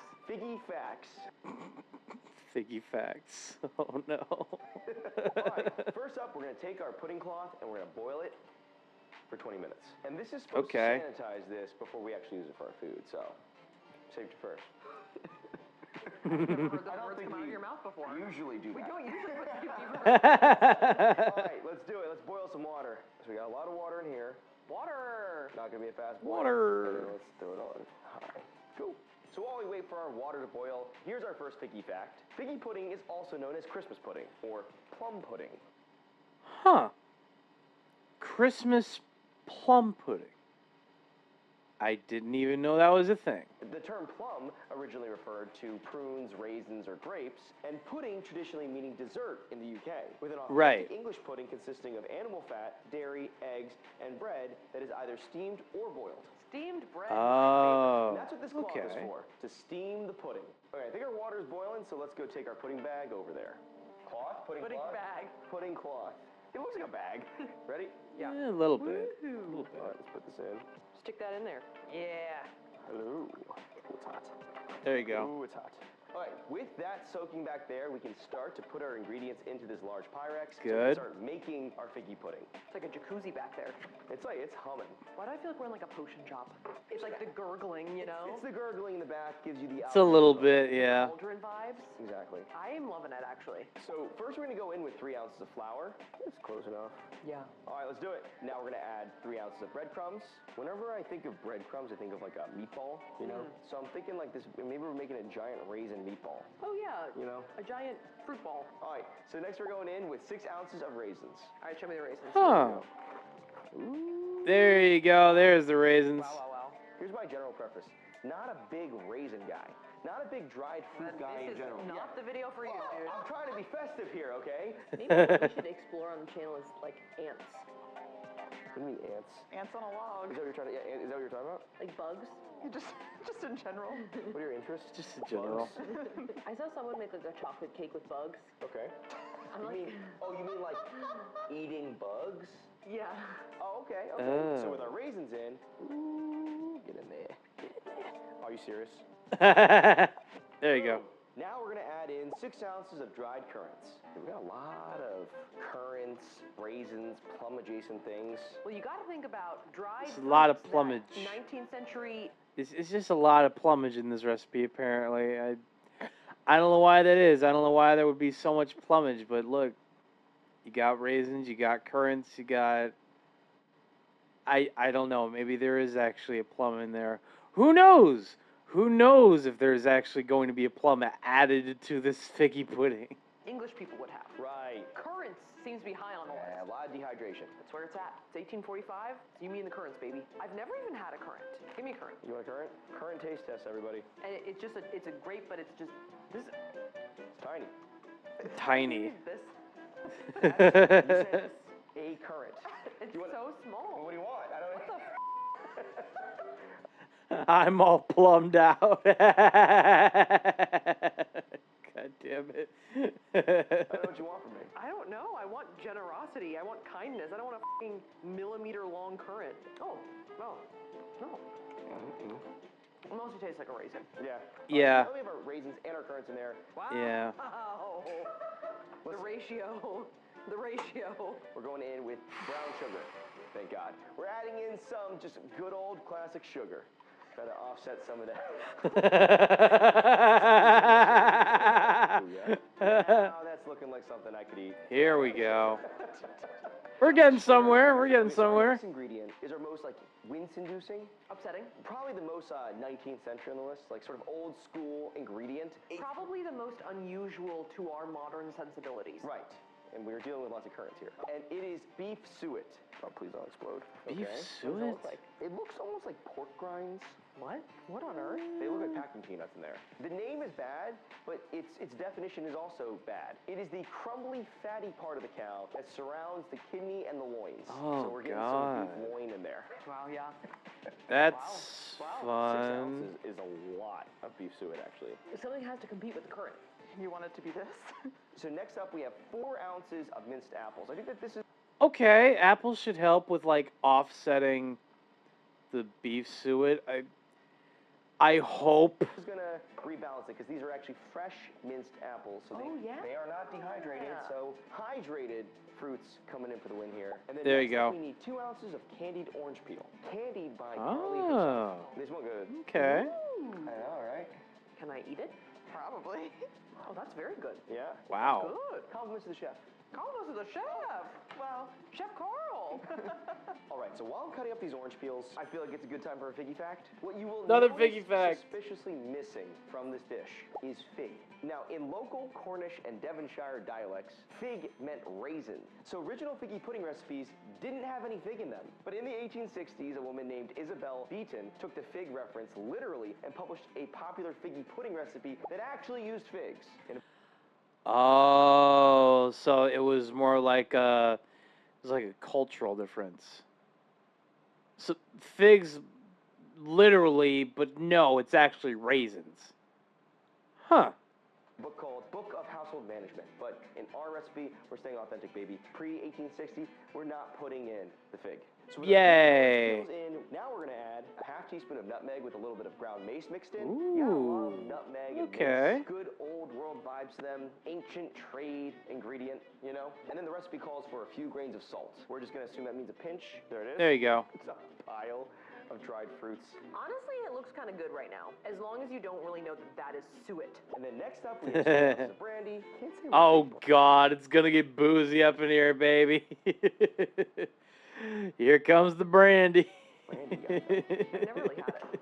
I don't think I have either. Me either. Now, we're going to circle back to this again later, but actually brandy plays a big part in figgy pudding. And this is our first taste of it. Ooh, finally, moisture.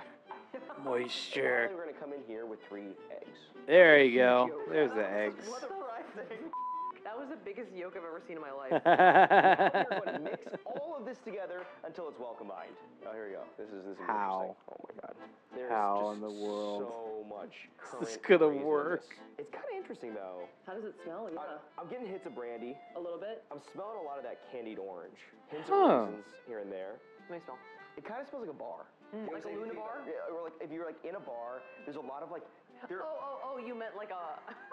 Oh, not a candy bar, like a drink bar. Okay, that makes more sense. A Luna bar. No. It smells like I thought you meant like a protein bar. No, almost like a hipster bar. Because you're kind of like, oh, like in Hipster a bar. There might be like some candles, like an old fashioned with like an orange peel. No. Yeah. No, it doesn't smell like that to me. And it doesn't smell like a Luna bar.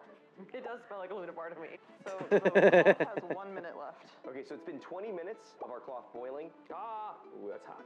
Whoa. Yeah. That's a hot cloth. Yeah. Take it out, put it on the counter. Counter has been sanitized. Good. All right, take it away. Okay, here we go. And then we're gonna boil some more water for actual figgy pudding. All right, so I'm gonna put this plate Boil into more this pot water. upside down so that our figgy pudding doesn't sit directly on the bottom. Because the figgy pudding is eventually going in here. There you go. It's a plate. Yes. Now I'm gonna fill it with water and we're gonna put it back onto the stove.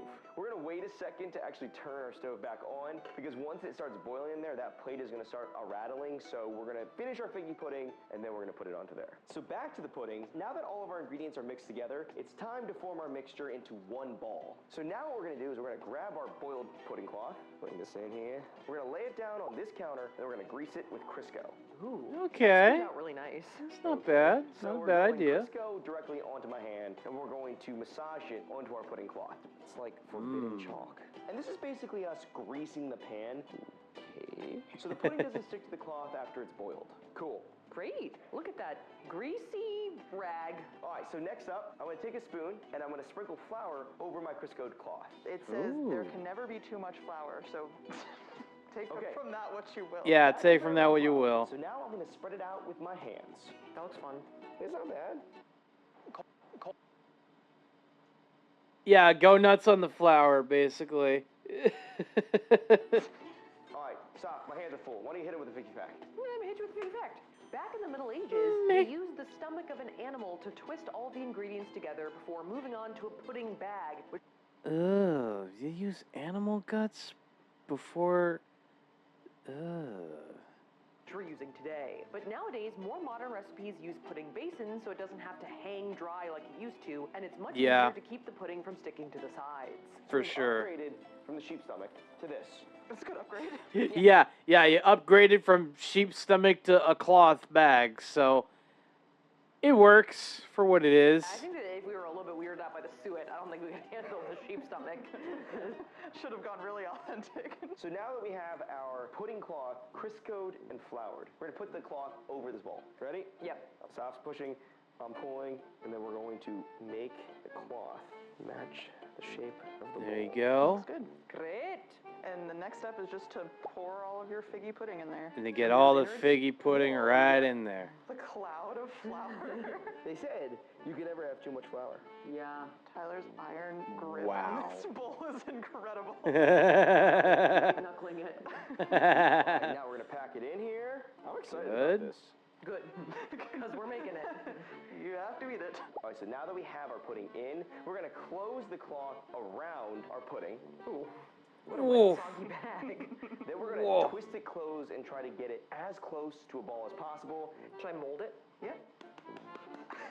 Go ahead and mold it. Like a baby's bottom. And then use some twine to like tie a knot and cinch it there. Oh, using kitchen twine. All right. All right, that should be okay. That's good. So with that done, we're now going to return to the pot of water that has the plate in it. Remember her? You mean her? Ready? And let's pop it on. And bring it to boil. It's kind Bring of it to like a boil. doing its own thing over here. Now, of course, as soon as I come over here, it stops. Oh, there we go. Alchemy vibes intensify. And with that boiling, we're going to drop in our bagged pudding so it can cook. It's going to be like a demented tea bag. All right, let's do it.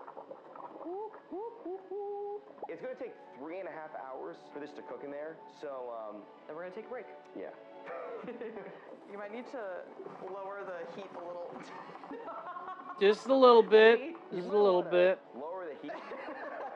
It does kind of look like a huge dumpling in there. It does. So we're going to monitor this for the next 3.5 hours. Water's going to evaporate, so we're going to have to add some more boiling water in there over like the 3.5 hours.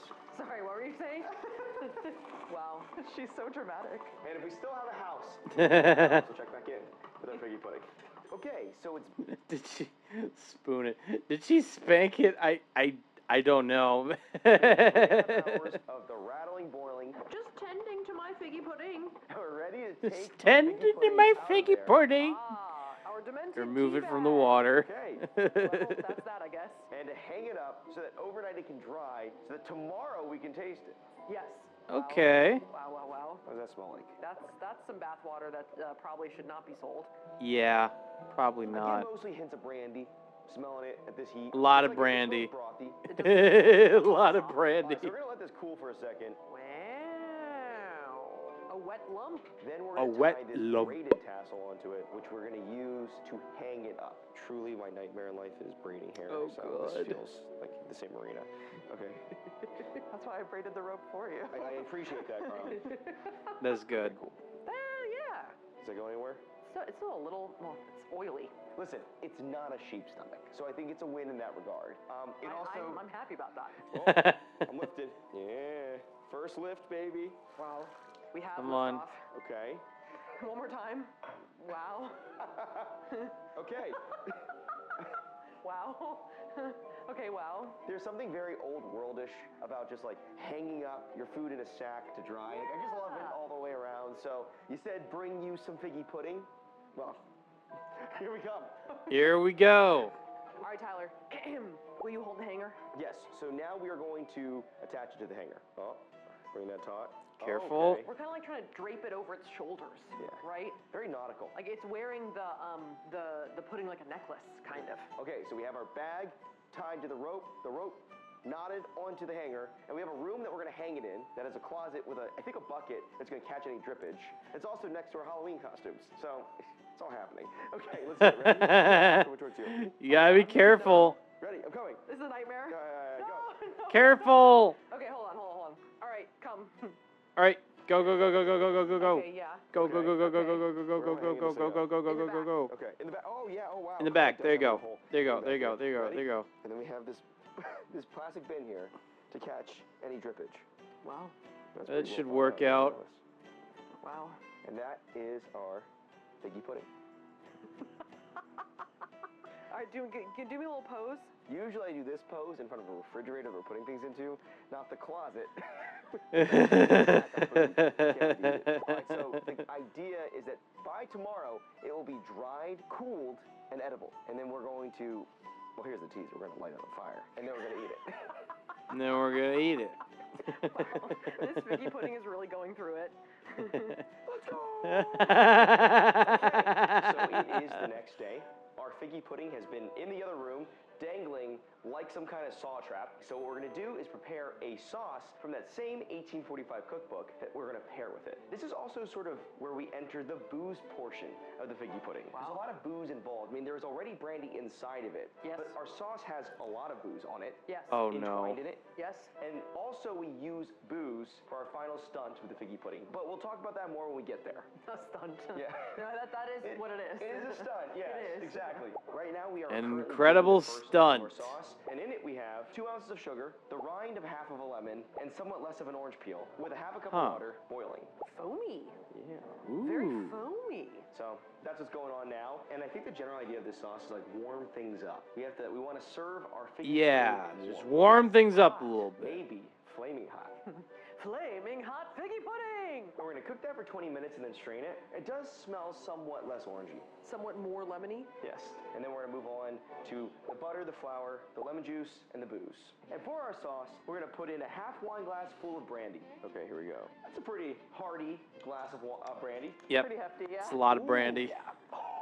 That is pretty strong. Then half a wine glass of white wine. Yeah. I did say this is the booze portion of this dessert. There's a lot of booze around. And then 2/3 of wine glass of rum. Well, that's coming in strong there at the end there. Oh, no. With the rum. This is like the Long Island iced tea of sauces. Oh, no. This is going to be so much alcohol in this sauce, man. Oh, no. There's a part of me that's like a little scared, but if that's what the recipe calls for, that you go with it. Now we know why they wanted them to bring them some figgy pudding. Bring that figgy pudding over here, brother! And then we're going to add in the juice of orange, but rather less of lemon, whatever that means. Okay, let's hit them with a figgy fact. Though the punch sauce we're making right now may be optional for figgy pudding, alcohol is not, as most recipes require that you pour straight brandy into the pudding in the weeks while it matured. Damn. It serves as a preservative for prolonging the shelf life of the pudding, as well as drawing out more flavor from the ingredients. And by the way, we are on low heat to consciously not burn off the alcohol. And if you are on the YouTube monetization squad, it's not real alcohol. No. It's not real alcohol. It's not real alcohol. Come on. I think it's time, though, now that we have our sauce, to go get our hanging figgy pudding. Yay. No. Is it damp? Not at all. Oh. Huh. It's mostly dry. Yeah. Mostly dry. Mostly dead. And we're going to light it on fire. We're going to set our figgy pudding on fire.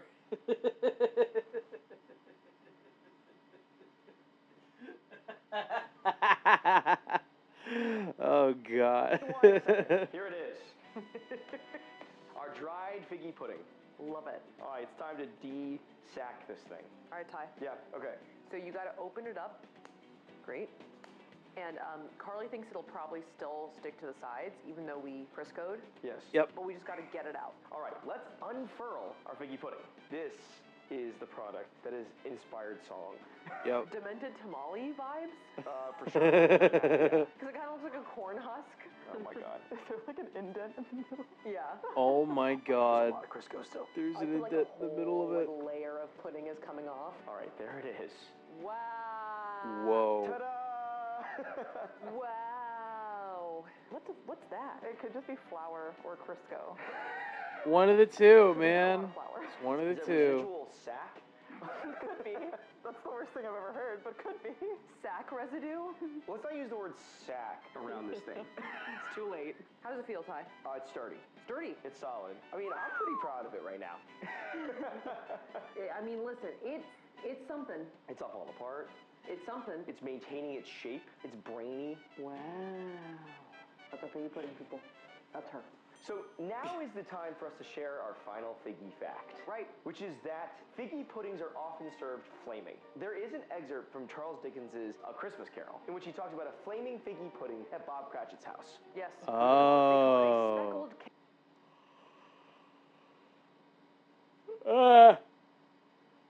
Oh god. I mean, I always knew, I kind of knew that there was like figgy pudding during the Christmas time especially, but I didn't know that they would be on fire. Seriously, figgy pudding is an unexpected fire hazard now. I guess. Oh boy, remind me to not make figgy pudding for Christmas. Cannonball. Shall I read it to you dramatically? Sure, yes. In half a minute, Mrs. Cratchit entered, flushed, but smiling proudly, with the pudding like a speckled cannonball, so hard and firm, blazing in half a quartern of ignited brandy. There you go. Wow. So not only is this flaming component mentioned in recipe books, but it has been immortalized in one of the iconic Christmas texts of all time. I think we have to do it. Yes. All right, let's do this, guys. Okay. This is pretty festive, okay? All right, if you got to set it on fire. 2 spoonfuls of brandy onto the figgy pudding. Ooh, yeah. Oh boy. Our last spoonful of brandy, we're gonna light while it's still in the spoon. So we're gonna heat the spoon from the bottom Still in first, the and then to spoon. the top. Yeah, now you're gonna light the brandy on fire. And then we're gonna pour that onto our figgy pudding, hopefully to ignite the other brandy. Slowly backing away. Slowly backing away. Oh, I see it. I see it. I see There you it. go. Okay. There it is. There we go, There it is. There it is. Whoa, whoa, whoa, whoa, whoa. I see it a little bit. I saw it a little bit over here. I saw it a little bit. Should we do one more? Oh my god, we're just turning on. Let me do one more. One more time. One more time. Okay, you guys ready? Come on. Yep. Round 2. Let's do it. Something was heard and seen. You could definitely hear that, though. Something was kind of good. I saw a blue flame. Me too. Nice. There was a fire there. I mean, we A little bit of a fire, It but was on fire a little bit. not much. Some burning raisin, which kind of actually smells good. It smells better now that you've burned it a couple times. Yeah. Okay.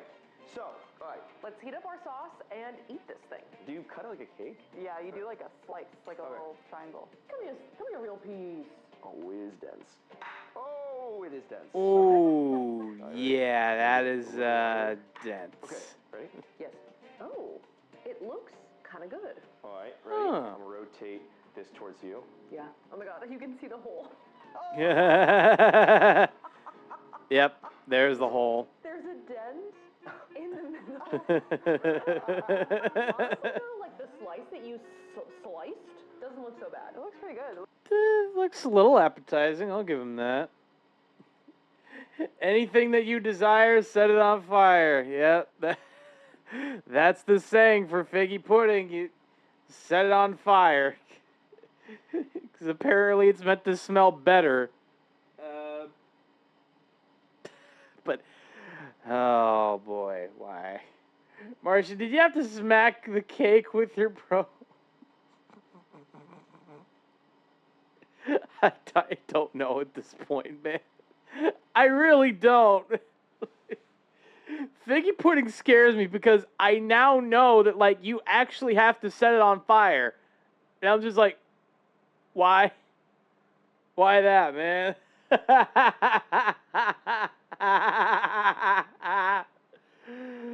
Oh, gosh, man. It's a fire hazard. It looks like a fire hazard. Anyway. Okay. Chat, we'll be right back after these messages. Don't go away.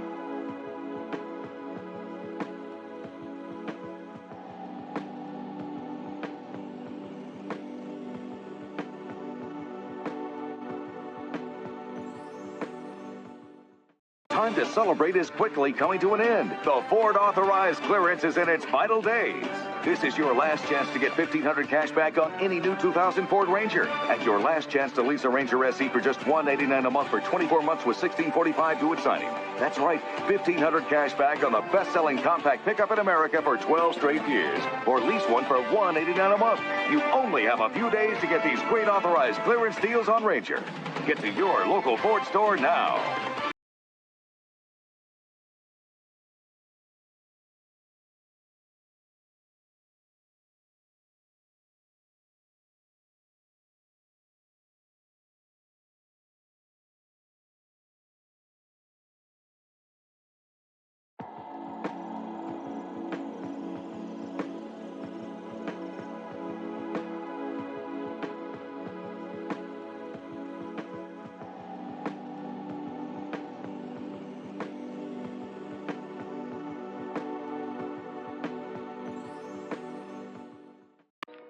It's okay, Aunt Alex.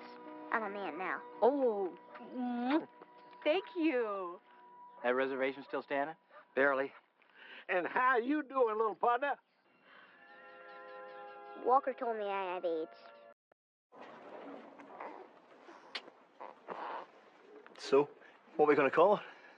Fanny. I want to call her Fanny. We can't call her Fanny.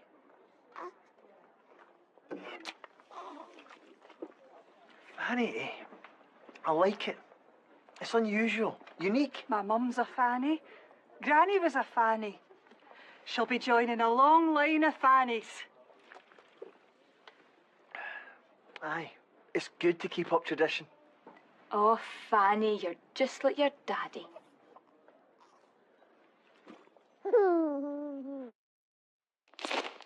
Bacon?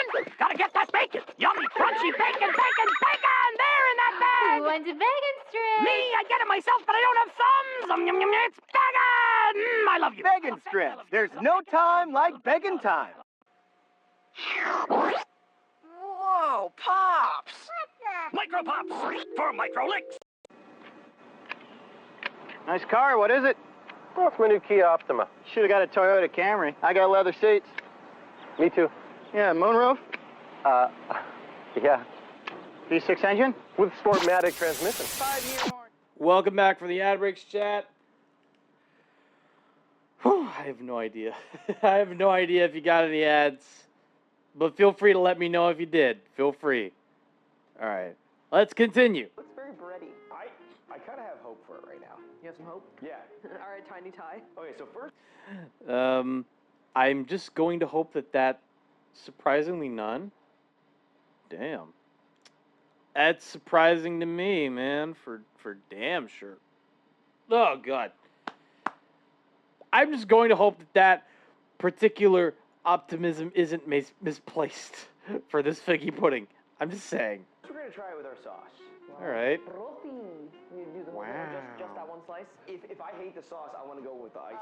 Oh, right. All right. Yeah. Here's our figgy taste test, people. Oh, that's figgy figgy pudding right there. Okay, ready? Cheers. Cheers. There you go. Onto my fork and cheers. 'Tis the season, people.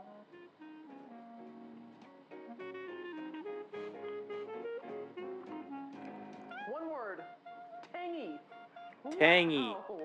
Tangy. Wow. It's an interesting juxtaposition between the thick and difficult to chew through texture and the tangy citrus and the sharp alcohol. It kind of tastes like I'm eating an old-fashioned. A lot of dark liquor and then a lot of orange peel. The taste is not that bad. Very true. We're going in for more, so we're not hating it at all. I kind of like it. It's got alcohol bitters when you first bite in. Yeah, right. Bitters. A lot of alcohol, but when you kind of get through a little bit, I actually think I really like it. I also Wow. like it. Yeah. I like it.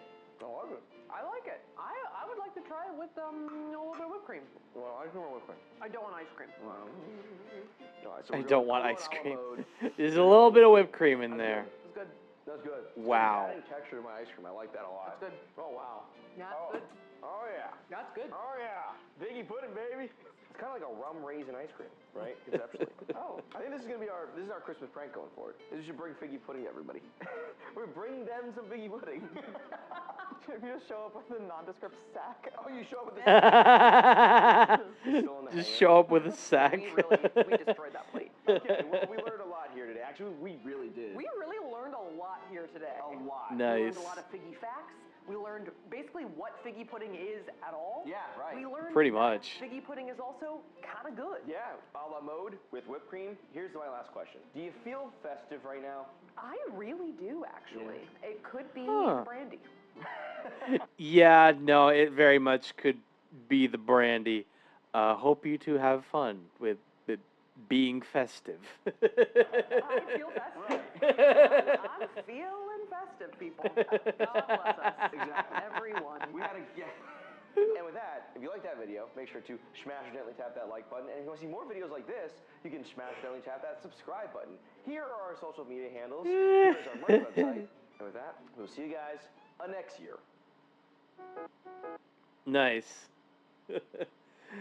Oh, that is just too funny. Come on. There we go. What's next? We did Tokyo Makeover. Let's do this one.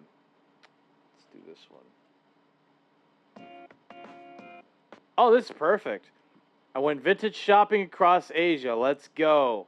Hell yeah. Hello, friends, and right. welcome to another East video. Asia.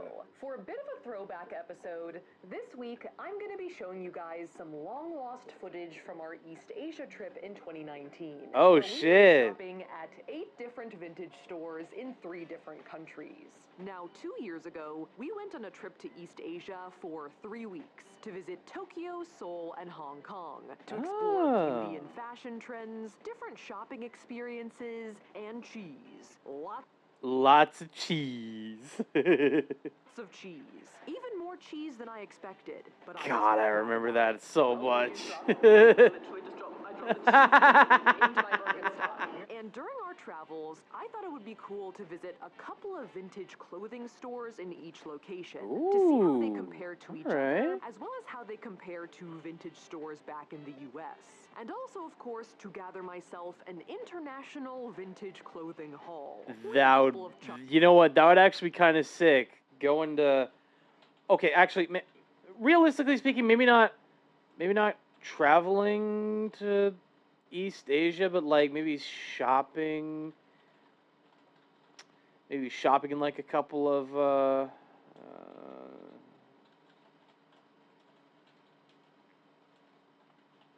sorry about that.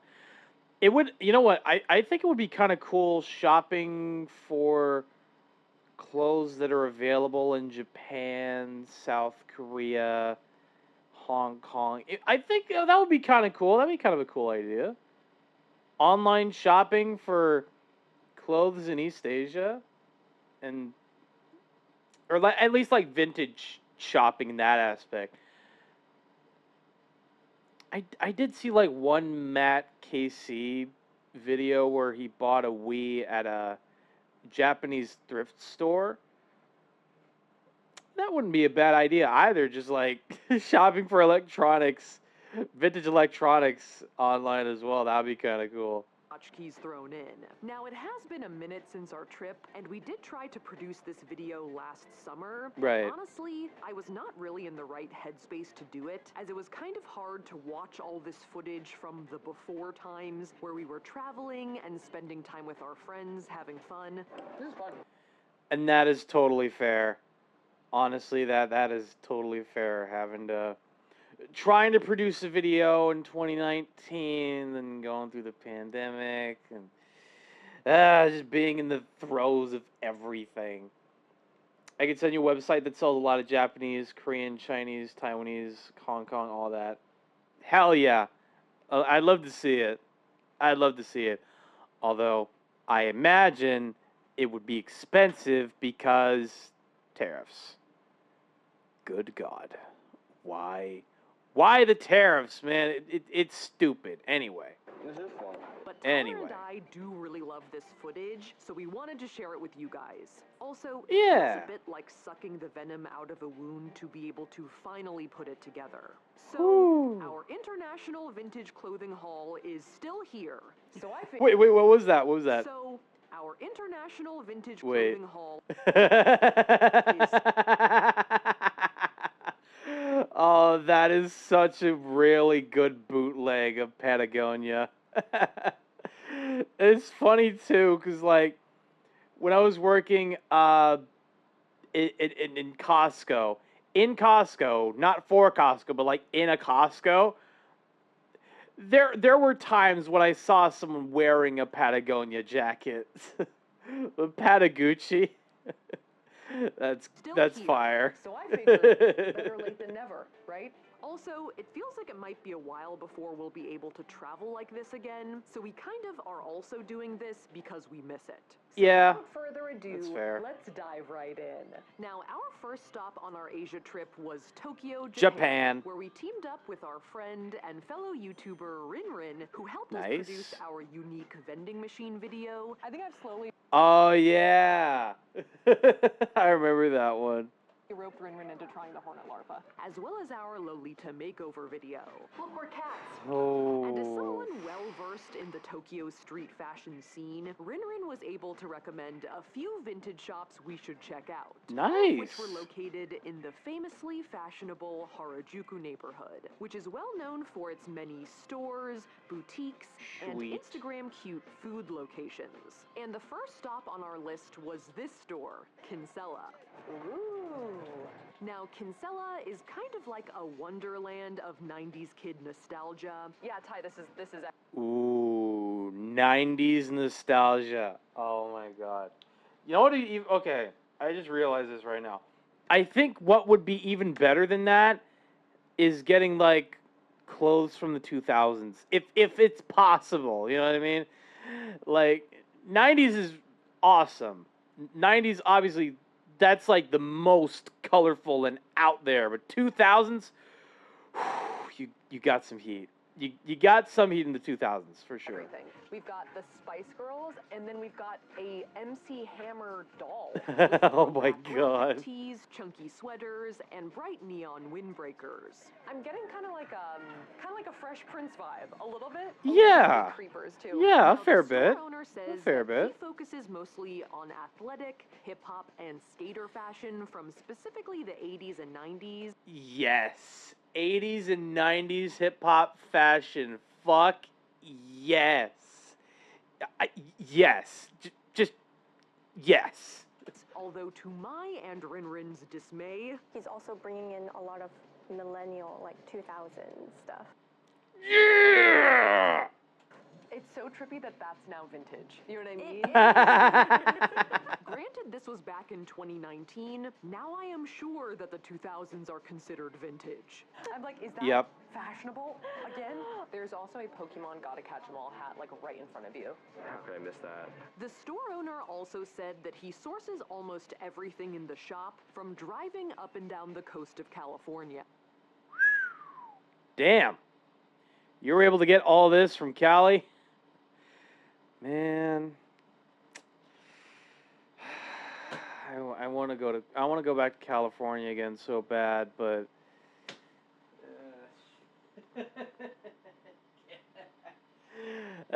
you can't blame me for not being able to do so. You can't blame me, man.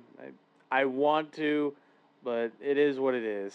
I'm literally standing below a Harley Davidson Fresno shirt, so definitely. So we are in Tokyo shopping at a California store. Yep.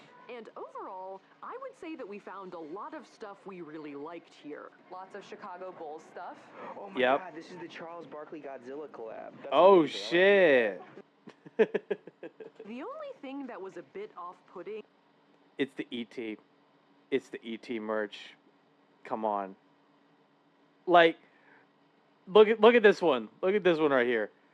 That is just the worst example of like an ET plushie. This is just concerning. This one is just out of his mind. This one I wouldn't mind snuggling with. This one's I wouldn't mind that. Were the multiple, kind of terrifying Mickey Mouse dolls.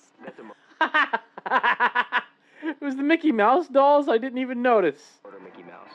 That's That's a murder Mickey? Yeah. Yep. He's a little terrifying. Yeah. No, that is a little terrifying, yeah. Like a Mickey Mouse voodoo doll. If you bring him home, he'll never leave. Eyelashes. I think that's the worst part. Now, in terms of what we were actually going to buy, there were a few things that caught my eye. There is one shirt over there that I'm like...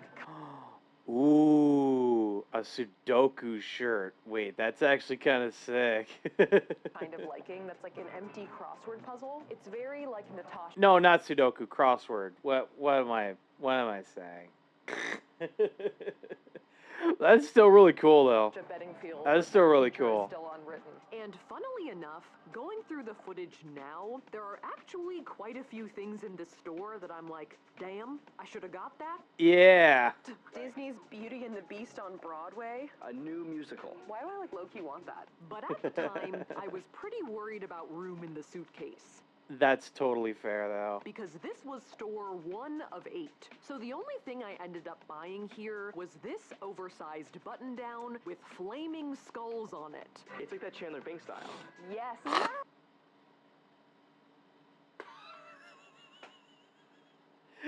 No, that is absolutely Chandler Bing. Either that or like... It's either that... Actually, you know what? This more reminds me of like... it's like a retired Guy Fieri. Retired Guy Fieri aesthetic. like with the flames on the shirt, but like... It's all monochrome. Or maybe it's like... I don't even know what I'm saying anymore. Rin likes that, yes. This is kind of like a Chandler Bing bowling shirt, but like rock and roll. Okay, chat. You see this? You see this little illustration right here? Hi, how are you? The Devil and Daniel Johnston.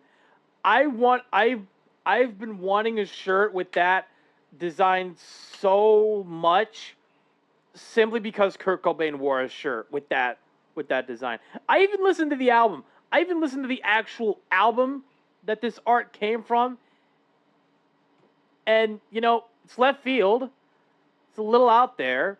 But, like, I kind of like it. I kind of like the album. Seriously. Like, it was that good. It was that good in my mind. I'm trying to remember which... I'm trying to remember which song was my favorite on that one. What was it? Oh my god. Hey Joe! It was Hey Joe. Oh my god. Hey Joe was just a tearjerker, man. Wow. Rest in peace, Daniel Johnston, man. What a legend. Like hardcore. This shirt kind of made me feel like an angsty ska band member. Basically like a metal version of a Hawaiian shirt, and that surprisingly struck a chord with me. Yeah. That's a Hawaii thing, isn't it? That's not really a California thing. Besides No. that, we did also come That's away fine. with the Charles Barkley X Godzilla X Nike collab shirt for Tyler. You're not even gonna try it on. Nice. You're just getting it. I would hang it up on my wall if it doesn't fit. And a pink shoulder-padded blazer for Rin. I keep picking up things. Oh, that's a cute jacket. No. I'm seeing it from here.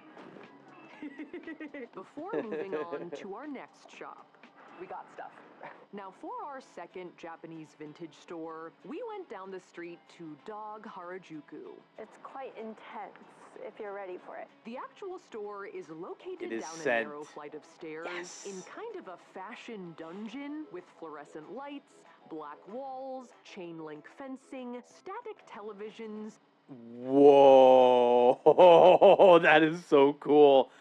Having that many just like CRT televisions in one room, that is sick. That is actually really sick. Oh and my choice god. Taxidermy. Ravens that are everywhere. It's very like Edgar Allan Poe meets like EDC. Also, yes, there was some EDM/dubstep blasting in here, so that's going to be present in our audio throughout. Yeah. Now, Dog specializes A little in bit. vintage remake style clothing, which is a fashion trend in Japan that focuses on modifying vintage clothes, oftentimes by cutting up different pieces and combining them together. YouTube, MySpace, Google, and Yahoo. Wow. See, Whoa. Like this is the neck of another t-shirt. Right here. And rather than focusing on a specific era of vintage clothes, the shop staff said that they just pick up whatever catches their eye and then remake it. Look. Whoa. We're Frank and Jim. Yes. They did tell us that they get most of their vintage items from Southeast Asia and the U.S. Maybe you could wear this, because, you know, you've been Maybe. dying to get a Sixers jersey. Another fun fact about Dog is that it's quite popular amongst celebrity visitors. Oh shit. That's pretty cool. A lot of whom have actually signed their wall. I see, that's Ariana Grande? Yeah. Nice. There's Lady Gaga up on top. Where? And though they do offer quite the spectrum of pieces, I would describe Dog's general style as if BattleBots had a fashion line. Oh, hell yeah. I could see Or it. maybe disgruntled but chic rhinestoned cyberpunk. Disgruntled but chic. Oh my gosh. That's kind of wild. That's a kind of wild fashion style to go with. There is definitely like an overall Ed Hardy vibe. Or perhaps even things you could wear to a rave inside the Matrix. Things you could wear in the Matrix to a rave. That's pretty funny. Yeah. Wow, look at that color. Wow. You look like a hard drive. And though there were quite a few things that caught our eye, It's like holographic cheese. It is. A little in terms bit. of what we were actually going to buy. All right, Taya, I don't want to alarm you, but there are plastic-legged jeans here.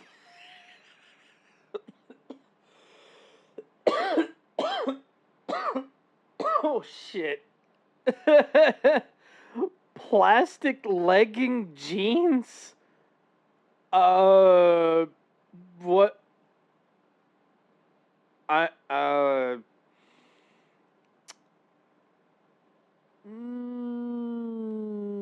No. No. Here with tassels on the side. There were Yeah. Yeah. Why? Just why, man? really only two contenders. Why is this so creepy? This hypnotizing purple button-down. Ooh. Suspicious minds. It's kind of like a conspiracy theory shirt. You know what I mean? A little And bit. this bejeweled FedEx-sponsored NASCAR jacket. Okay, that actually looks kind of baller. That's actually kind of baller. I'm just going to put it on right here, right now. Now, if you've seen our Balenciaga toe heels video, you know this one won. It's pretty Yeah. What's up? What's I can't up? fully explain why I like this jacket so much. I'm like pretty into this. But there is just something about it that calls to me, like the ocean calls to Moana. place now. So I felt like I had to follow my heart and Yeah. do it. Here's the only controversy with FedEx. What? There's an arrow between the E and the X. Wait, what? You see it, Saf? Oh, here! Oh. Yeah, like FedEx, like, you're gonna send it. Do they only send things to the left? No, it's the right anyway, but yeah. It's the right anyway, but All right, that is the controversy around FedEx. I don't know, maybe this is like Listen, every other thing, but... are you a suspicious mind about the intentions of FedEx? Did that work at all? No. Can I just go back to my cage? Where are you going with that? that doesn't quite work. You're a conspiracy theorist about Federal Express. Our final Japanese vintage store, we went to this one on the other side of Harajuku called Punk Cake. Oh god, is this one gonna be the most expensive? Oh no. Which, I'm similar scared. to Kinsella, seemed to kind of focus on Okay, hang on.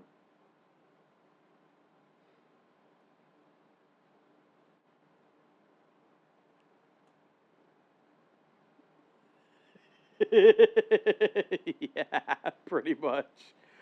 Oh, wow. Ooh, Sonic Youth. Ooh, I'd love to get something like that, maybe.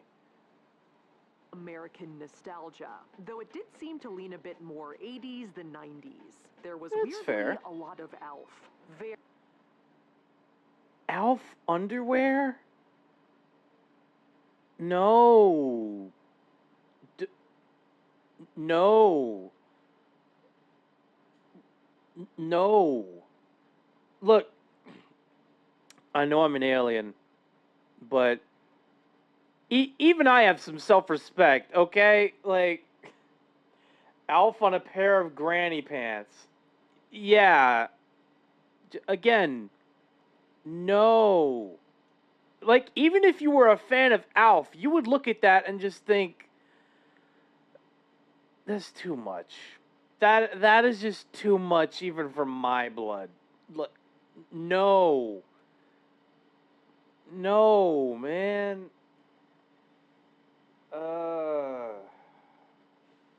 No. Very 80s, definitely. With a lot of bright hues. It's very colorful. Oh my goodness. Yeah. Whoa. Bold statement patterns and poofy sleeves. Oh, I love shoulder pads like that. Very 16 candles. If you touch them, they're like crunchy. You know what I mean? Wow. As well as some choice acid wash denim and tulle. We have another hold Oh, item. shit. Oh, wow. It's kind of like the clear knee mom jeans, but no plastic. Ruffles. It's like the clear chest flash vest. Now, we don't know exactly where or how Punk Cake sources their items. I like this like a zebra shirt right here. Oh, yeah. Ooh. Is it a jacket? There's big pockets in it. It might be a jacket. Yeah, it's a cool jacket then. But I would say beyond just 80s, there was also a pretty strong cowgirl theme to some of the items in the store. I feel like there is a slight like Western vibe to this place, or like A little bit, yeah. There's a little bit of a country vibe to it. Oh, good. Look at this horse vest. This is everything. I feel like my first Wow. grade teacher wore those. This specifically has like almost like an art teacher vibe. Yeah. And that combined with the pink, the sequins, the fringe, and the tulle gave Punk Cake selection a vague Dolly Parton feel. Look at this. Wow, amazing. Now, I did try on a couple of things here. How do we feel about this?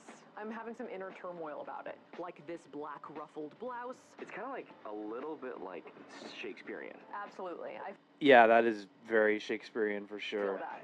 I could like unsheath a like very thin sword. It's a little Inigo Montoya in that way. As well as the iconic horse vest. I'm not sure what I'm trying to say with this one. It's a look for someone. It is a look. Someone could wear this and pull it off. I'm just like, who though? Who would actually wear that? Kabuizra says Martian prefers a classy pair of pump glitch briefs. Probably, yeah. Yeah, more likely those than that. Yeah. Is that someone somewhere in this corner? I don't know. I don't and then know. finally, it's zebra time. Oh, it is zebra time. This zebra printed top. Jacket or shirt? I think it's a jacket because there are like pockets like right here. You know what I mean? Or there were. Have I lost them? So it's kind of like this. You know what I mean? Yeah. It's, like a jacket. It's kind of cool. I kind of like it. Oh, Rinrin's That giving is me pretty a cool. red cowboy hat. Oh my God, I'm like Ted Mosby, but on my head. This could be styled to go full-on cowgirl, or I guess safari. Pulling it off. Maybe. Maybe. I could also potentially see it adding some pizzazz to some of my everyday comfortable vampire. Sent the image of those underwear. I could, you know what, bro? I could kind of see myself wearing those for sure. And honestly, with the zebra shirt, Safia could pull that off. Safia could actually like pull off a zebra shirt, which is kind of insane, especially with the red hat. Outfits. I feel like this is a good between like the horse vest and the 80s shirt. It's Yeah. an 80s zebra jacket. There you go. So we got it. And with those Hell 3 yeah. stores visited and my FedEx conspiracy decidedly unsolved, it was time for us to pack up our Japanese vintage store haul and make our way to the airport to catch our flight to the second stop of our trip, Seoul, South Korea. All right. Now, while in Seoul, we teamed up with local YouTuber Hoju Sarah and her boyfriend Tiny Tip, who helped show us around the city, to many amazing restaurants, and to a very relaxing Korean spa. Nice. Are we pulling it off? I think it looks amazing. I kind of look like Yoda. As well. No, you look more like Princess Leia. Tiny tip. Tiny tip. Oh! No, that's Tiny Tim. Shit. Oh! Escorted us on our lengthy train ride to the Imshal Cheese theme park. Oh, there it is. Nice. We are approaching the big cheese. And through some of The their big cheese! recommendations, as well as with some sleuthing of our own on Instagram, we nailed down 3 stores across the city we were interested in checking out. Ooh, alright. 2 of which were in the Hongdae area. I realized I flipped you off. With your middle finger? I didn't notice. Hongdae is a very young and happening area with lots of cafes and restaurants, street performances, nightlife, and tons of clothing boutiques. And the first vintage store we hit up was called Hantage. This is the first one. Oh. Hantage is located at the bottom of a flight of stairs that Moderately priced. Okay. that is itself pretty decked out with items. They start making use of the space really well, like even on the stairs. No, we're already being sold merchandise. Oh, look, Ty, the Mighty Ducks. Quack. Nice. Once you get downstairs, the store kind of feels like a retro basement with old TV sets. Fucking hell, man. That is so cool. I want a CRT TV. Like I would actually love to have one, but I just don't have the space for it, man. Shit. And records on the wall. Saf, check it out. Sebastian Bach, Skid Row. Oh, we're big Gilmore Girls fans, so Sebastian Bach is 10 out of 10. And the clothing kind of has a grungy Pacific Northwest vibe. Did you say grungy? In Pacific Northwest?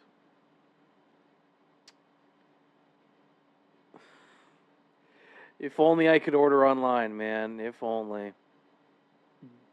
Hantage sounds like, just from the description, Hantage sounds like my kind of store. It just feels like my kind of store, but oh well. Oh, Tyler, there's Birkenstocks. Spotted. Which kind of makes me think of the vintage store we visited in Portland a few years ago. Look at this, Ty. It's like Converse Ugg boot. Yeah. Oh my god. A Converse Ugg boot. Oh my days. Why does that look kind of if that wool was along like the sole of the shoe, maybe I would be like, it looks comfy, but it's not. It's along the side. With like some shearling in there. Is that a size 10 women's? There's no way. It is a size 5.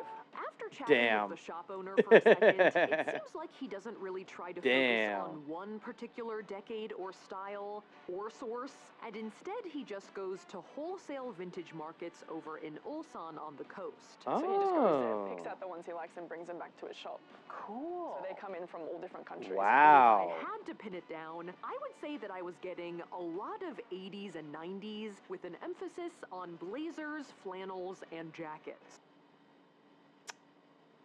Interesting. Very interesting. God, jackets. Hell They're yeah. almost like the jackets that like Joey's doppelganger has. Yes. A little bit, yeah. Hey, now, I'm not sure if the Birkenstocks were a sign, but I did find a lot of things I really liked here. It's pretty cool. It is pretty cool. Very Beetlejuice. Lady Beetlejuice. Lady Beetlejuice. Lady Juice. Oh no, don't do that. Don't put Nope, that. that's No. in the video. No, that's in the video. I beg to differ, Sarah. This oversized black leather trenchy type jacket. Oh, yeah. Yeah, that's sick. This is awesome. That is With sick. this geometric pattern made out of suede on the back. I don't know if I like this look, but I like this look. With it down. Yeah. Yeah. It's kind of like When in doubt, pop it out. A early 90s businesswoman Professor Snape. I mean, can it really get any better than that? That is Besides sick. the jacket, there was also this dress I really liked. Are you telling me Ooh. you didn't bring that from home? No, I love this. That is great. That This is is like totally sick. my style, like completely. I don't usually love the way low-waisted dresses fit me, but this one seemed to skim in all the right places. Oh, I'm Yeah. yeah. So we had to get this one too. Of And course. that was our Hantage haul. So let's buy them and then head to a different vintage store, right? Sounds good. Yeah. Yay. Now our second stop was just a couple of blocks away. Ah, ring my button. Nothing sexual. Oh, moderately priced too. Yeah, Nice. there you go. Someone had to mention it. Though aesthetically, it could not be more different from Hantage. Oh. With a light, dreamy atmosphere and ruffles, polka dots, gingham, and florals everywhere. I found Wow. a matching skirt to Tyler's pants. Oh. Sexual booty. The bouquet. With the general vibe being like a children's tea party. She's cute. There's also clock pockets. I can kind of, I can kind of see that. Huge tea party kind of vibe. I was kind of thinking this would be like mid to late 50s. I could be totally wrong there, especially with the polka dots, you know. Clockets. Oh, there we go. Both Clockets. with clothes and accessories, and also from the assortment of vintage dolls. We have a lot of minis and Barbies everywhere. Oh my god, that Barbie was my ish. Oh my god. Back when I was a little kid, I wanted to be an Olympic skater because of Michelle Kwan, and I was very upset when she did not win the gold at the 1998 Olympics, but I did also have this Barbie, and I was obsessed with her. Nice. I also had this Barbie. This Barbie actually caused a big fight between me and my cousin as to like who would get it. So I Really? You fought over who would get the dentist Barbie? Bruh. Oh, boy. actually, maybe neither of us ended up getting it.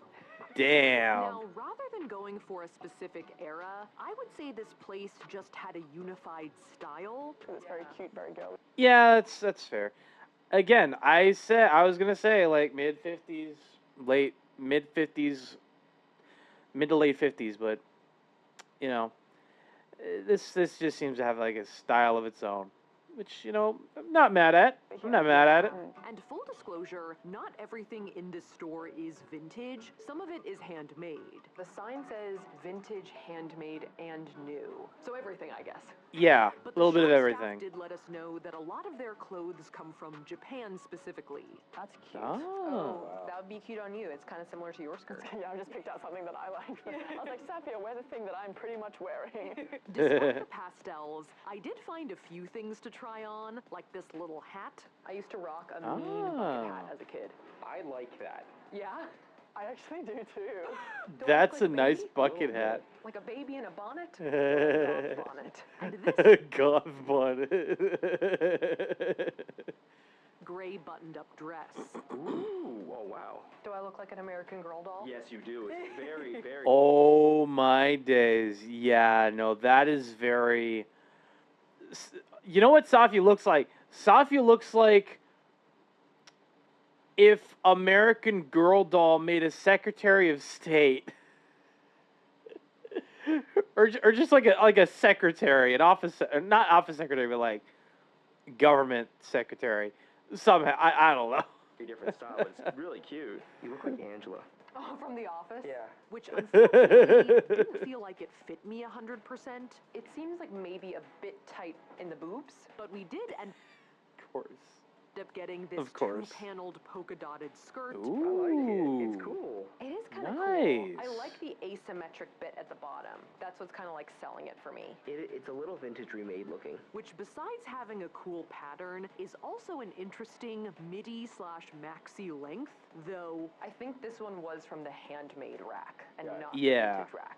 Got it. Just being honest. But I figure it's in a vintage store, so it's fair game for the haul, right? See, I found something in this very pink store. You did? You found the one black thing? The one thing that worked. I like this.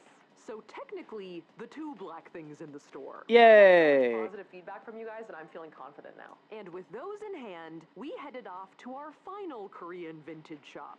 Vintage Bonnie, across town in an area called the Bukjeong Hanok Village. So it's pretty much famous for having all these old hanoks, which is the old Korean-style houses. But instead of demolishing them all, they've turned them into shops and cafes and restaurants and stuff, which is really cool. So there's not necessarily a lot of vintage shops in this area, but it's kind of like a vintage area. Yeah, right. Exactly. And the store itself is recognizable by its pink awning, neon sign, and racks of dresses just outside the front door. Care Bears. This is about to be very, very pink. Just pink pastel aesthetic. I can just predict it just from like looking at the outside.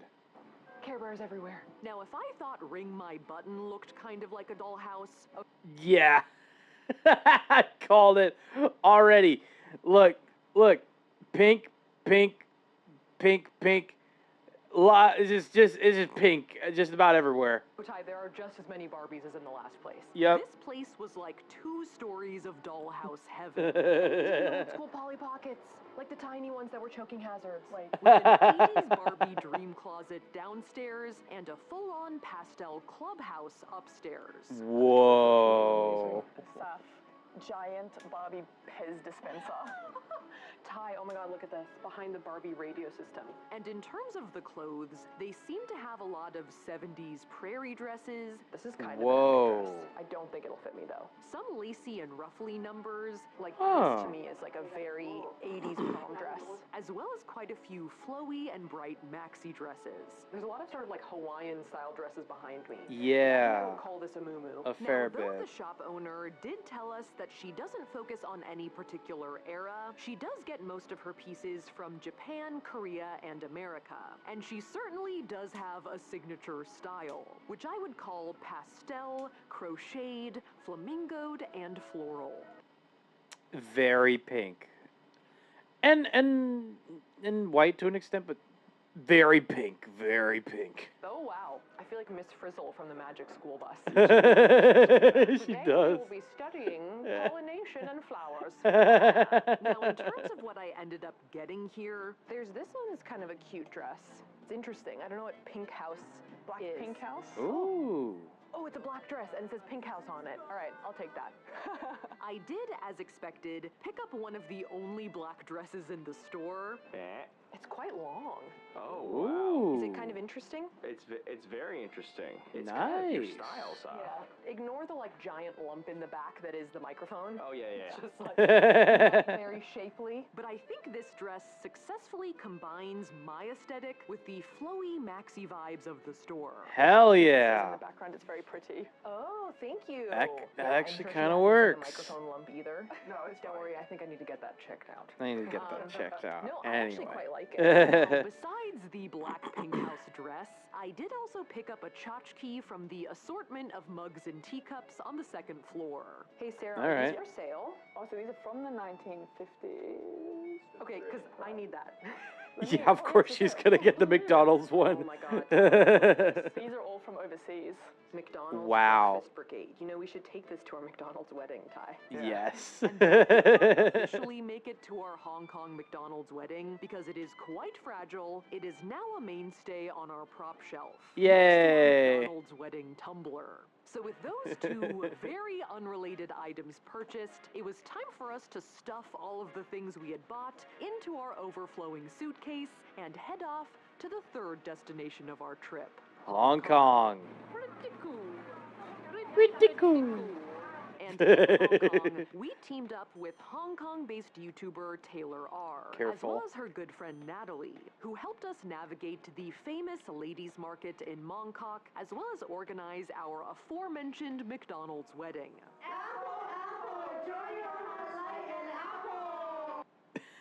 What the fuck? Join your hearts like an apple. Even out of context, I am so confused by what the fuck just happened.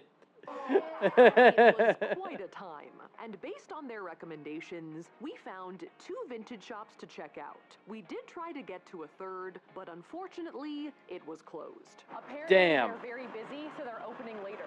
I don't know. Now, before we get to shopping, I just want to touch on some of what's been happening in Hong Kong since our trip, just because I feel like it would be remiss not to mention it at all. Since summer 2019, there have been a lot of protests and political tension, and the situation is still ongoing, but that said, we felt it would be worse for us to cut this portion of the video out and not share with you guys all of the interesting things we saw and all of the people we met in Hong Kong, because it really is a cool place with a lot to offer, and we really enjoyed our time there. I've left some links in the description below if you're interested in reading more about what's been happening, and for our part, we really hope we'll be able to return sometime soon.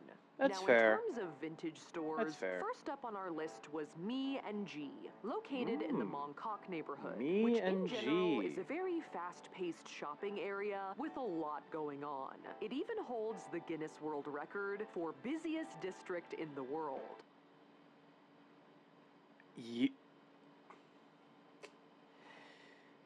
Wow. Busiest district in the world, and it's in Hong Kong, China.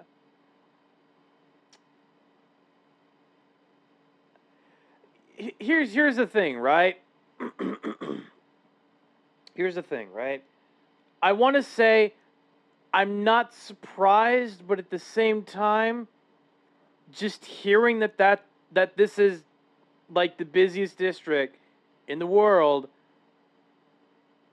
I wouldn't have expected that. You know what I mean?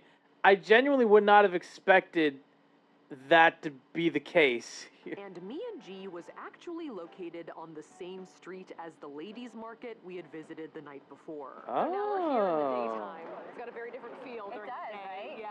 And this was the first store we had visited on our trip that I would say was more comparable to a thrift shop rather than like a curated vintage store. It's been described to me as a dodgy local spot. Is that everyone approves of that? Yes.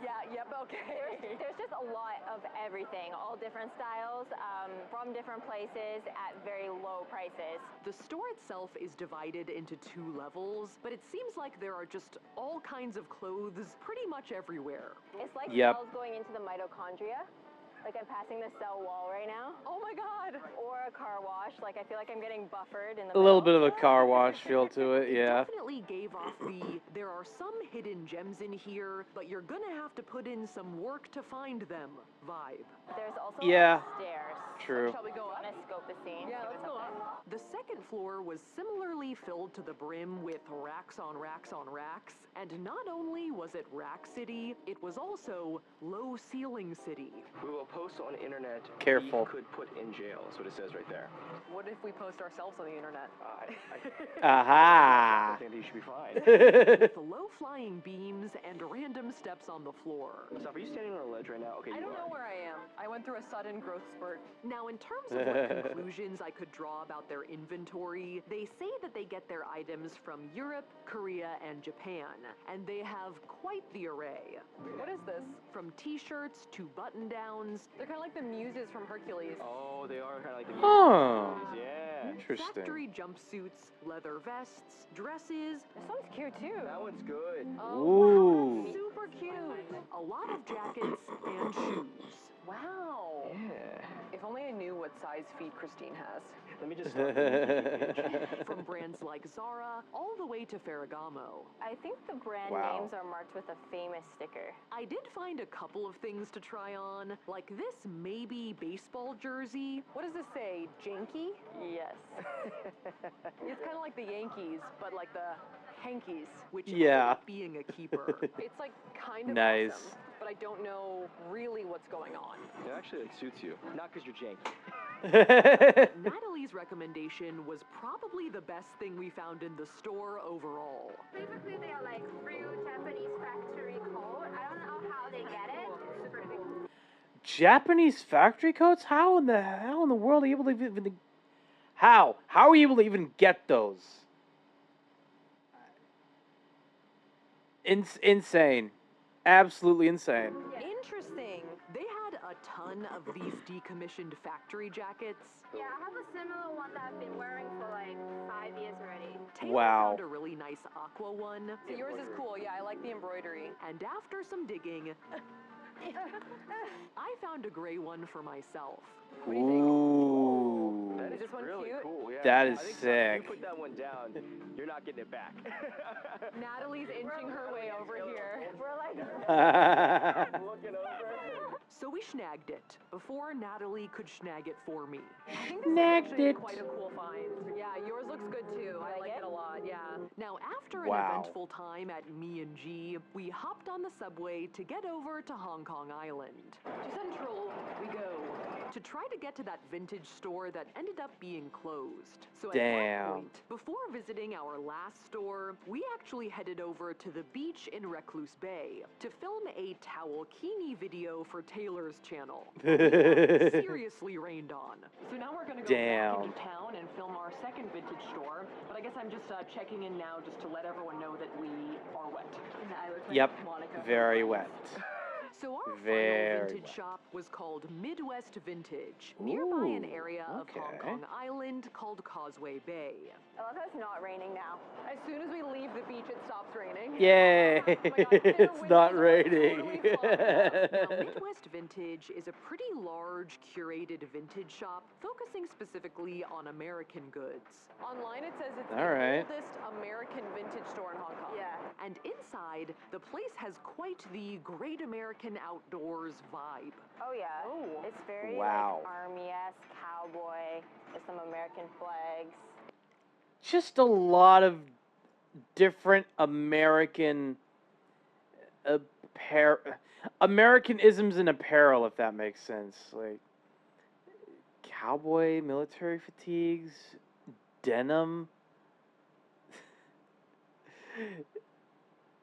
It's a lot. Is it weird to say it also kind of smells like an American vintage store? Yeah, it does. Maybe Wow. like a leather smell or something. With a warm-toned, wood-paneled interior. It's almost like a log cabin, even. Yeah. You know what this? You know what the interior of this place kind of reminds me of? It reminds me of like a. I mean, earlier you said you wanted those. You're not wrong. I did want those for sure. Okay, actually, okay, not fatigue specifically. God damn it. Not fatigue specific. Okay, hang on. I'm gonna.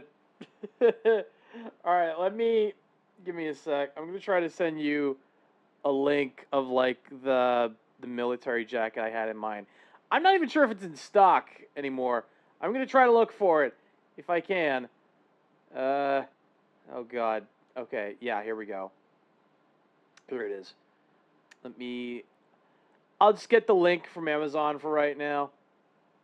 It is what it is. Yeah, I sent you the link. That's the jacket I really want. something in that style, basically. I'm getting like a Wild West vibe or kind of like an Arizonan vibe. Yeah. And with the clothing they Yeah, basically like that. sell, I think they hit a lot of facets of vintage Americana. Oh, they did. That one's really cute. Isn't it? Yeah. In terms of era, from like the 1950s to modern day, and in terms of style, from like military jackets to Hawaiian shirts and graphic tees.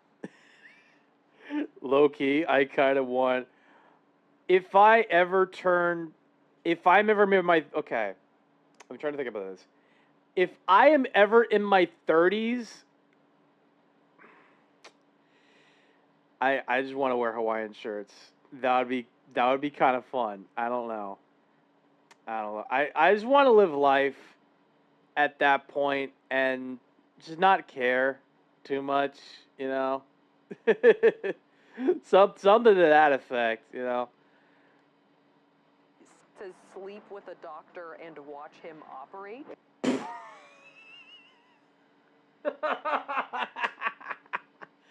Oh God, yeah, that's sleazy. That is just a sleazy saying right there. Good God. Oh. It's almost like an FBI, like female body inspector. Yeah, exactly. Very much in the same vein of that. God. Now I had a field day trying things on. Is this good? Can I wear vests? I don't know. Including You could. a number of leather jackets. Yes. Leather jackets. Oh my god. I love leather jackets. And you know what's funny? There was one time where I was like doing research and I'm like, okay, how do I get like a leather jacket? At some point I wanted to get one custom made, but it was too expensive. So I couldn't even go through with that.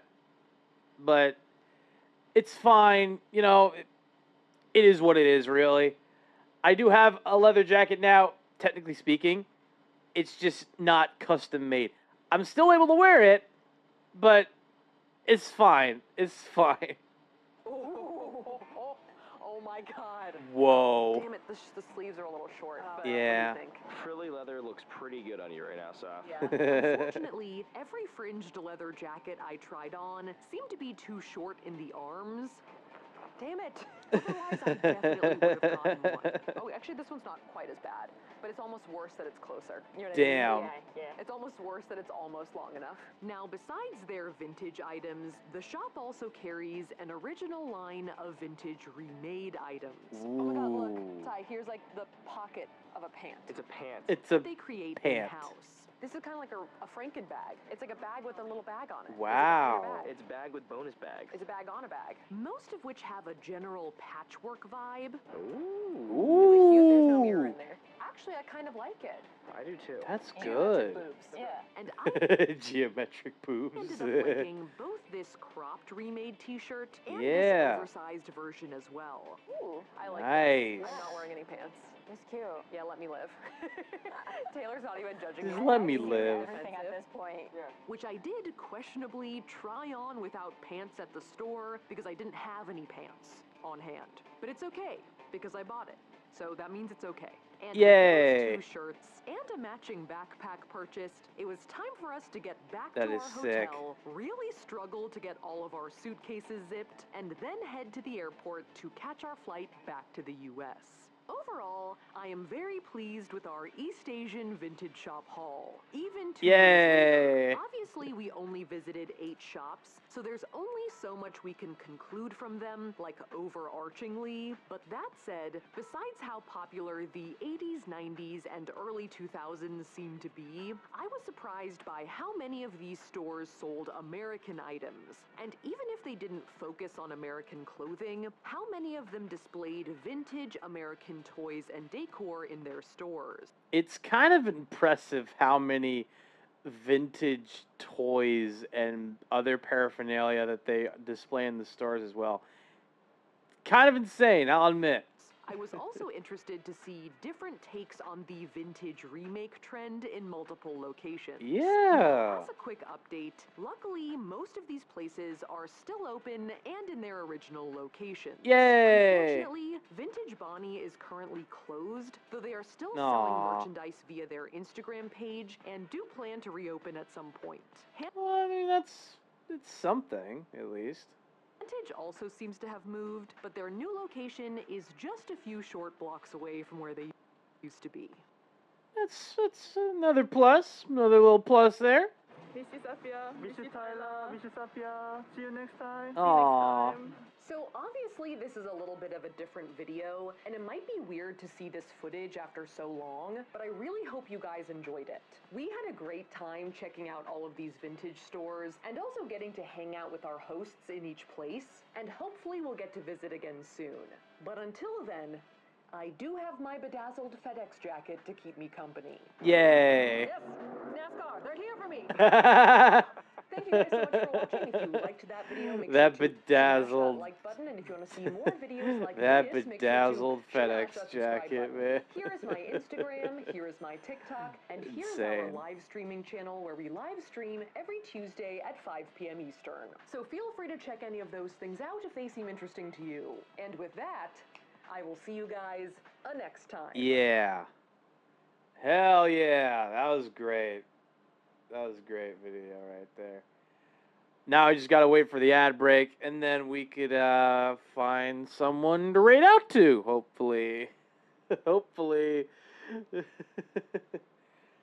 Okay. Raid targets. Gallant JVT, hey Hayden, or socks. All right. Hell yeah. We could probably rate the socks. I wouldn't mind that.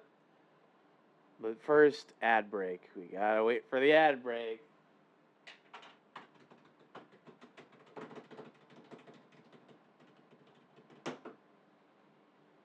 I just had to do that. I just wanted to do that. Oh God. I'm waiting for it. I'm waiting on it. I'm waiting on the ad break. Come on.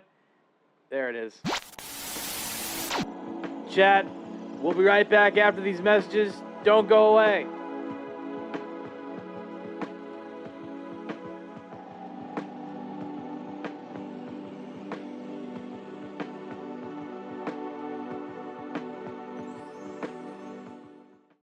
山本山の特選焼き海苔、手巻き、海苔巻き、美味しさを優しく包む舌触り、海の幸をそのままパック。海苔はやっぱり山本山ですね。Hey, this is for those ready to hit the road. Hit the road. This is for the long way home. This is for those who want to widen their horizons. This is for the passing lane. This is for right now. Right now. Hit the road for Pontiac driving excitement and lease a Grand Prix GT for as low as $275 a month for 39 months. Call for important details. This is for me. For me. Hit the road for Pontiac driving excitement. This is for me. Here's an incredible deal and a great holiday gift. This popular scooter free with the purchase of any mattress set. John B. Schultz features the all-new no-flip Beauty Rest mattress, hands down the world's most comfortable mattress. In fact, we're sure you'll love the comfort and support of Simmons Beauty Rest. If not, we'll give you your money back. Free delivery, free setup, and for a limited time, this scooter free. What are you waiting for? John B. Schultz Furniture on West 8th Street.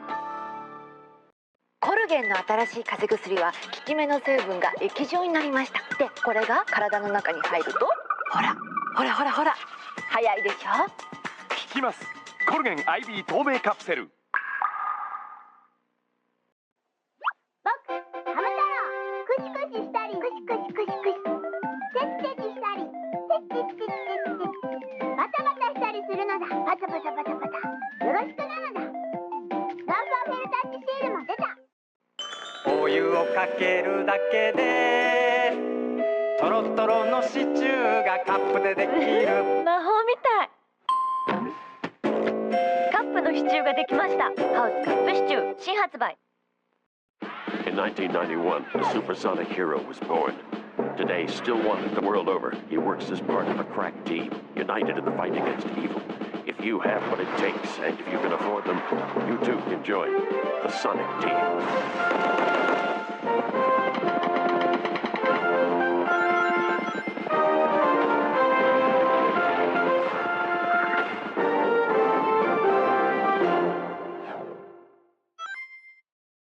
Everyone's doing it. Guys are doing it with girls. Girls are doing it with other girls. Some get together in groups and do it. Some even do it with complete strangers. Some people like to do it. Welcome back for the ad breaks, chat. Okay, let's see what ads Kibo got here. IKEA Apple Cash, Heinz Flavor Tour Sauces, Thai Sweet Chili, Wingstop Fantastic Four, The First Steps, Subaru Crosstech, and Command Folding Clothes Hanger.